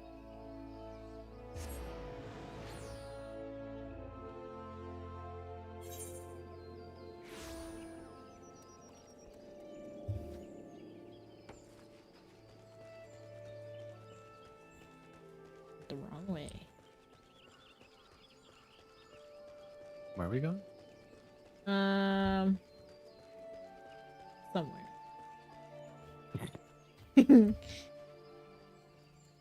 Actually.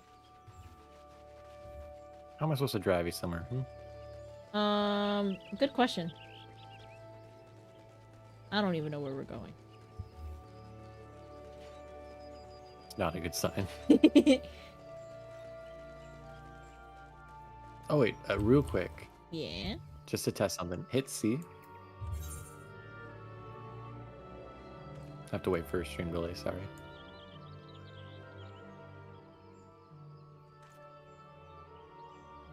And do you see underneath your rings on the right-hand bottom corner? Mm-hmm.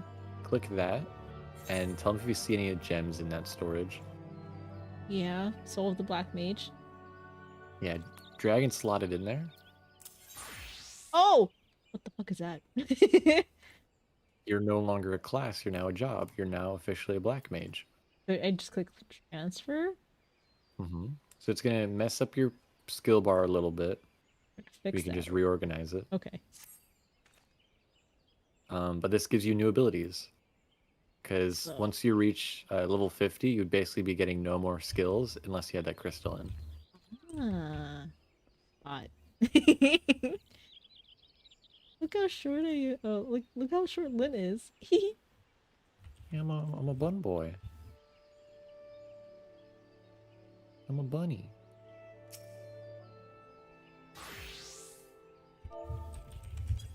Oh man, wait, what's the emote again? Which one? Is it pet or is it Are you trying to pet my head? Or are you trying to slap? Are you trying to hug? pet your head? I did it. Okay. I did it the old way. Okay, we're going to Falcon Manor in Sorrel Haven. Nope, wrong one. Whoops. My god! Come on, naked. Calm down. Running away. Wrong crystal. Running away. Next minute you're gonna be G-posing. No. No G-posing from me. On that end, we are safe.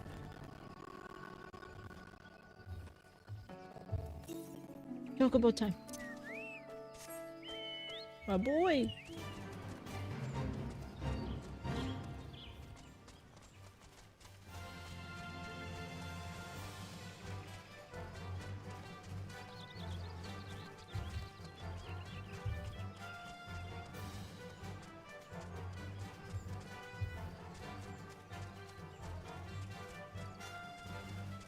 Come on, where are you going as you jump off? Huh? I'm following you. Okay.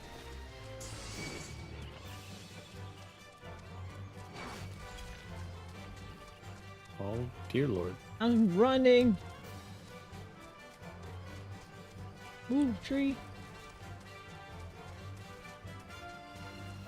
Move, bitch. Get out the way. Yes. Floating eyes in my way. Oh, I think you're unlocking a new dungeon. Yes.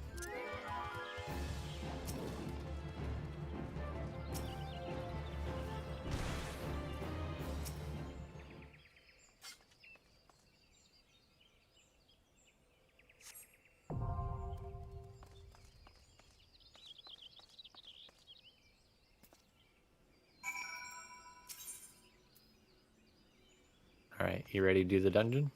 Yes. I can click the Okay. NPCs or other players. Say again?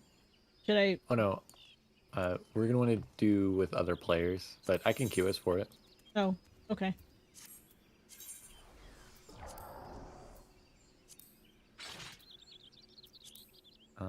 This is the Hyuka Manor. What is this cannon height? What do you mean hotline? Like Lynn's cannon height? I wish. What, you wish to be short?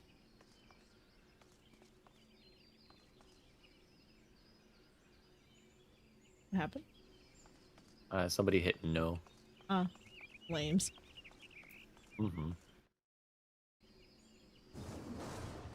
Lynn is canon femboy height? What is this canon height? Yeah, I want to know. What is the canon femboy height? Like 5 foot something. Really? I mean, I think my character's like 5 foot, like 9 or 10 though. Oh, so They're pretty tall. your model's shorter than me? That's so cute. Mm-hmm. if I was max height though, I'd rival your height. I mean, You'd still be taller, I think, but I'd be my ears would pass you. I mean, a phantom jellyfish cannon like height, IRL length is like 33 feet. So, not to be a dick measuring contest, but Wow. Wow. Yeah. Is it now? Is it? it's really. Well, I'm like a 1.5 feet tall. Anyway, we queuing in? Yeah, we're just waiting. Oh, Someone hit no, so we gotta wait a little bit. I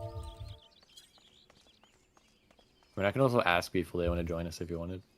that's up to you. Just streamer. let them know that stream. If you're the streamer.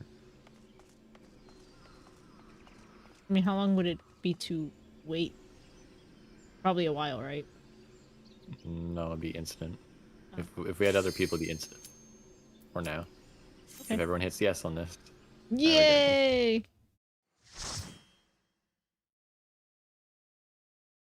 Am I single and Yippee! FF14? Yes, I am. I have not married anyone, despite my friends' attempts.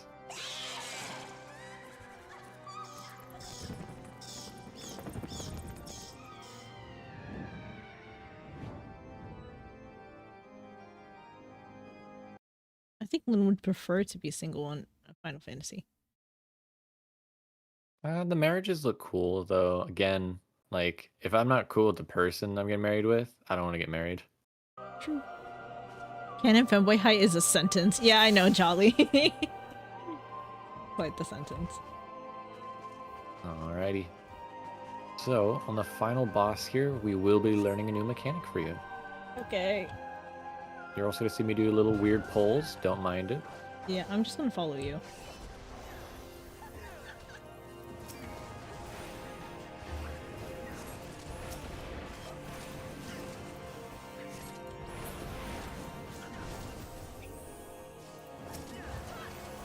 Stay out of the piss.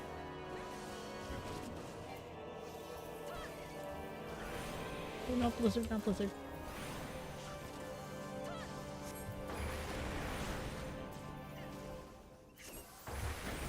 Gets platinum ring package. but Bush, we can't get married. We're on 2 different servers. And like I can't even visit you even.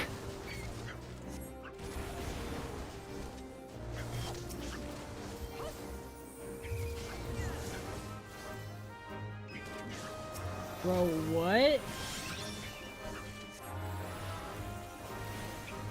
I forget, honest to God, are we married, bro?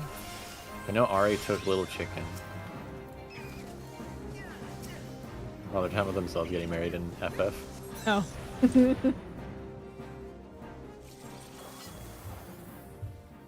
Oh wait, hold up, pause. Fuck, we forgot something. I gotta go back. So there's keys. We have to get keys. I forgot. It's fine.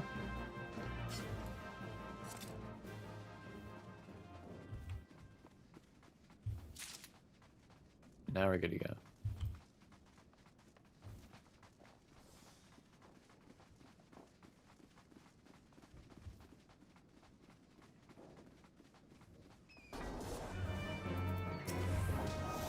If you want, Tsaranya, you can walk over to the locked door and right-click it, and you can open the door. Okay.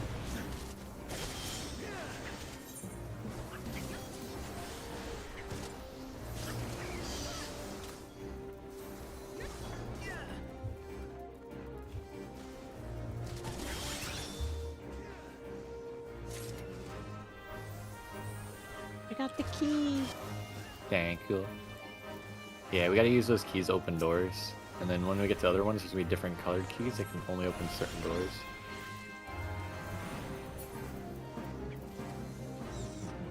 I would grab the keys like when we're in combat, but if anyone hits me, it stops the action.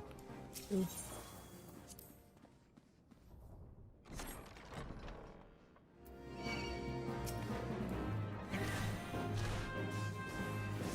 Streamer! My own personal streamer. Where are you? I'd like some attention, please. Where you at? Accidentally got caught up. Oh. I thought. Oh, goodbye. I did not know you guys went here. Yeah, I saw a locked door and I was like, oh, cool.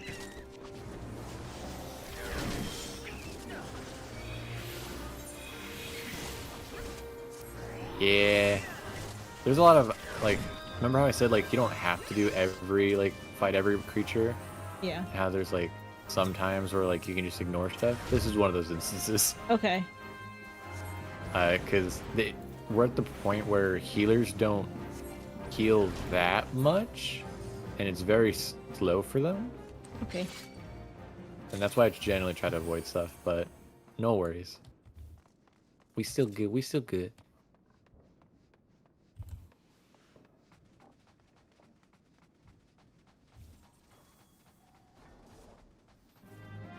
So Jolly, thank you for your follow. Thank you for becoming a part of me.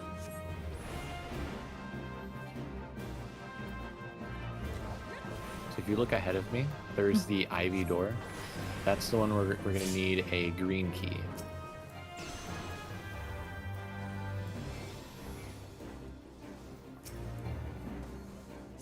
Oh my god.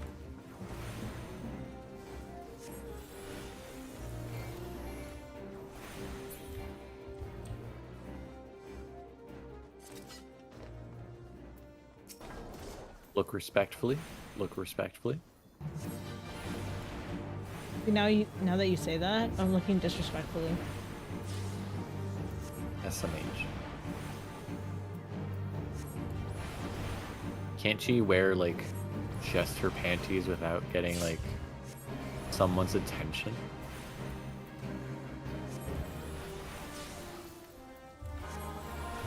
I'm being silly, by the way. That's why I didn't respond.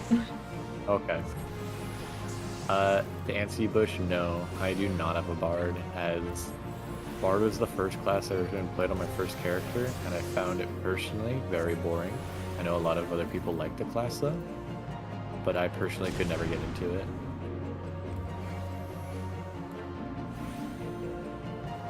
Oh, no worries, Space Wuss. Have a good nap. Bye, Space Was. I'm pretty sure you're Adam in my YouTube chat, but have a good night.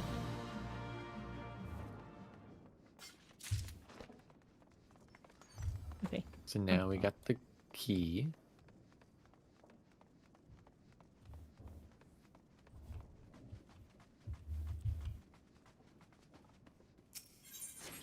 Alright, now we're gonna do the gamer move.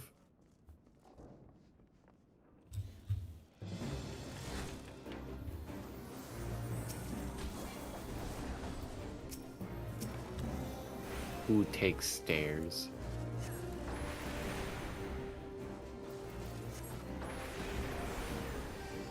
No, that's fair. That's fair.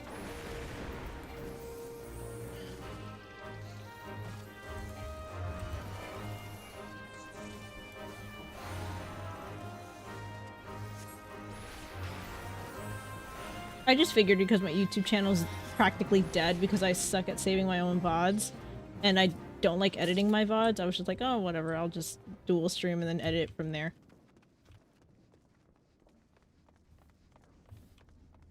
It's fair. Yeah, I'm just lazy. I like to speedrun shit that isn't meant to be speedran.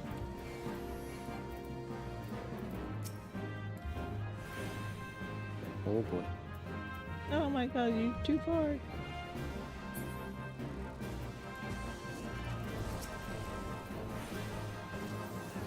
This hurts.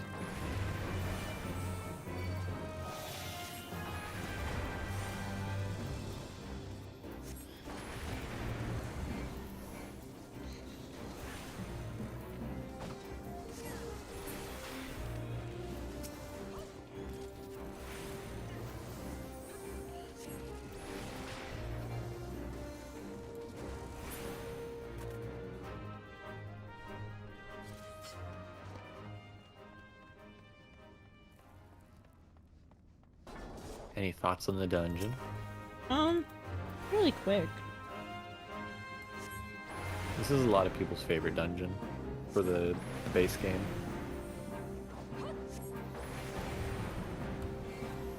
I feel like I'm just like here, chilling. I'm not really doing much. Yeah, you're doing damage though.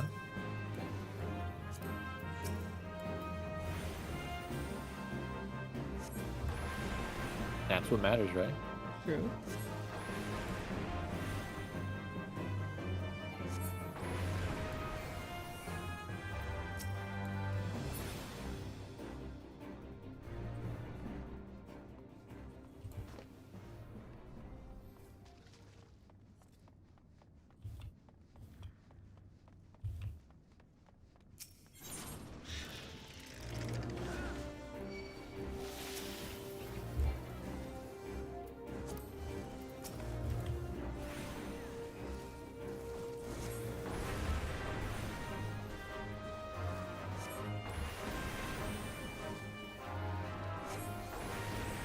Yeah, healer is my primary role, but I just like how proactive I can be in it.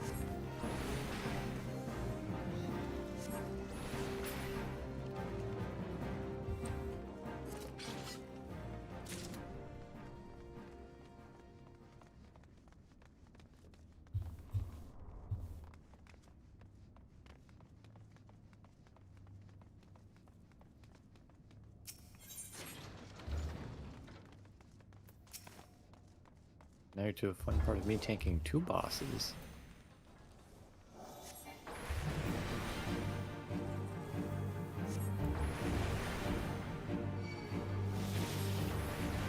So you want to focus the jester, by the way.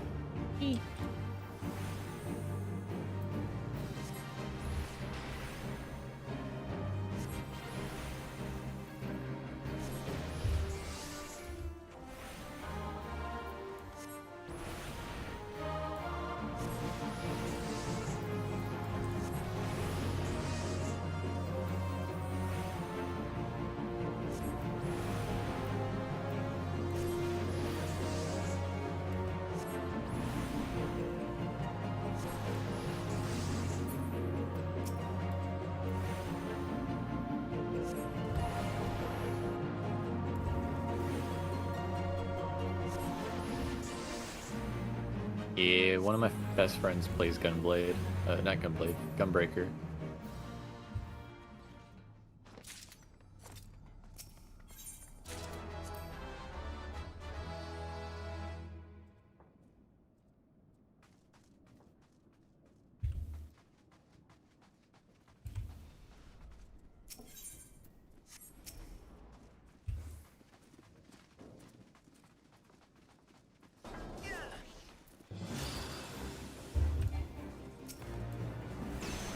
whenever you see like an eye like that, it means you gotta look away from it. Like, not your camera, but your body.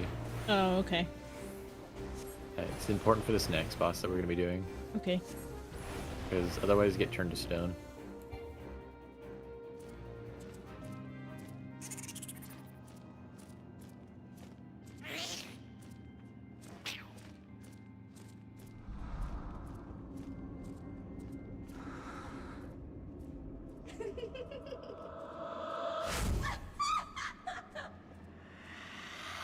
I like her. Ace was telling me the exact same. He was like, I like her. I like Puts figures her. together.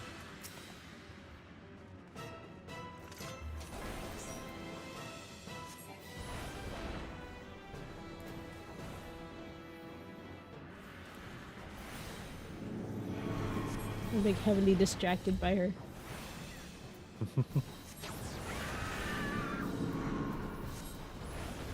Alright, so this is gonna be the one where you gotta look away from him. You don't gotta run away, just can't look at him.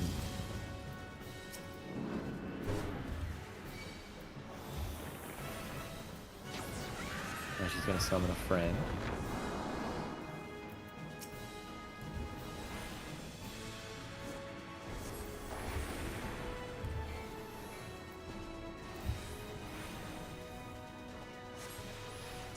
Oh shit. Well, that's my bad. I for gore, I can't stun that. She's gonna do the same thing again. I think she goes right here. Yep. Oh, So if you're running towards her, get ready to move back. Hey, you got it. Yeah, that's the only tricky part of this fight.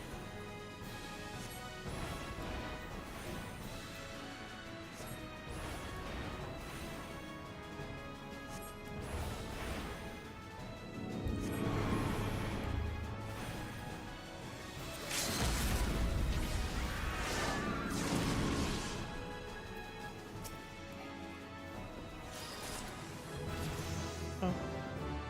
Teehee. We did it! Yeah. We did it. Oh, there's a staff for you. A staff? Give me the staff, please. Staff, staff. Need. Okay, fine.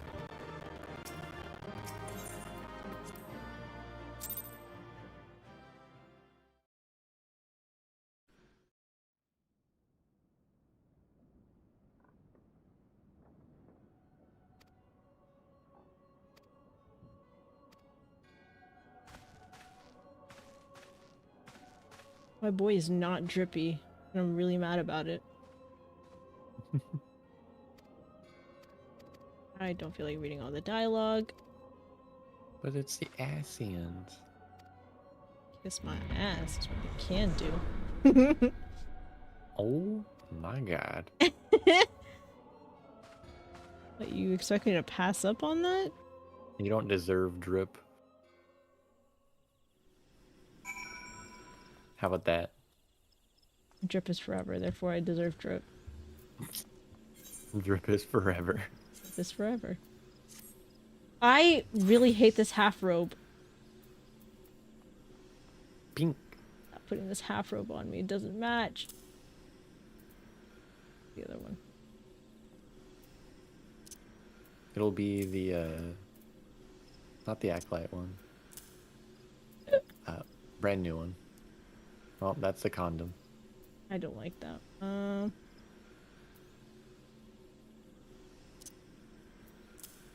we go. You got your hat on also? My hat? Do I have a Yeah, you're hat? supposed to have a hat. Well, you should have a hat on. You just won't show because you have them hidden.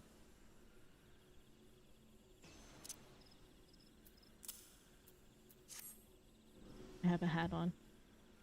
There we go. Okay. Where are we going next? Good question. We're going to Gridania again. Okay. Just the city, right? Yeah, and then from there I'll just...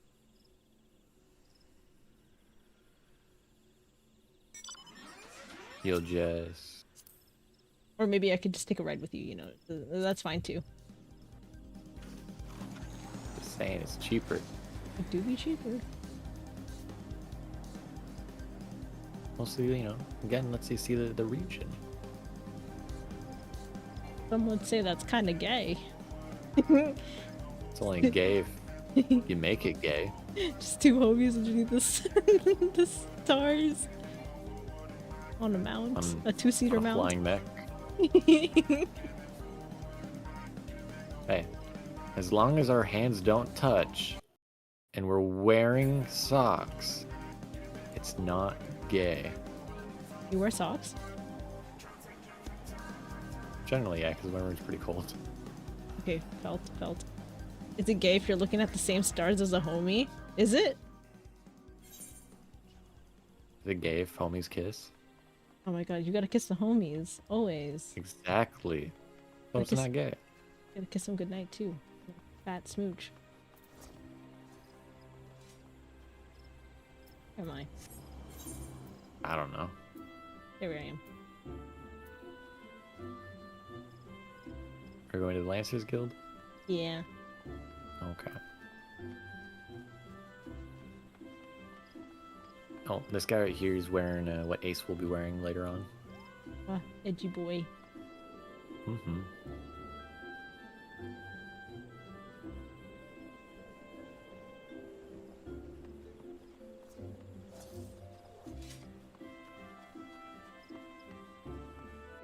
Don't forget the pushback and the lights gotta be on. Whatever you say. Whatever you say, Bush.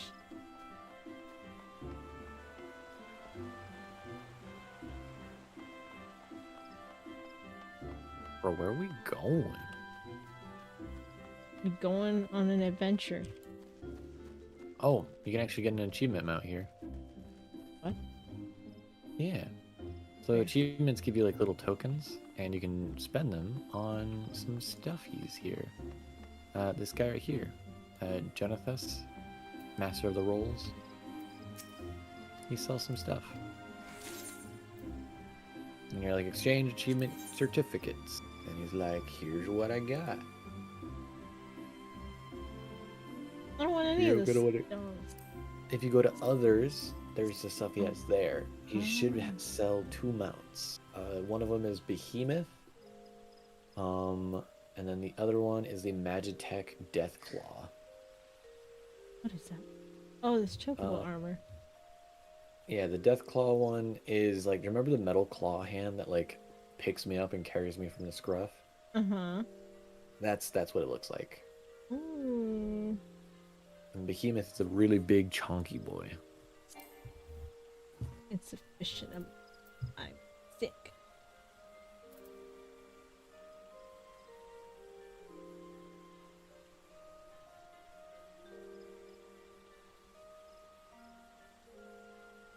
And all the wind-up toys and little cute guys, those are minions you can have out.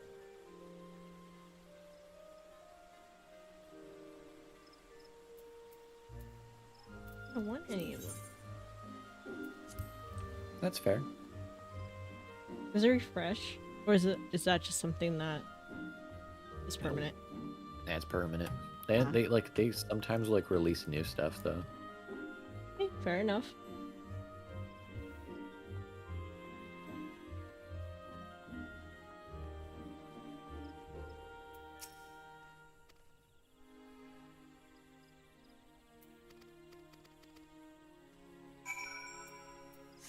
Oh yeah, we gotta go back to the Waking Sand. Back to Thenelin we go.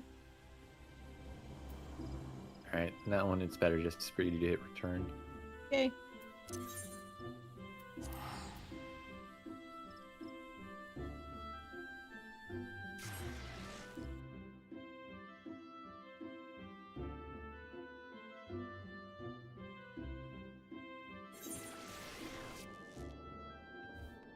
Oh, that's gay. You didn't come with? No, it didn't prompt me. Rip. I'm teleporting now, though. Okay.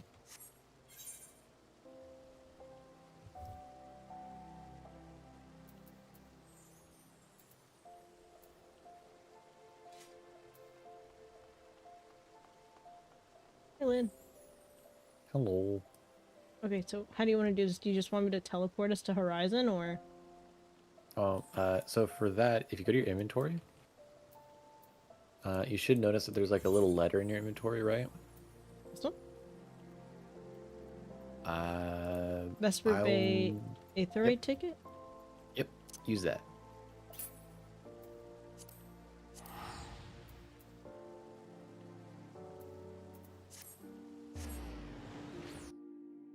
Lit.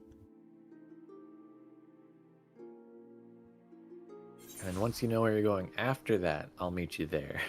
I know where I'm going, thank you. No, I meant the next quest, wherever Oh. that takes you. Oh, okay. I was gonna say, I know where the Waking Sands is. I go there all the time.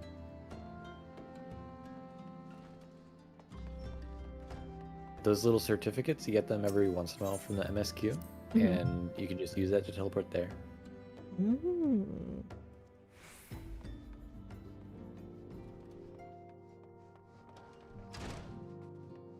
Just because, well, you do go there so often. Truth. Okay. We're gonna play for 10 more minutes and then I'm gonna call it here. No worries.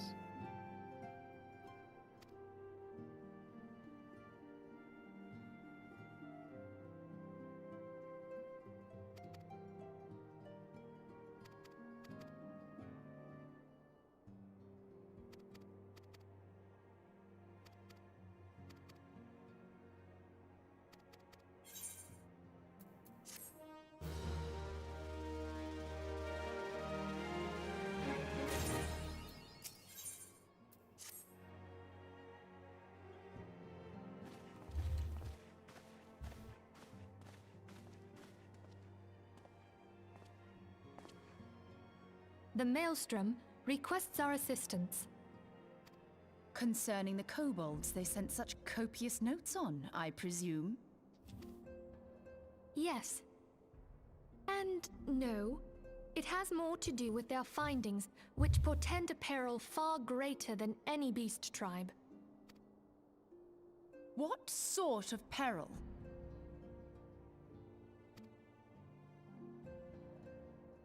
The worst kind. A tribe of kobolds in the vicinity of Limsa Lominsa has reawakened Titan. Our task will be to slay the Primal. The Maelstrom have sworn support for the endeavor. They are no strangers to the havoc kobolds can wreak.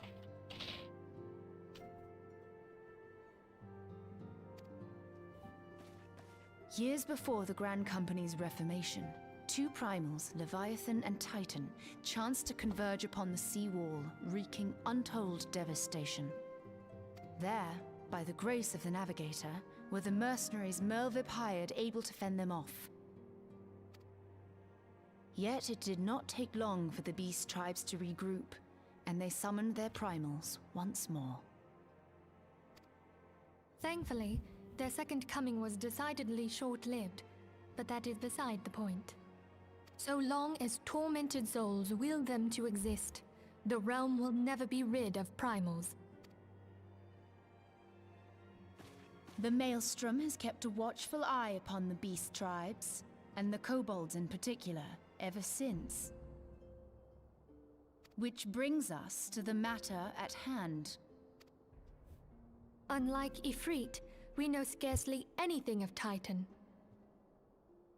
Unfortunately, the only force known to have bested him, the modestly named Company of Heroes, disbanded 5 years since, and mercenaries are not in the habit of keeping chronicles. Expect the worst. The Maelstrom's help is of course appreciated, but even if we had their whole armada at our disposal, we could still find ourselves overmatched. A pity the kobolds lack the gentle sensibilities of the sylphs. A peaceful resolution would be more than welcome. The Echo will not avail you this time, I fear. If you are to survive, your steel must needs speak for you. No one would think you a coward were you to decline. So you will accept? Thank you. We can't very well send him to Limsa Lominsa without Oh my god, Yastola. Dad! Can we, Minfilia? May I ask that of you, Yastola? I never thought it in question. Ever reliable. Very well. We will spare no effort to win victory. You may count on the full support of the Scions of the Seventh Dawn, and all not afield will aid the fight from afar. Thancred, Ida, go to the Grand Companies, tell them of our plight and solicit their support. Urianger, send word to the students of Baldessian, and Alfino if you would. Papalimo, compile all the information we have on Titan, little though it may be. You will be apprised of the tactical situation when you reach the Sailor's Papalimo? Ward. Yeah. I love them. Provision yourself for the journey. May you walk in the light of the crystal. They would probably hate me though, Why is that? because I just think they're really cute, and I won't take them seriously. Yeah, some of them would probably have an issue with that. Listen, if something cute is telling me like, hey, maybe don't do that or else you'll die, I'm more likely to listen to them. If they're cute. If they're cute and they're like, hey friend, don't do that. Maybe you'll die if you do that. I'll be like, okay, whatever you say, cutie pie. Interesting how that works. Yeah. Also, I decided just fuck it, I'm teleporting. Okay. Yeah, because if anything, like if they threaten me, I'll be like, oh, you're so cute. Also, look, this is what you can get later on, something like this.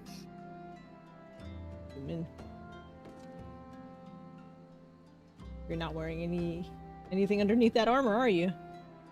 I'm wearing shorts. Pervert. Sure. Anyway. Is there no etherite? Where are we going? Oh, no, there is. Oh, okay, I know where you're going. Yeah, we're going to Limsa Lominsa. Yay, it prompted me! Because I paid money. Okay, I also paid money though, and it didn't prompt you. Yeah. I know, right?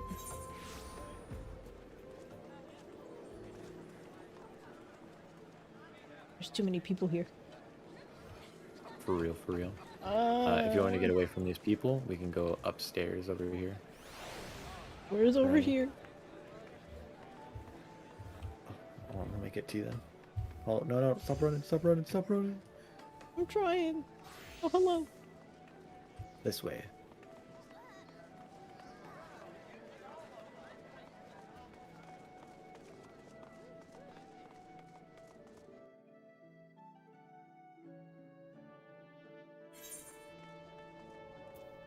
A lot less people.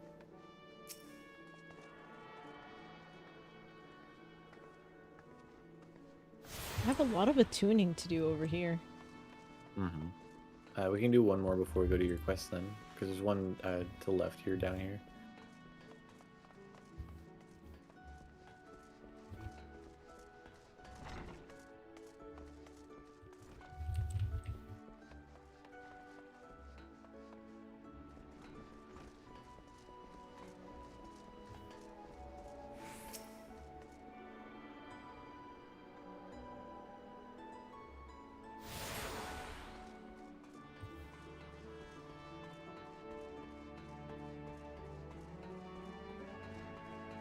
Okay, we'll finish up this quest and then end stream. Okay, okay. We'll be streaming for 5 hours. 5 hours? 5 hours? Yeah. Most of that I'll was have to do Elder 5 hours tomorrow. Most of that was Elder Scrolls lore. Hey. Could you imagine if we were just standing around just sitting there awkwardly without nothing? Maybe we could have turned on Final Fantasy, so. Alright, just because you're right doesn't mean you're right. Make that make sense, Lynn. Make it make sense. Just because you're right does not mean you're right. Can I see your map, please, so I can see where you need to go? No, you may not. Fine, I'll fucking leave. Hold on, I'm trying to fix it. Damn. The Wrath of the Titan in the lower decks, I think. We're close to that. Zoom in. No, that's not the Lord X. That's over here. Oh. I know where you need to go after that. You end up going to like it'll literally look like you're going to a beach episode. Oh my god, I love that. And then you hear what's going on, you're like, fuck, it's not a beach episode. Oh, okay. You wish it was. Is it murder? No. Okay. That's all I care about.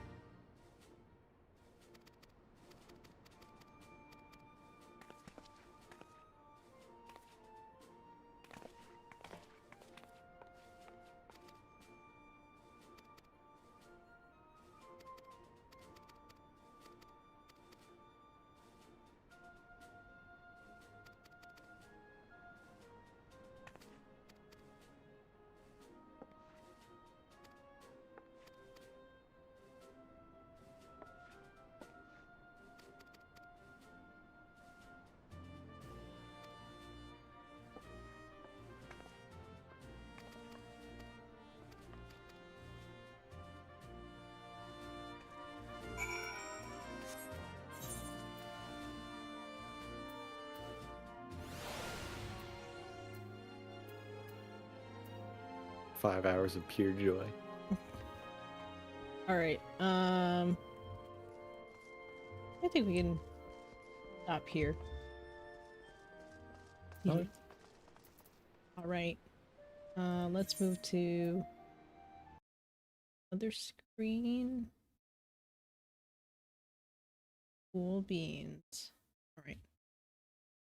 Alright, chat. This do be the end of the stream. Wait, that... Hold on. Hmm? I wasn't expecting that. That was so loud. Anyway, thank you guys for... I'm gonna change the song. It's not fitting the vibe right now.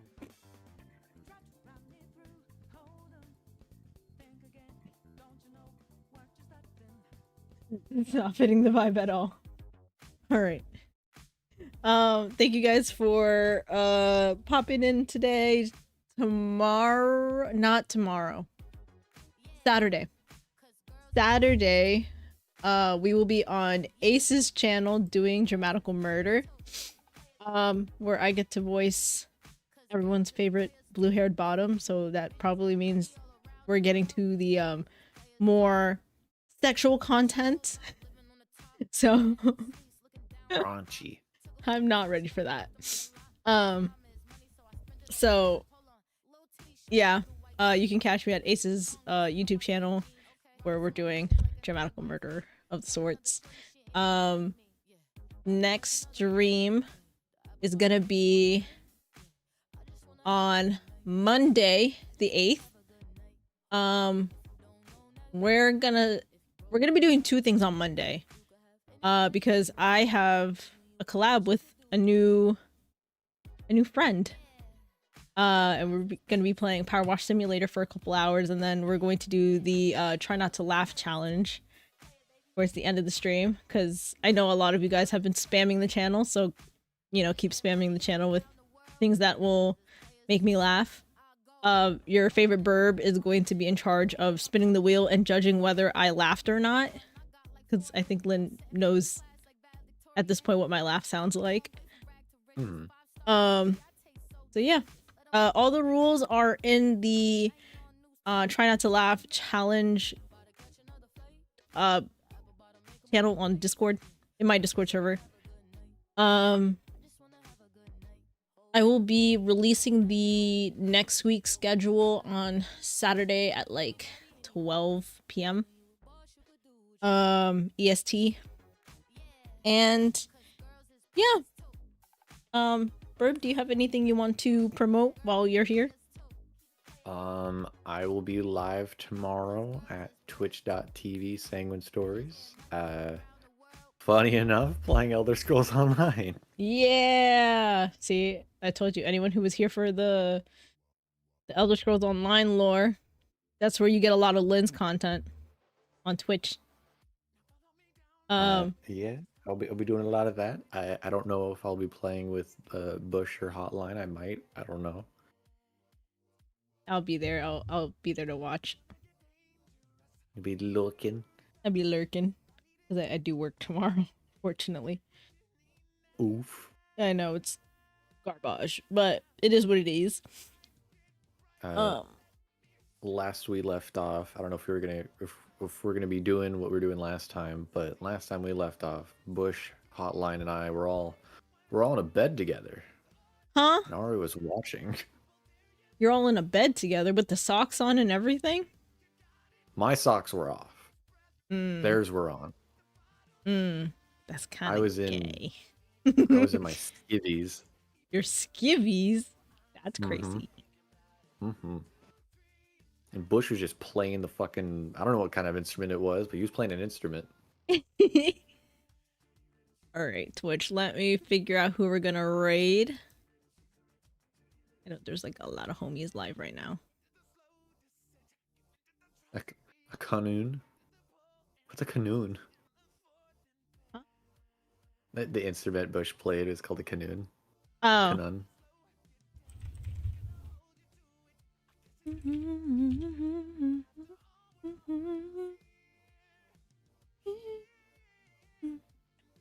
Let's see. None of my homies are online. Ironic enough. Sam's not streaming right now? Huh? Sam's not streaming right now? Is Sam not streaming? I don't see Sam on my list. SMH, Sam. SMH. Shake my head, Sam.